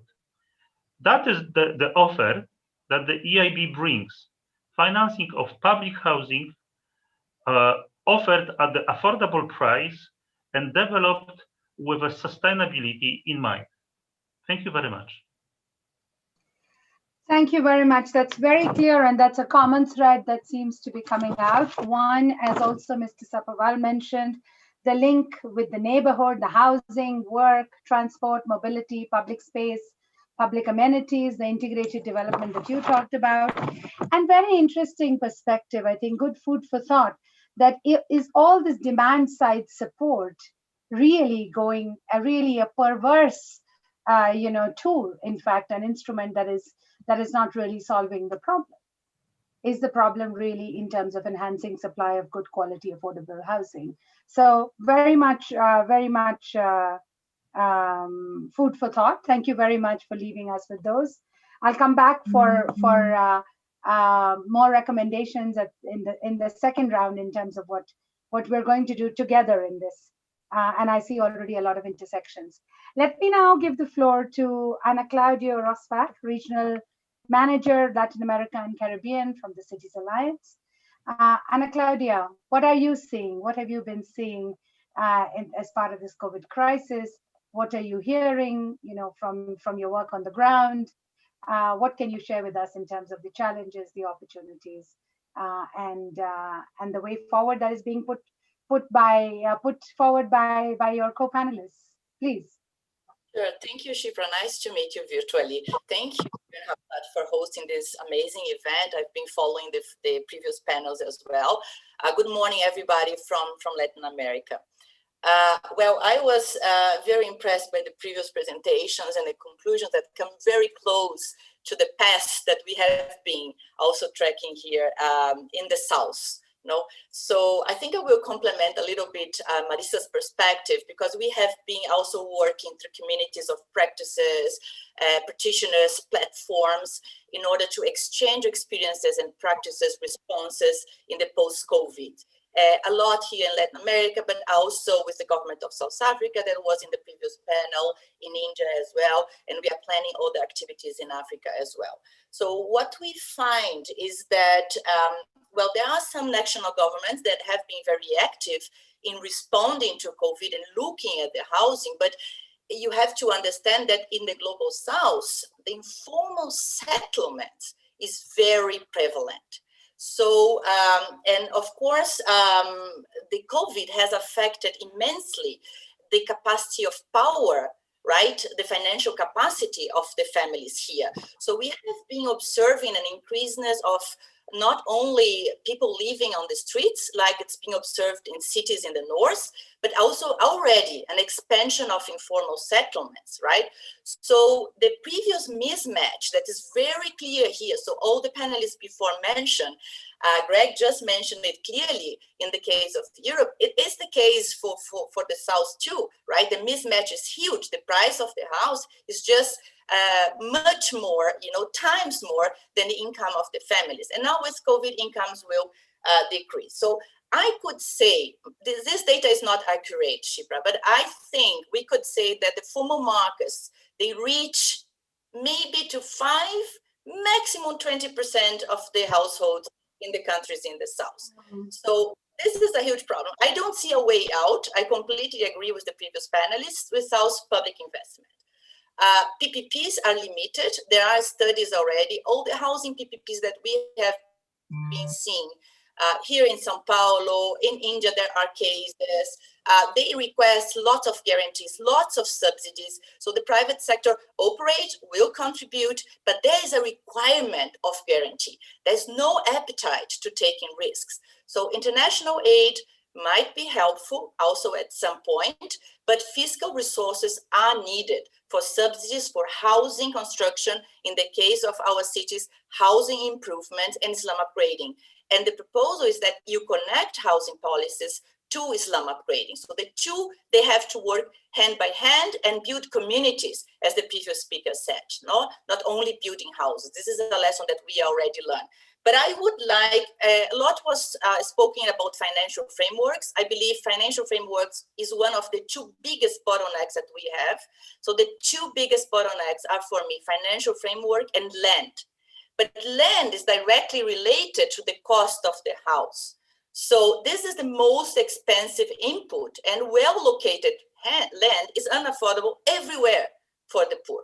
So what I would like to propose, right, and this is for me a huge opportunity brought by COVID, is that we work with the national legislation to unlock land. And this national legislation needs to be reflected in city planning. So what COVID responses demonstrated to us here, especially in Latin America and the global South at all, is the role of the cities in responding to the needs, to the holistic needs of the poorer neighborhoods, the needs for food, the needs for water, the needs to access health services, the needs to access economic opportunities, right? So this integrality, this holistic manner, we have to keep in the post-COVID, and we need to leverage the capacity at the city level from all stakeholders, improve the governance mechanisms. Solidarity networks have been formed everywhere. This is amazing. So let's keep those and integrate those in the process of taking decisions about our cities and decision about our policies. So in terms of national legal framework, I see South Africa, Kenya, Mexico, Brazil, Colombia, Ecuador, all countries that recognize the social function of the land. And this is what we need. So cities, they need to do two basic things. First, earmark existing slums and accept flexible parameters to incremental upgrading, in situ, no evictions. We learned this lesson very badly. And secondly, reserve vacant land for low-income housing. So create the right incentives for that and really look at the underutilized land and buildings in the city. This is another opportunity from COVID. The changing in the working patterns will enable a huge expansion of supply of empty buildings in city. So working through city planning and regulations to enable in situ upgrading, plus enabling the use of vacant and underutilized building and spaces in cities can unlock land, even private land, I would say, the dangerous word here, even private land for housing developments in the global south. So this is the message that I wanted to share. Great, thank you so much. I think the two big points for me, the integrated solutions, too often, and I'm embarrassed to say even within Habitat, too often the housing agenda and the slum upgrading agenda have moved parallelly, as we see also in policy frameworks, and I think they need to come together. So very important, and the fundamental, the central issue of land. But linked to that, also the central issue of effective multi-level governance. National policy must enhance and support and facilitate local planning, not hinder it, not challenge it, not undermine it. And that is absolutely central. So I think those are key points. Thank you very much for those.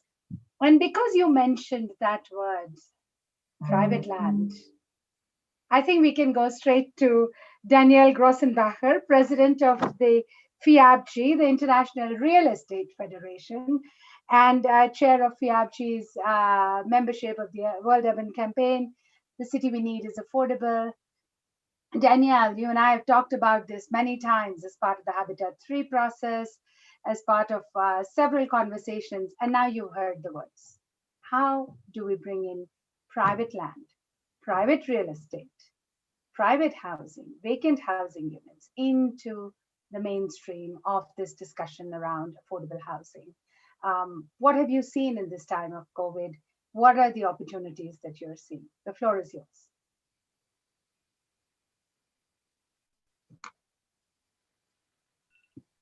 Can you hear me? Yes. Yes, okay, thank you very much, Shipra, and hello from North America. Yes, COVID has brought a lot of challenges, but also a lot of opportunities. I think the biggest challenge is that we realize the immense task that we have to do. Right now, you mentioned earlier that 1.8 million people around the world, 1.8 billion people are poorly housed. And that's a big challenge, but the bigger challenge is that we are told by the UN that in the next 30 years, we'll have 2.5 billion more people on Earth. And that's going to be once in a lifetime. After that, there will be a decrease in population. So the next 30 years really bring us an immense challenge of housing decently at least 4 billion people. This is like 50% of the current population. So we need to speed up our game really, really well. And I think the challenges that we've seen in the COVID crisis also bring some opportunities. But I think we've seen that we need to build a lot quicker.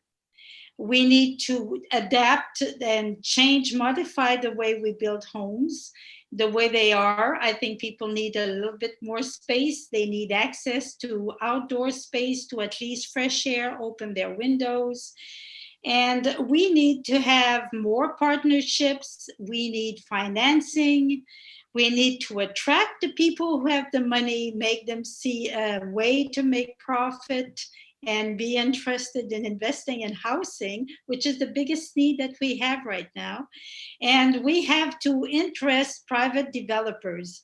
And the question is always, where's the profit? How can I make money by building low-income housing? Well, there are some solutions and some opportunities that are brought by the COVID situation. First of all, with Zoom, now we are in contact with the world every day. And we can exchange ideas and we can see what's happening elsewhere. And I think this is the way humans work. I mean, you get an idea from somebody and it triggers something in your mind and you come up with your own solution. So I think the technologies that we're experimenting right now are very, very important. We also see a lot of new technologies to speed up construction. We see now that sales can be done virtually, and I've been in touch with developers who've sold in one day all the units they had before construction. So they had, there was a case in Hawaii that I listened yesterday, 318 units, and they were sold in one day, and there were 4,000 people who applied to buy these. So this is definitely an opportunity with the virtual possibility of selling online. Then we need to have a better construction, more solid construction. We have to work on having cleaner air. And as was mentioned before, it's very, very important to be close to transportation and all services, because unfortunately, we've seen governments around the world who build communities like 30 miles outside of a city with no transportation, no jobs. And as a result, there are buildings and buildings that are totally empty when so many people need housing. So keep it short, but I'll throw in an idea like a stone in the puddle. Traveling as president 4 years ago of the International Real Estate Federation in 2015 to 16, I saw thousands of containers, shipping containers on ports all over the world. And I'm told that you can use a shipping container only for 2 years. After that, it's there, it's on land by the port, and it stays there. Well, I've seen examples in France, for instance, of fabulous construction with shipping containers. And then you cover it. And first of all, it's very resistant to cold and everything. And then if you cover the outside, you never can guess that there's a shipping container.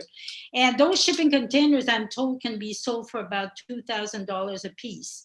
So I'm throwing this idea that maybe in many countries, there's some ways to build very quickly for the homeless. Without creating plans and going through many, many steps. Thank you very much, Shipra. Thank you for throwing that stone in the puddle. I'm sure it'll cause some ripples. I'm looking forward to some reactions from our other panelists on container housing solutions, but why just for the poor? So okay, let's move on to our last panelist. Annika Wahlberg, Secretary General of the International Union of Tenants. Annika, we've heard a lot about rental social housing. We've heard a lot about rental housing solutions as possibilities. We've heard several ideas. So as the representative of the International Union of Tenants, what do you think are the opportunities? We know the challenges. We want to hear those from you, but more importantly, what do you think are the opportunities in terms of transformation of our public policy in terms of rental housing? Please, the floor is yours. I'll start to follow up on the previous speaker. And there are solutions such as implementation of extraordinary measures that perhaps people use in a state of emergency. So including using vacant and abandoned units and available short-term rentals. Housing departments and councils need to work with shared accommodation providers, including boarding and rooming house operators, to ensure residents are not evicted into more severe homelessness and that their accommodation is healthy. So, as many of you have already said, the COVID-19 pandemic is causing massive human and economic harm, and it has hit the housing and not least the rental sector particularly hard. Contractors and casual workers and young people are much at risk of eviction due to their lost income in the type of industries that they work in. Housing, as we all know, is a fundamental human right. And in the battle against the spread of COVID-19, it can be a matter of life or death. Without adequate housing, it's impossible to carry out social distancing and observe good hygiene practice. The pandemic is highlighting as well as compounding the global housing crisis. The organization which I represent, which is the International Union of Tenants, which is a non-governmental and not-for-profit membership organization for global tenants. We have 72 members in 47 countries around the world, and we safeguard the interest of tenants and promote affordable and decent rental housing across the world. This year, it's obvious that we needed to create a global discussion on the transformative impact of COVID-19 on the rental sector and explore how to build communities back better. We therefore produced a video for the International Tenants Day, which fell yesterday and coincided with the World Habitat Day. That video is available on YouTube, and I'll put a link up in a little while on the chat. We think that many governments still need to do much more to mediate economic and social consequences of the pandemic.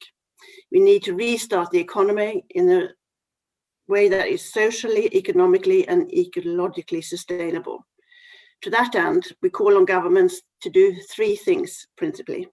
I will come back to some more actions which we hope that the governments will take, and states and cities and all stakeholders in the second part. But the important three things are that no tenants get evicted from residential properties, that there is affordable housing for all, including the homeless, and that there is direct financial assistance and rental payment funds for tenants in need. So we often talk about participation, and particularly in this case, we call on every stakeholders in every country and city to do what they can. The good news is we've had regular contacts with tenants organizations across the world. A summary of these is available on our websites, and as has been mentioned, we've participated in many webinars. We've had a chance to chat to people more than perhaps when you meet in person, because we can do it more efficiently without travel. We have also attracted more members, and we partnered with many organizations, and we're really happy that you've invited us today to participate. I would also say that behind every organization, there are individuals, and we've seen a large number of volunteers helping their neighbors in all our communities around the world.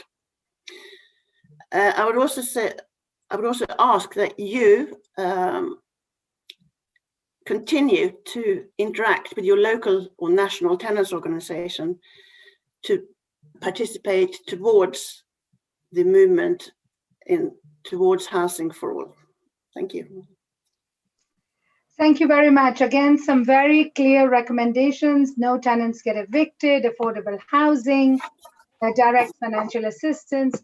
But I'm also hearing, what COVID has done in a broader sense. It has accelerated this transition to a virtual world where we can connect more, we can hear more, we can get more diverse views. Danielle was saying we can get more, diverse experiences and learn from a much wider remit of people than we would normally physically engage with. So that's quite interesting. There is, thank you again, Annika.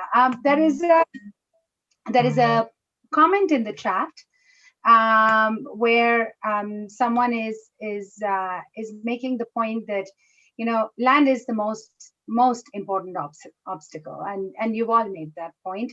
How do we frame and set up rules to prevent land speculation and to provide affordable housing solutions? Easy, right? I mean, you cracked that, you got it. So anybody wants to take a shot at that, and then we see if other questions come in. Ana Claudia, I see your real hand, so you can go first. And if anyone else also wants to say something, feel free to jump in after. Gregor, I see you as well. Okay, we go with you first, Ana Claudia. Yeah, sure. Well, I mentioned the legislations before from these countries, South Africa, Kenya, Brazil, etc. What they have is the recognition of the social function of the land, the property, and the city. This is an element that is also on the new urban agenda. And this is a concept that I think we need to broadly understand better, because it doesn't mean that we don't respect, or these countries don't respect private property, but it means that the property has to be used in interest of a social purpose, of a collective, of a society, of a city, right? So therefore, in these countries, mechanisms were created to allow Islam dwellers to stay where they are, for example, even if it's sometimes public asset or private land, or even environmentally protected land, just because it's already consolidated, right? And we have like 2 billion Islam dwellers worldwide, so you're not able to resettle them. I think the opportunity that COVID brings us is to what Nika was just saying. It's an emergency situation, so we can change laws, we can change regulations on an emergency modus. This is the opportunity that we need to take. Great, thank you. Absolutely. Gregor. Yes, on land speculation, there is a lot of possible different tools, but I just wanted to talk about one that is the most obvious. The most obvious anti-speculative tool is actually taxation. Taxation of property is a tool that has very often been used already in the past. And apart from reducing the pressure on speculation, such tool has 2 other good elements which I would like to talk about. First of all is the funding for local governments, which has proven to be so important, because it is the local government which funds all those necessary services that have proven to be so important during the pandemic times. But the second one, which is not that obvious, is that by linking budgets of municipalities with the property value, it actually stimulates good decision by the municipality. So with well-structured property tax, local municipalities would be incentivized to make decisions on investments that would actually be beneficial for the local community, and would also provide negative kind of conditions for urban sprawl. I mean, this is something that happens all over the planet, and with well-structured local property tax, urban sprawl will be less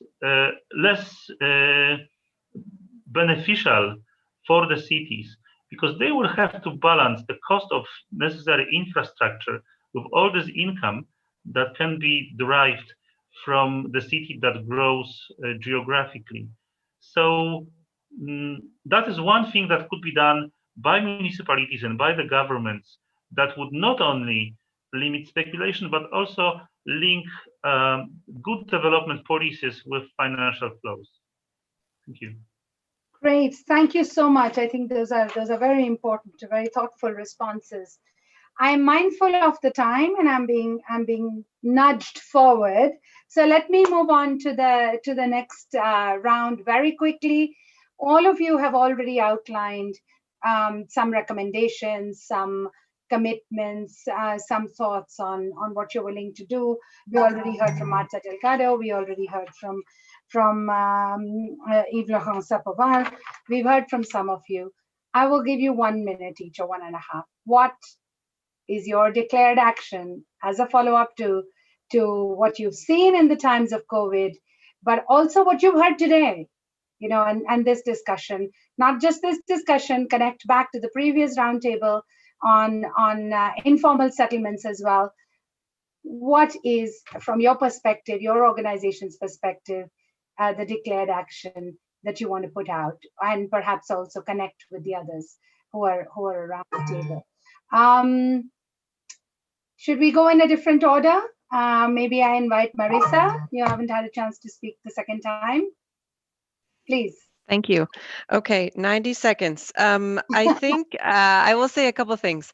What at the OECD, I think our responsibility at any time, and especially in the COVID crisis, is to build the evidence base and to make sure that we are tracking what's happening, what the outcomes are, what the housing outcomes are for affordability, for quality. And this is, nationally what the picture is for countries, but also for different types of households, for different income groups, all of this. So that's our job, and that's what we will continue to be doing. And as I said, we're continuing to monitor the policy responses to know what governments are doing, and how effective that has been. And I think another thing that has always been our job, but this has really, to me, been something that has been so incredibly powerful during the COVID crisis, is the sharing of good practice, or even just the sharing of practice, so countries can learn from each other. And we found governments were so hungry for this during COVID because everything was unknown. And so everyone was kind of looking to their neighbor and saying, okay, you just had this a week ago, what did you do? And I think for me, that was something that was hugely helpful.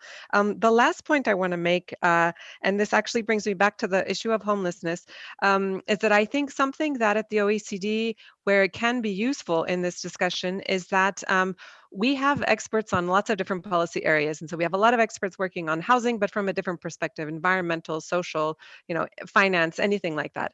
And I think that's something, this is an issue where you need all of these different areas of expertise to come in and look at the question of housing. You need this cross-cutting approach. And it's something, just to mention, that I think was a really interesting case we saw in Scotland, where this is, I'm thinking of a cross-cutting approach, both on the ground when you're looking at, what can we do about homeless people and get them off the streets in this emergency, but also even well before that, when you're looking at the evidence base. And something that they did in Scotland, a team of researchers, they took health data and they took homelessness data and they put it together for the first time. And they made incredible discoveries about the fact that people who were homeless, they made two incredible discoveries. The first is that I think it was 1/6 or something of the population at some point in their lives had been homeless, which was incredible. It was not what they thought was going to happen. The second was that when they looked at trends data of housing and of health and homelessness, is that they discovered that many people who became homeless, there was a spike in their use of health services just before. So for this was a sign to say there may be a prevention moment when we can go in health services and prevent people from becoming homeless. And this was really because someone took the initiative to put two data sets together that normally don't get put together. So I will stop there. I have a lot more to say, but I will stop there and let the others intervene as well. Thank you. We appreciate that. And I think absolutely evidence, data, but also different cuts of data, different combinations of data, different understanding, analysis, interpretation of data to actually find the right solutions. Thank you so much. Let me turn to Danielle. 60 seconds, 90 seconds. Yes, okay. So the idea for us is to share successful solutions to housing. So now we have a special site. It's called urbanthinkingtalks.com. urbanthinkingtalks.com. It's 15 to 20-minute talks with lots of pictures and videos showing you successful solutions from around the world. So we have about 10 talks already. We just started this channel. And please, if you want to contribute anything, a solution from your own country, do go there and contact me and we'll post it. The more we see what's happening around the world, the better ideas we have, the more we adapt quickly. That's my contribution. urban-thinking-talks.com. Thank you. Please put the link in the chat so everybody can see it. Thank you so much. Can you do it for me, Shipra, please? Yes, I'll get someone to do it. Urban Thinking. Thank you. Okay. Thank you. Sure. Thank you so much. Thank you. Let me turn to Arif. Arif, if you're still online, declared actions. What are you going to do going forward? Okay, thank you, Shafira. I think I want to share the key point. Yeah, the key point is the data. Data is very important in the COVID, in the center of COVID. Yeah, we have with the CASEP, with the application, we have prepared the big data of the sub-housing supply and demand in Indonesia. I know that Indonesia is the wide country, the big country, yeah. And I hope that every actor can use optimization of our data to make the planning and the regulation. I think like that. Thank you. Thank you very much. Excellent. So we come back to the question of data and making available good data for planning, good data for regulation, good data for policy. Gregor, what's your commitment? What's your declared action? Okay, so the EIB is a bank of the European Union. So what we will be doing, we will be following European Union around the globe, and hand in hand, we will be lending to housing projects and more widely to urban development projects. And we will be making sure that these projects are sustainable, rooted in local traditions and culture, and using as much as possible local solutions. And we need, I mean, this is my big plea to everybody. In order for us to do it, we need to have partners to work with. So please bring good projects, but more importantly, bring good housing policies that are rooted in data and based on facts. And this will help us work together and eradicate poverty and end homelessness. Thank you. There you have it. If you have good projects, good policies, good partners, EIB is committing itself to advance the financing for housing, for inclusive, social, and affordable housing, sustainable urban development. Thank you so much. Very much appreciate that strong support and commitment. Mr. Sapoval, you already outlined your declared actions and your commitments. Is there something you'd like to add to that or reinforce those commitments? I still have 90 seconds, so I will do that. I will use those 90 seconds. First of all, to say about a word about land. Land is long-term and it's building rights. So there is things to do. There are things to do regarding that. I think what we need, apart from land, we now need solutions. We now need to implement solutions. From my perspective and from my experience, there is no lack of money. There is a lack of good projects. There is a lack of projects that are really made out of reflection and not out of the blue, like in urgence and things like that. So this is my perspective. And to have projects and to have projects that are implemented within a sustainable housing policy, we need to be able to, in some way, to think about housing policies in the same moment than projects. So my commitment is to participate to this compact for housing solutions that we are thinking of with UN Habitat, made out of a task force to really provide evidence-based and action-oriented practical recommendations to project, a bankable projects pipeline. This is the second object, and a community of practice.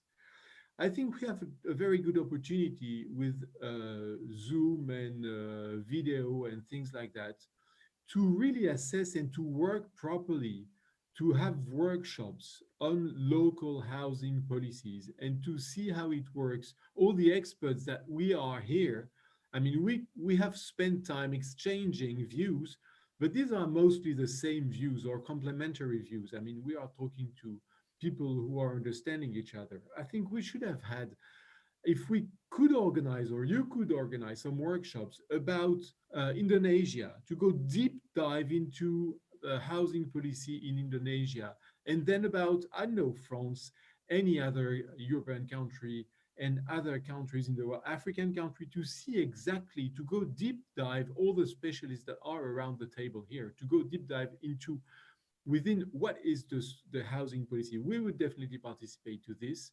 And I think this would be very, very useful for everybody, including the country. We have this kind of peer review with OECD that are still too, I think, probably too light. I think we need time, and we need to go deep dive into housing policies within those workshops and within this Compact for Housing Solutions to provide solutions. Over. Fantastic. Thank you. You're not only making commitments and for yourself, you're also asking us to make commitments. I will make one at the end of this meeting on behalf of UN Habitat. Let me turn to Annika.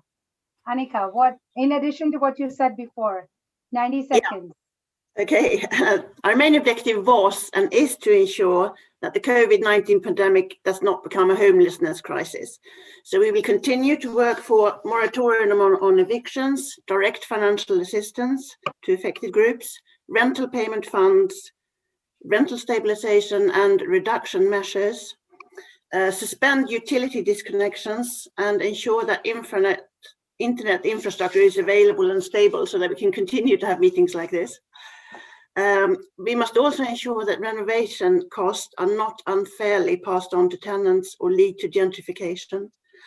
And also that government must take their share of the investment cost and guarantee tenants' participation in this process. Fantastic, very clear, very crisp, thank you.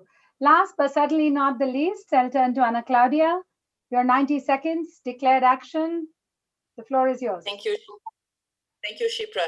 Completely in agreement. If we need to deep dive, and this is what we are doing through the housing laboratories, through the Urban Housing Practitioners Hub that I just mentioned in Latin America. We'll keep doing that. We understand that we need to act. We need to find ways to act quickly, even tackling these difficult aspects as land on an emergency mode. I said that before. And for that, we need technical resources and political will from the whole society. So this combination is critical. That's why we will also bet on community of practices. So in this context, the Cities Alliance, in its nature of membership-based organization and throughout its current and emerging portfolio of country programs, commits to support local and national governments in alliance with civil society and international organizations to promote incremental development and local, inclusive, and participatory governance bodies. No evictions, and in the coming 12 months, support communities of practice in multiple countries to share responses to COVID-19 in informal settlements, promote and scale up the implementation of citywide and nationwide slum upgrading at scale. Thank you. Great, thank you very much. And from you and Habitat, I think we've heard you.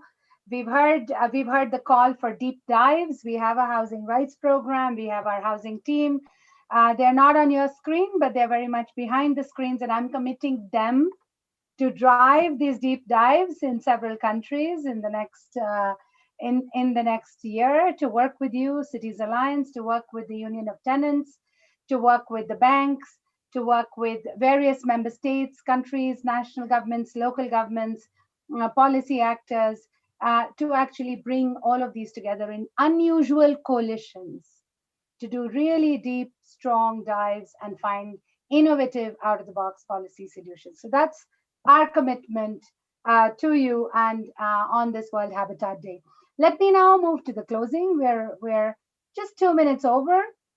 As you know, the Housing for All campaign has been launched by UN Habitat to promote key actions that are needed to ensure the right to adequate housing for all. Among the objectives of the campaign is promotion of alliances. This is why you're all here. This is one of the purposes of World Habitat Day and of the series of events and of our normative, operational, and advocacy work. So I want you really I would encourage you to visit the webpage of the campaign on our UN Habitat website, Share your solutions to address the challenges of ensuring housing for all. There are many ideas that have been shared in the meeting today. We will compile them. We will look at the way forward based on what we've heard today, and we will take everybody along. I would like to close this panel by saying a very big thanks. It's been a rich discussion, very valuable, very engaging. But we will close with a small surprise, as I said, with a short video based on a project called The Human Shelter, which investigates the primordial need of everyone to call a safe place a home. We would encourage you to think about the question posed at the end of this video: what makes a home for you? Thank you very much again, and over to the team to screen the video. Thank you.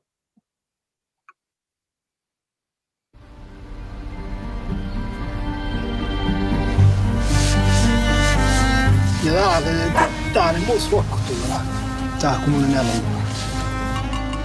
No tälle panka ruohtumus. Tälle talvet, keväät, kässi ja vast chakcha.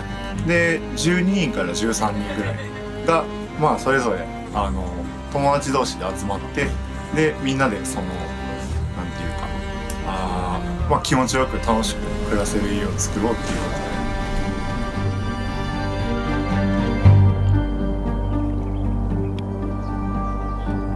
Lottire, egeta me lolo koloni, me dong. Melo emeta me dewi. Simanywa na merindo dido bede. Mi do poro fa me do aya ije lo. Eno wo ezo mi do po aya ije. هذا عندي غاب جبته من هناك وياي من جيت من صلاح الدين. ربحت في هذا المخيم هو أن نجيت أنا وعائلتي من الموت في هذه المنطقة.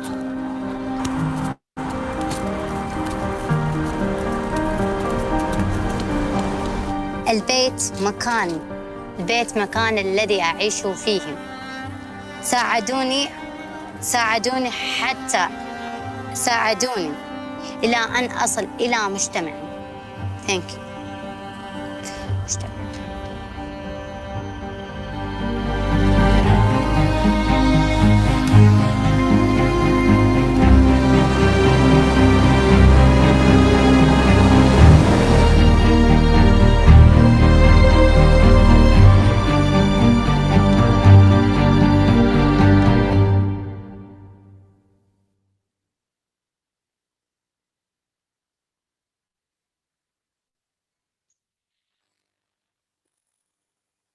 Thank you, Ms. Sipra, our lovely moderator, to close the round table 3 for today. That was such an incredible discussion. And also the speakers, thank you so very much. Ladies and gentlemen, as we just see the beautiful videos, home for all. So this is what we all gonna do to create and to act for now for housing for all, a better urban future. Ladies and gentlemen, all the participants and delegations, thank you very much once again. And this brings us to the closing remarks for our second day of the Global Observance. I would like to thank you all for joining us. And I also would like to hand over to the UN Habitat Executive Director, Ms. Maimuna Muhammad Sharif, please. Thank you very much, Madam Moderator, Honorable Ministers, Honorable Mayors, Excellencies, distinguished panelists, distinguished participants, colleagues, friends, ladies and gentlemen, and good morning, good afternoon, and good evening to all of you. The World Habitat Day 2020, you will agree with me, is a historic for many reasons. For the first time since 1986, we held the Global Observance in a hybrid fashion. Surabaya is at the center of a network of 81 events across all continents in 44 countries and 57 cities. For the first time, World Habitat Day is truly global in its reach and scope. I would like to thank all the countries, cities, and communities who built events around the theme Housing for All towards a better urban future. As we are now 10 months into the decade of actions toward 2030, I hope we have used the World Habitat Day to take stock of our efforts to ensure no one and no place is left behind. Many participants today have committed in working in partnership, be it with cities, local governments, the UN, grassroots groups, and the private sector, to accelerate implementation of the new urban agenda and the achievement of the SDGs, in particular SDG 11. Here are some of the commitments made by our partners on the World Habitat Day, and I also listened to the last panel roundtable 3 just now. The government of France is committed to working with the UN Habitat and to developing innovative solutions for affordable housing. The government of South Africa is committed to translating the SDG and the new urban agenda into regional strategies, action framework, and to foster interactive learning and innovative regional financing for Southern Africa. The Mexican government is committed to creating by the end of the year an urban excellence and innovation unit to foster innovative to solve the challenges of cities. The city of Subang Jaya in Malaysia have committed to work towards doing its voluntary local review in commemoration of its city status later this month. Real Social Enterprise is committed to working with UN Habitats towards delivering housing to a growing population of Asia and Africa. There are commitments by countries, cities, private sector, and communities. I would like to urge all of us as individuals to make similar commitments, and more importantly, to ensure that we are able to put them into actions.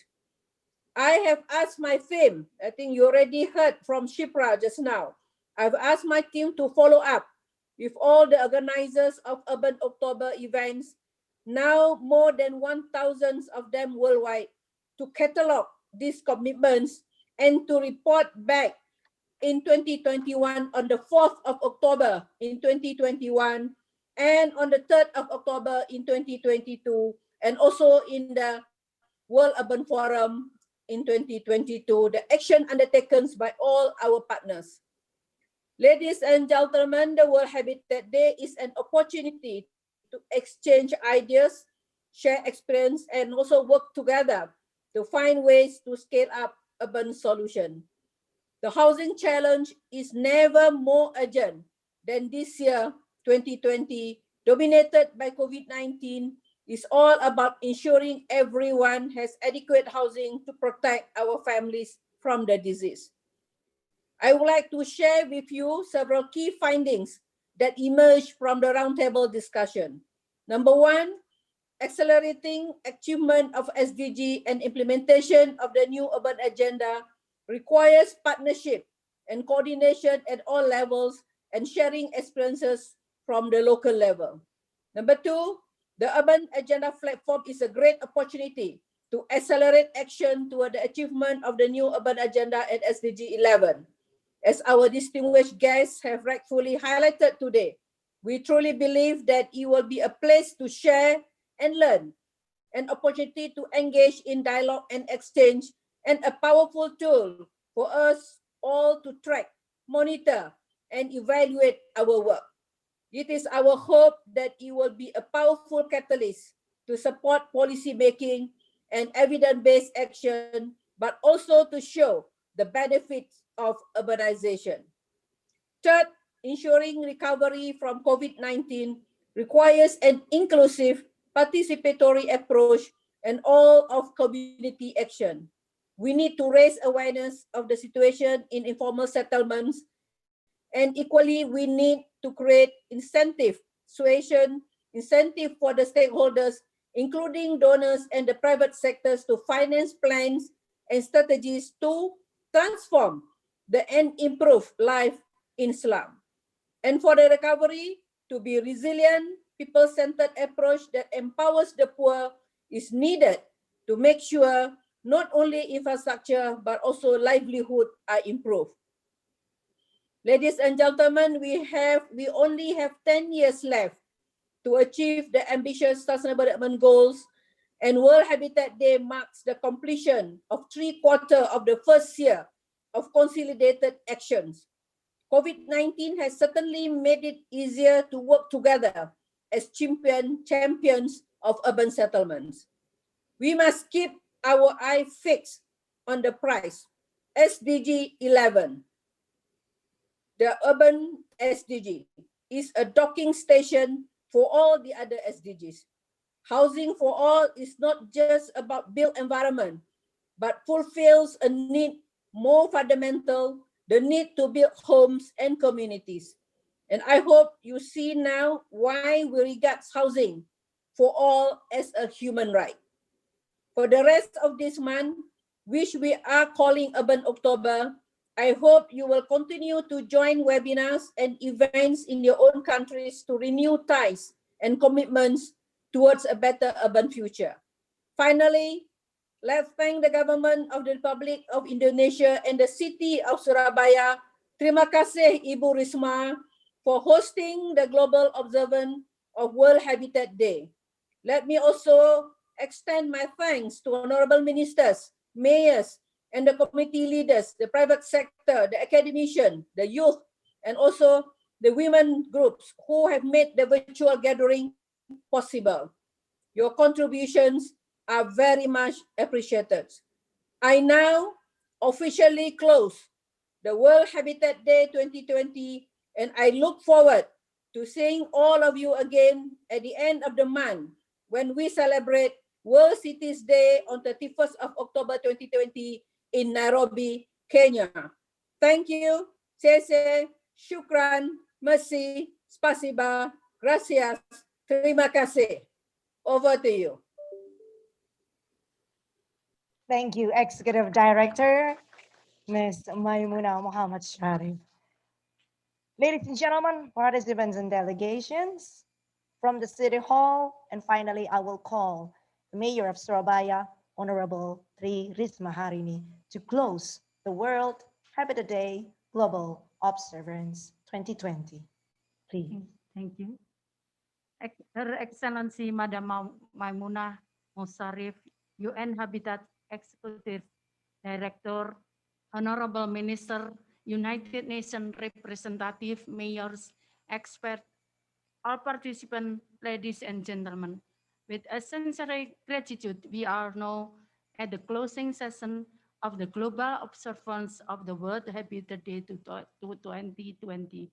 Once again, Surabaya is proud to host all distinguished leaders and experts both physically and virtually. Our deepest appreciation goes to Madam Maimunah Musarif and all staff of the UN Habitat for working tirelessly with Surabaya to make this hybrid global celebration a success. From this two-day event, I hope we can get many lessons and knowledge from other cities around the world on the issue of housing for all. This topic has been a global pressing issue, especially during the current pandemic outbreak. It definitely it's not easy for us local leaders. This needs to be a strong strategy and well-planned initiative in order to ensure the right to a decent housing that can reflect an existence of human being on earth.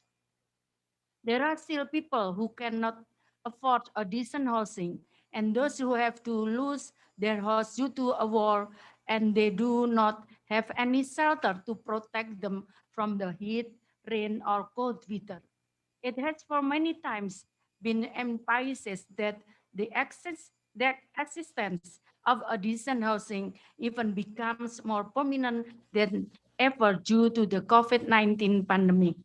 The condition might be worse due to the global economic downturn, and many people are losing their jobs, impacted to lower purchasing power. On the other side, the impact of global warming, such as the occurrence of a natural disaster like flooding, landslide, earthquake, and fire, have also destroyed people housing. In this critical time, we don't need to learn from one another and share lessons learned to be able to make improvement in our respective regions. Housing is also prominent for women to shelter and children to grow well. For our children, in addition to decent housing, they also need to have adequate access to playground, school, and public space to socialize. We, a big city, need to also face a challenge of a growing urbanization, which requires more space for human settlement.